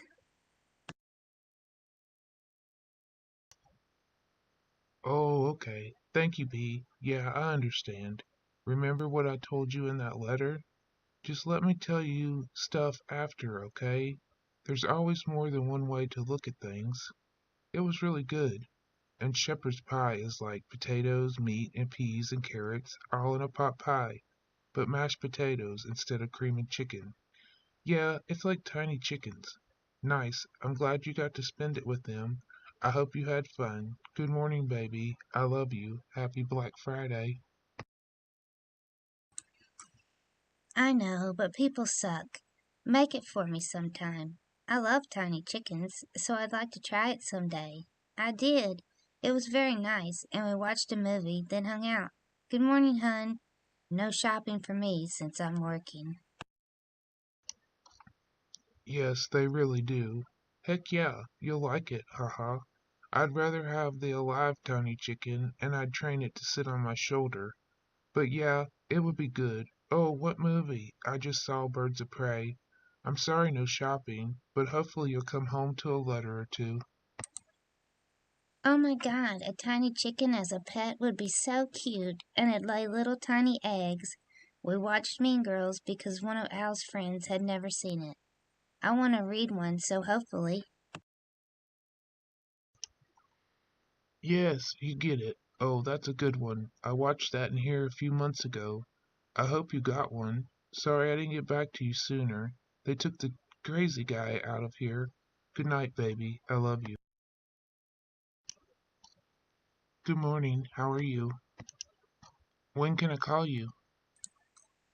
Good morning, hun. First order of business is to find a tiny pet chicken, LOL.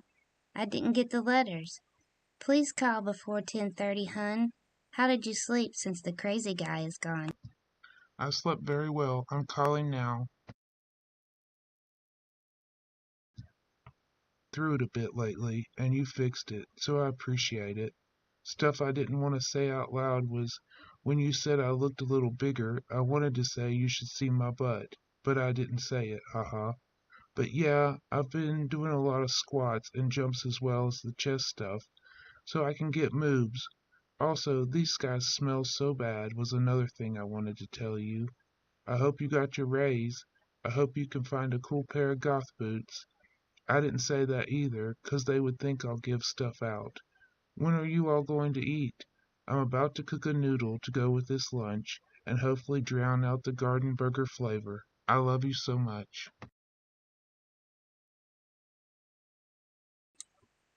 Of course, hun. I was having a bad time too, for a while, and that's why I really wanted to call.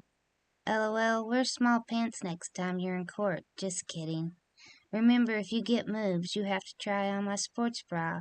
No ifs, ands, or buts. And if yours look better, I'm suing genetics. Oof, yeah, some people are taught good hygiene growing up. And sometimes mental health gets in the way too. Man, I really feel for Kat having this conversation just out there for people to see. You know, can you imagine reading some conversation that you had with your partner when you were 20 and having that just permanently in the public domain forever? I mean, that would be brutal. Ay, God. It was good. I didn't buy You'll have to try, if you get man boobs, you're gonna try on my sports bra. No ifs, ands, or buts. And if yours look better than mine, I'm suing genetics. Cringe. shoes. I've been putting in my savings and getting gifts for people with what I have for spending. I did get a cookbook though. We had ham and mashed potatoes, with biscuits of course. How was your... Jury. The listed states are the states we need. Maybe they shouldn't be in red on the words. That's misleading. But, yeah, it's only the grey states that we need. Let's change the text color. You're right. You're absolutely right.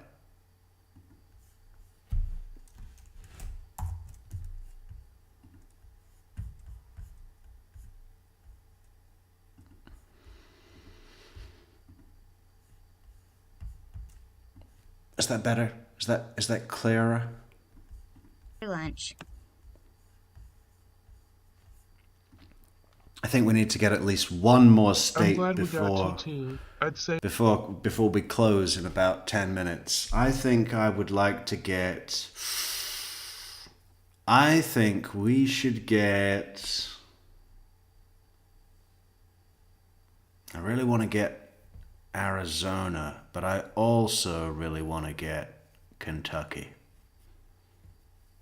Come on, Kentucky. We know you're out there, Kentucky. Put the fucking moonshine down. And come to True Crime Metrix. Moonshine Metrix. we really needed it. It's hard to wear the smaller pants, 'cause if I gamma exercise, they get too tight and wedgy. But they're gonna look awesome, lol. I think they just gave up because of jail. I'm glad you're saving, and ooh, cookbook? What is its theme, or who made it? Did your brother smoke the ham? My lunch was alright. I got the worker to give me a regular tray because the hot dog was chicken, so I was able to eat it. Then I gotta read this one. What the fuck is he talking about? I'm glad we got two. I'd say we really needed it. It's hard to wear the smaller pants. CUs. If I gamma exercise, the get too tight. Okay, they get too tight. If I gamma exercise, they get too tight and wedgy, but they're gonna look awesome. Lol. I think they just gave up because of jail. I'm glad you're saving. And ooh, cookbook. What is its theme? Or who made it? Did your brother smoke the ham?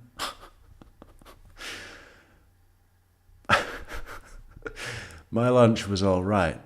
I got the worker to give me a regular tray because the hot dog was chicken, so I was able to eat it. Then added a hamburger corn. Then I added a hamburger corn and brick. This is fascinating, Chandler. I added a hamburger corn and brick and made another shepherd's pie. And it was great. So overall, I ate well. What the hell is he talking about? I also can bench 140. So I can lift you, no problem. Well, that's what, 70 kilos? That's nothing. There's a new rule that we can't have tablets during lockdown, so I can't message till 4 also. Are you putting money on my books?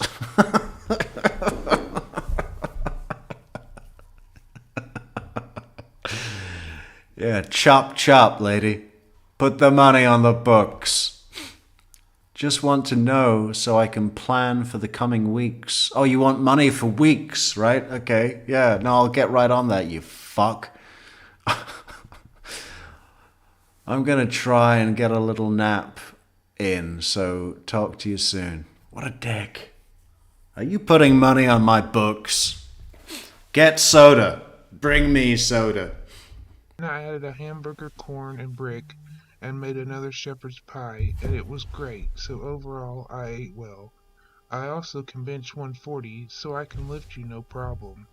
There's a new rule that we can't have tablets during lockdown, so I can't message till 4. Also, are you putting money on my books?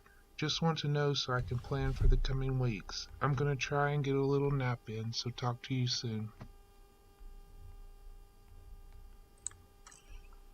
LOL, your button small pants. Funny. Fair. It's a Target one from Hearth and Hand with Magnolia, so like where I get the home stuff, LOL. Nah, he cooked it in the oven with a glaze, so it was sweet, but still super good. Yay, I don't want to walk for like a week, LOL. Sorry I waited too long to respond, and now it's like 5. I was gonna wait until like 4, oof, but I kept getting sidetracked. I'll put money on them tomorrow if that's okay. Can you tell me what you have there?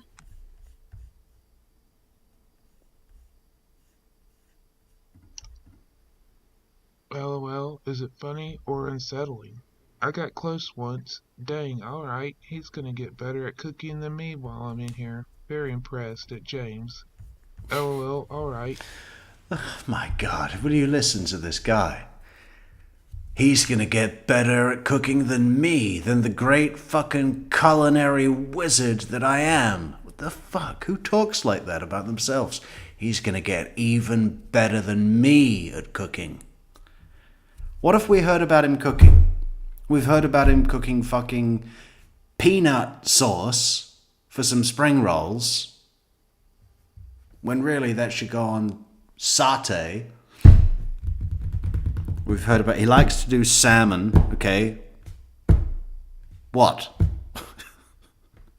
What do you do with the salmon, Chandler? Fried noodles, of course. Don't forget the big recipe. Fry onion. Add noodles, that's it. Serve with sriracha. He's gonna get even better at cooking than me. Are you putting money on my books? But I don't want to walk either. I actually do, because I miss wearing shoes. It's all good, dear. I got an extra tray for dinner, so I'm actually full. LOL, it was red slop, but with the ramen seasoning, it was like shitty chili. I'm just about out of everything, really. I've got a few ramens and half a bag of the nibblers, a few nutty bars, and like a week of the vitamins left.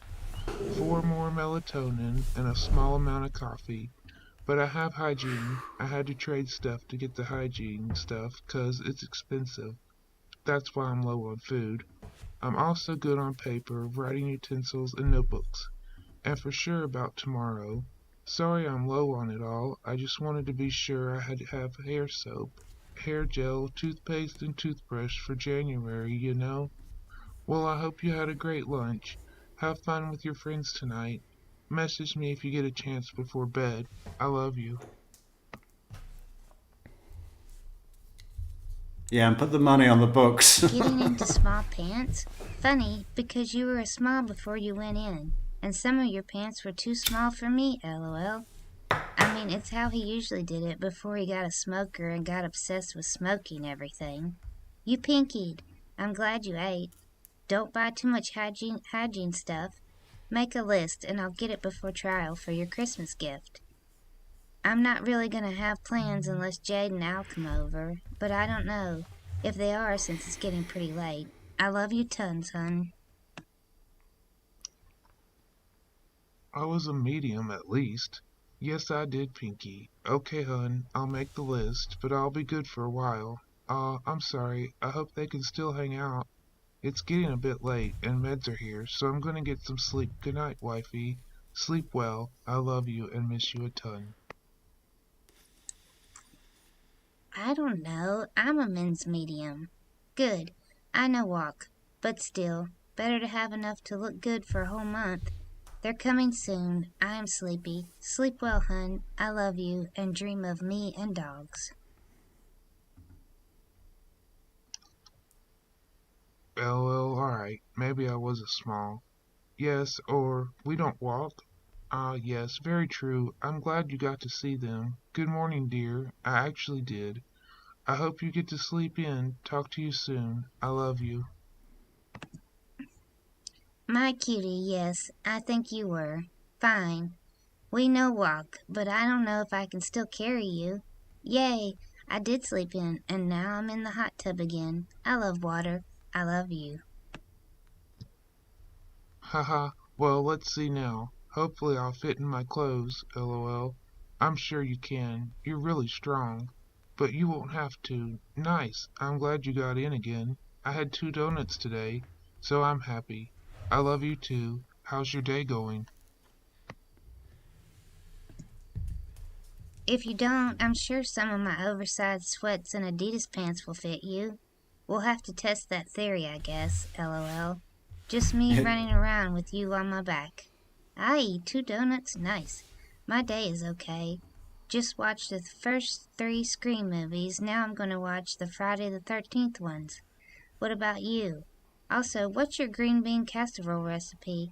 I've been craving it since it's Thanksgiving season, and I just love it so much.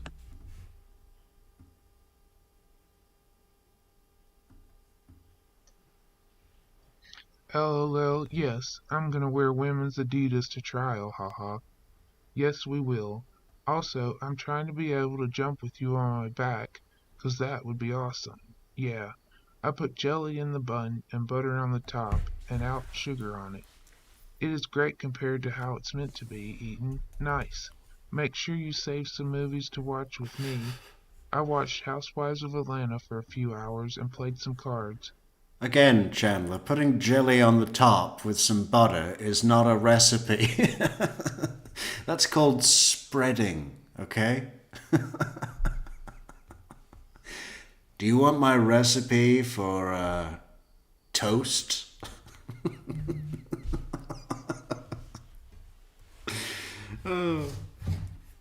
Now football is on.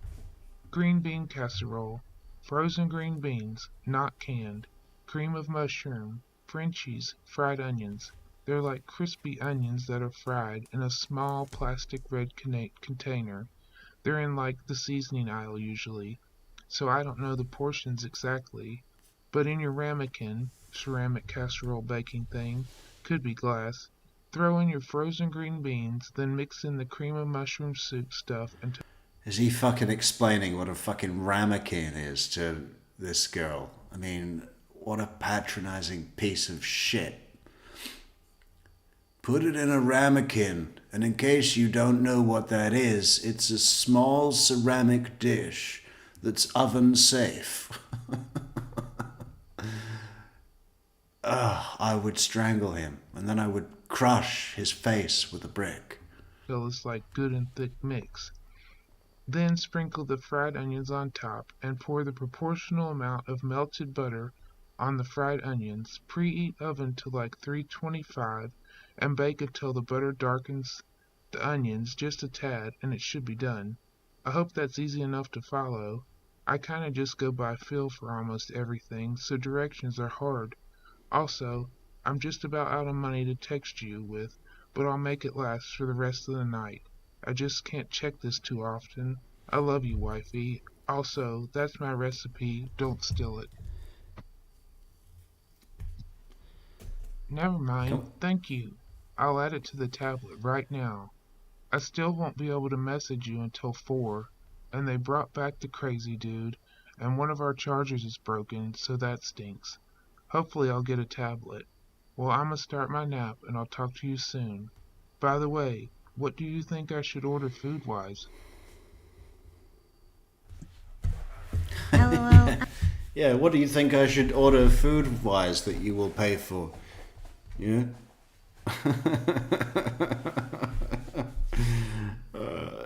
I'd love it if she said,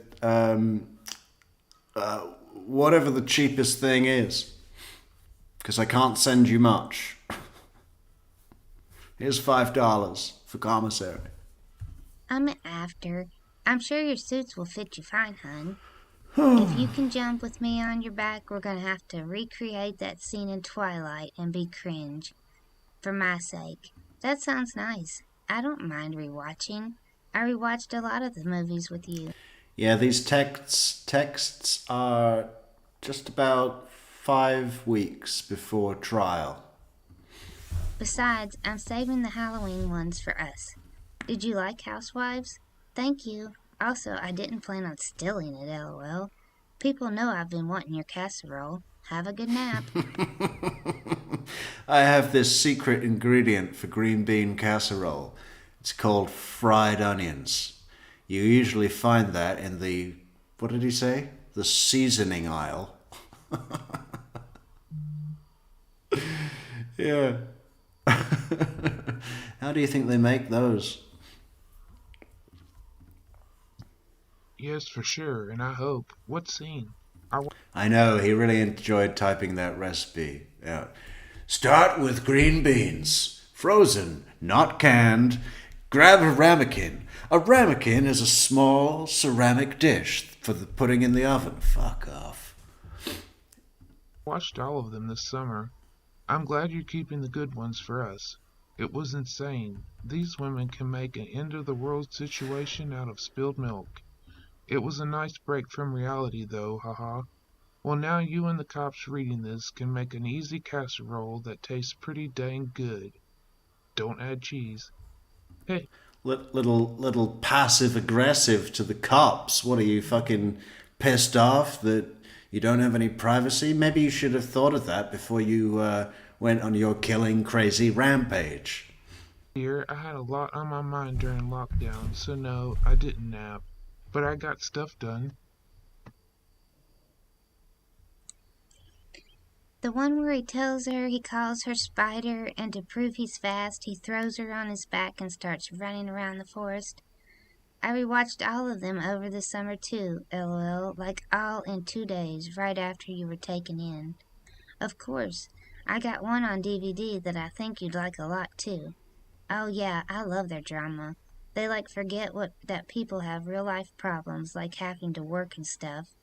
I'm sorry you didn't nap. I just got done gaming with Abigail, so now I'm gonna make Din Din.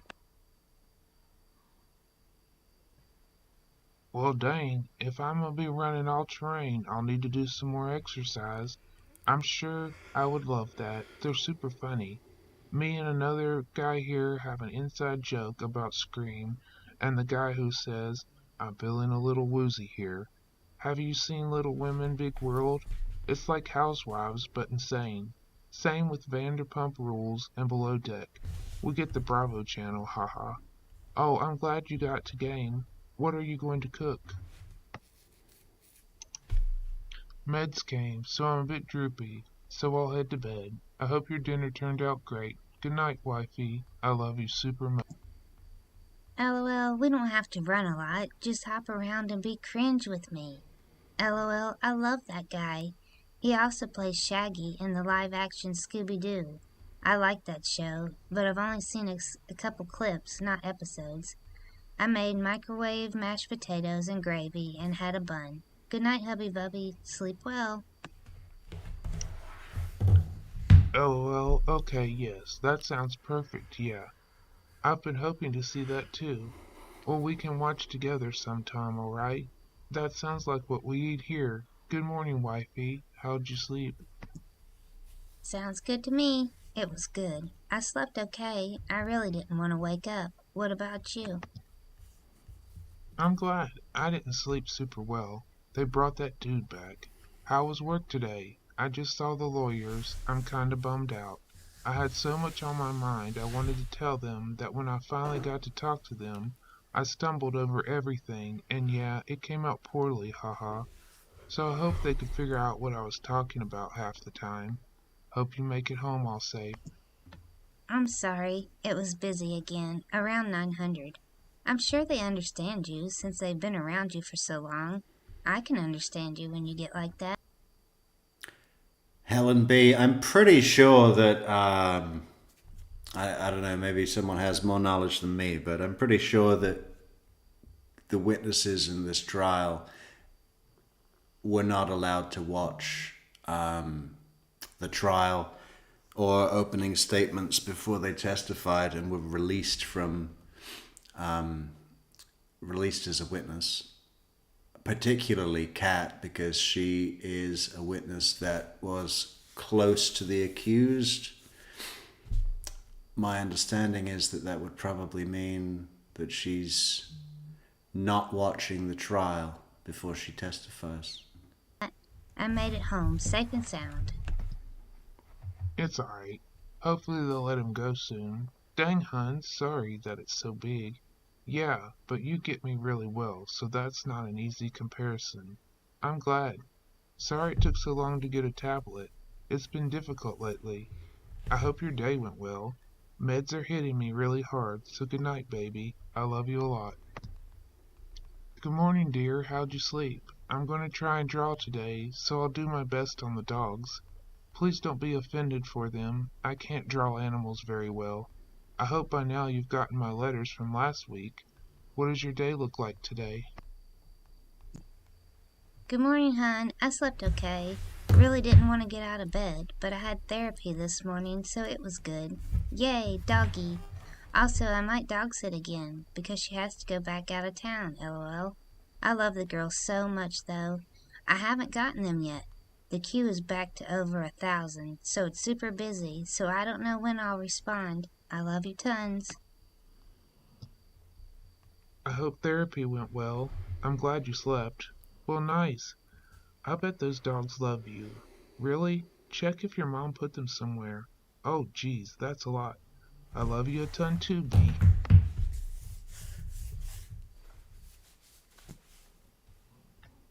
It went well. I ranted and complained about my emotions and felt very validated. I love them. One farts a lot. More like Chewy, but it's okay. She's fluffy. I'll look. Yeah, it's super duper busy, and it was poopy. Love you more. Don't fight me on this, or I'll bite your arm. I'm glad you got to do that. Very cute. But stinks that they fart, haha. I hope you've gotten them by now. She did meet with the state twice. That gets mentioned in her testimony. You know, but they would have just asked her questions about her testimony. I mean, the point is that she didn't see opening statement and probably didn't have the opportunity before she testified to hear the state's full story argument of the case against him. Or at least found them. Everyone needs their meds, I suppose, haha. I mean, they were really careful. The state, Wisconsin, and the police were very careful with doing everything by the letter. You know, no, just airtight, watertight. No technicality grounds for appeal, acquittal, whatever. I mean, they did a thorough job. Way more than what they needed to do. Like we said when we watched opening statements the other day, the jury must have been like, okay, we're ready and we don't need to deliberate. Can we just tell the judge is right there. He's guilty and we want to go home without having to look at all of these pictures of mutilated corpses.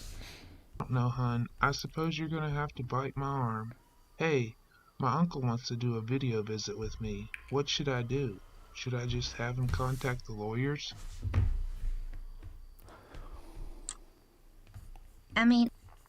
My uncle wants to do a video visit with me.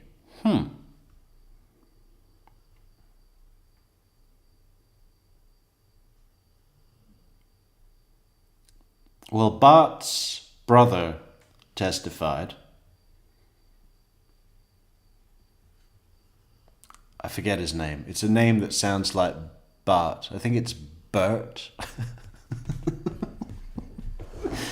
Bert and Bart. It's not Bert. It's something close to Bart.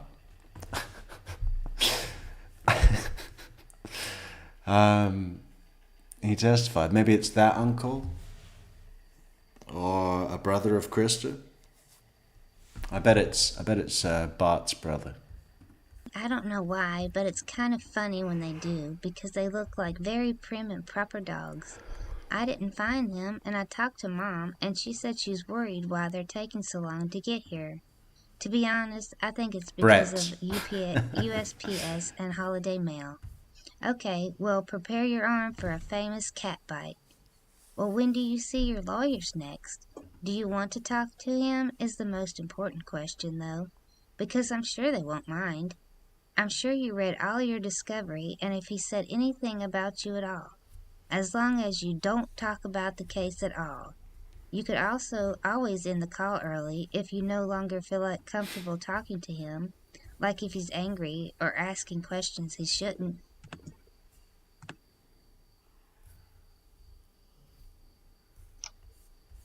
Haha, well, those type of proper dogs have the funniest and weirdest habits, so I'd love to meet one someday.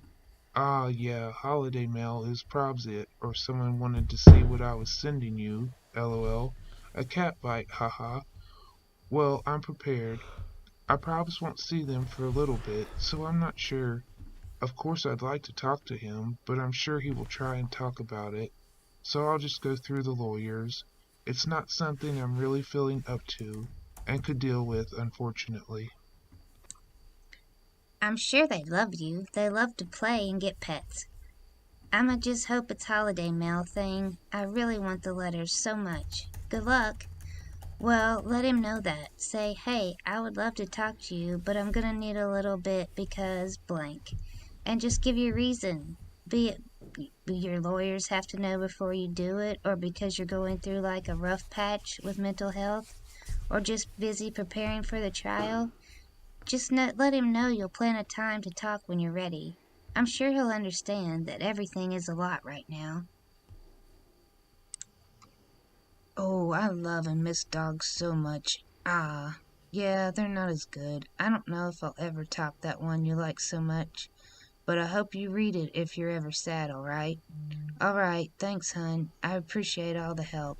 Meds just came through, so good night, B. I love you. I also almost finished another picture for you.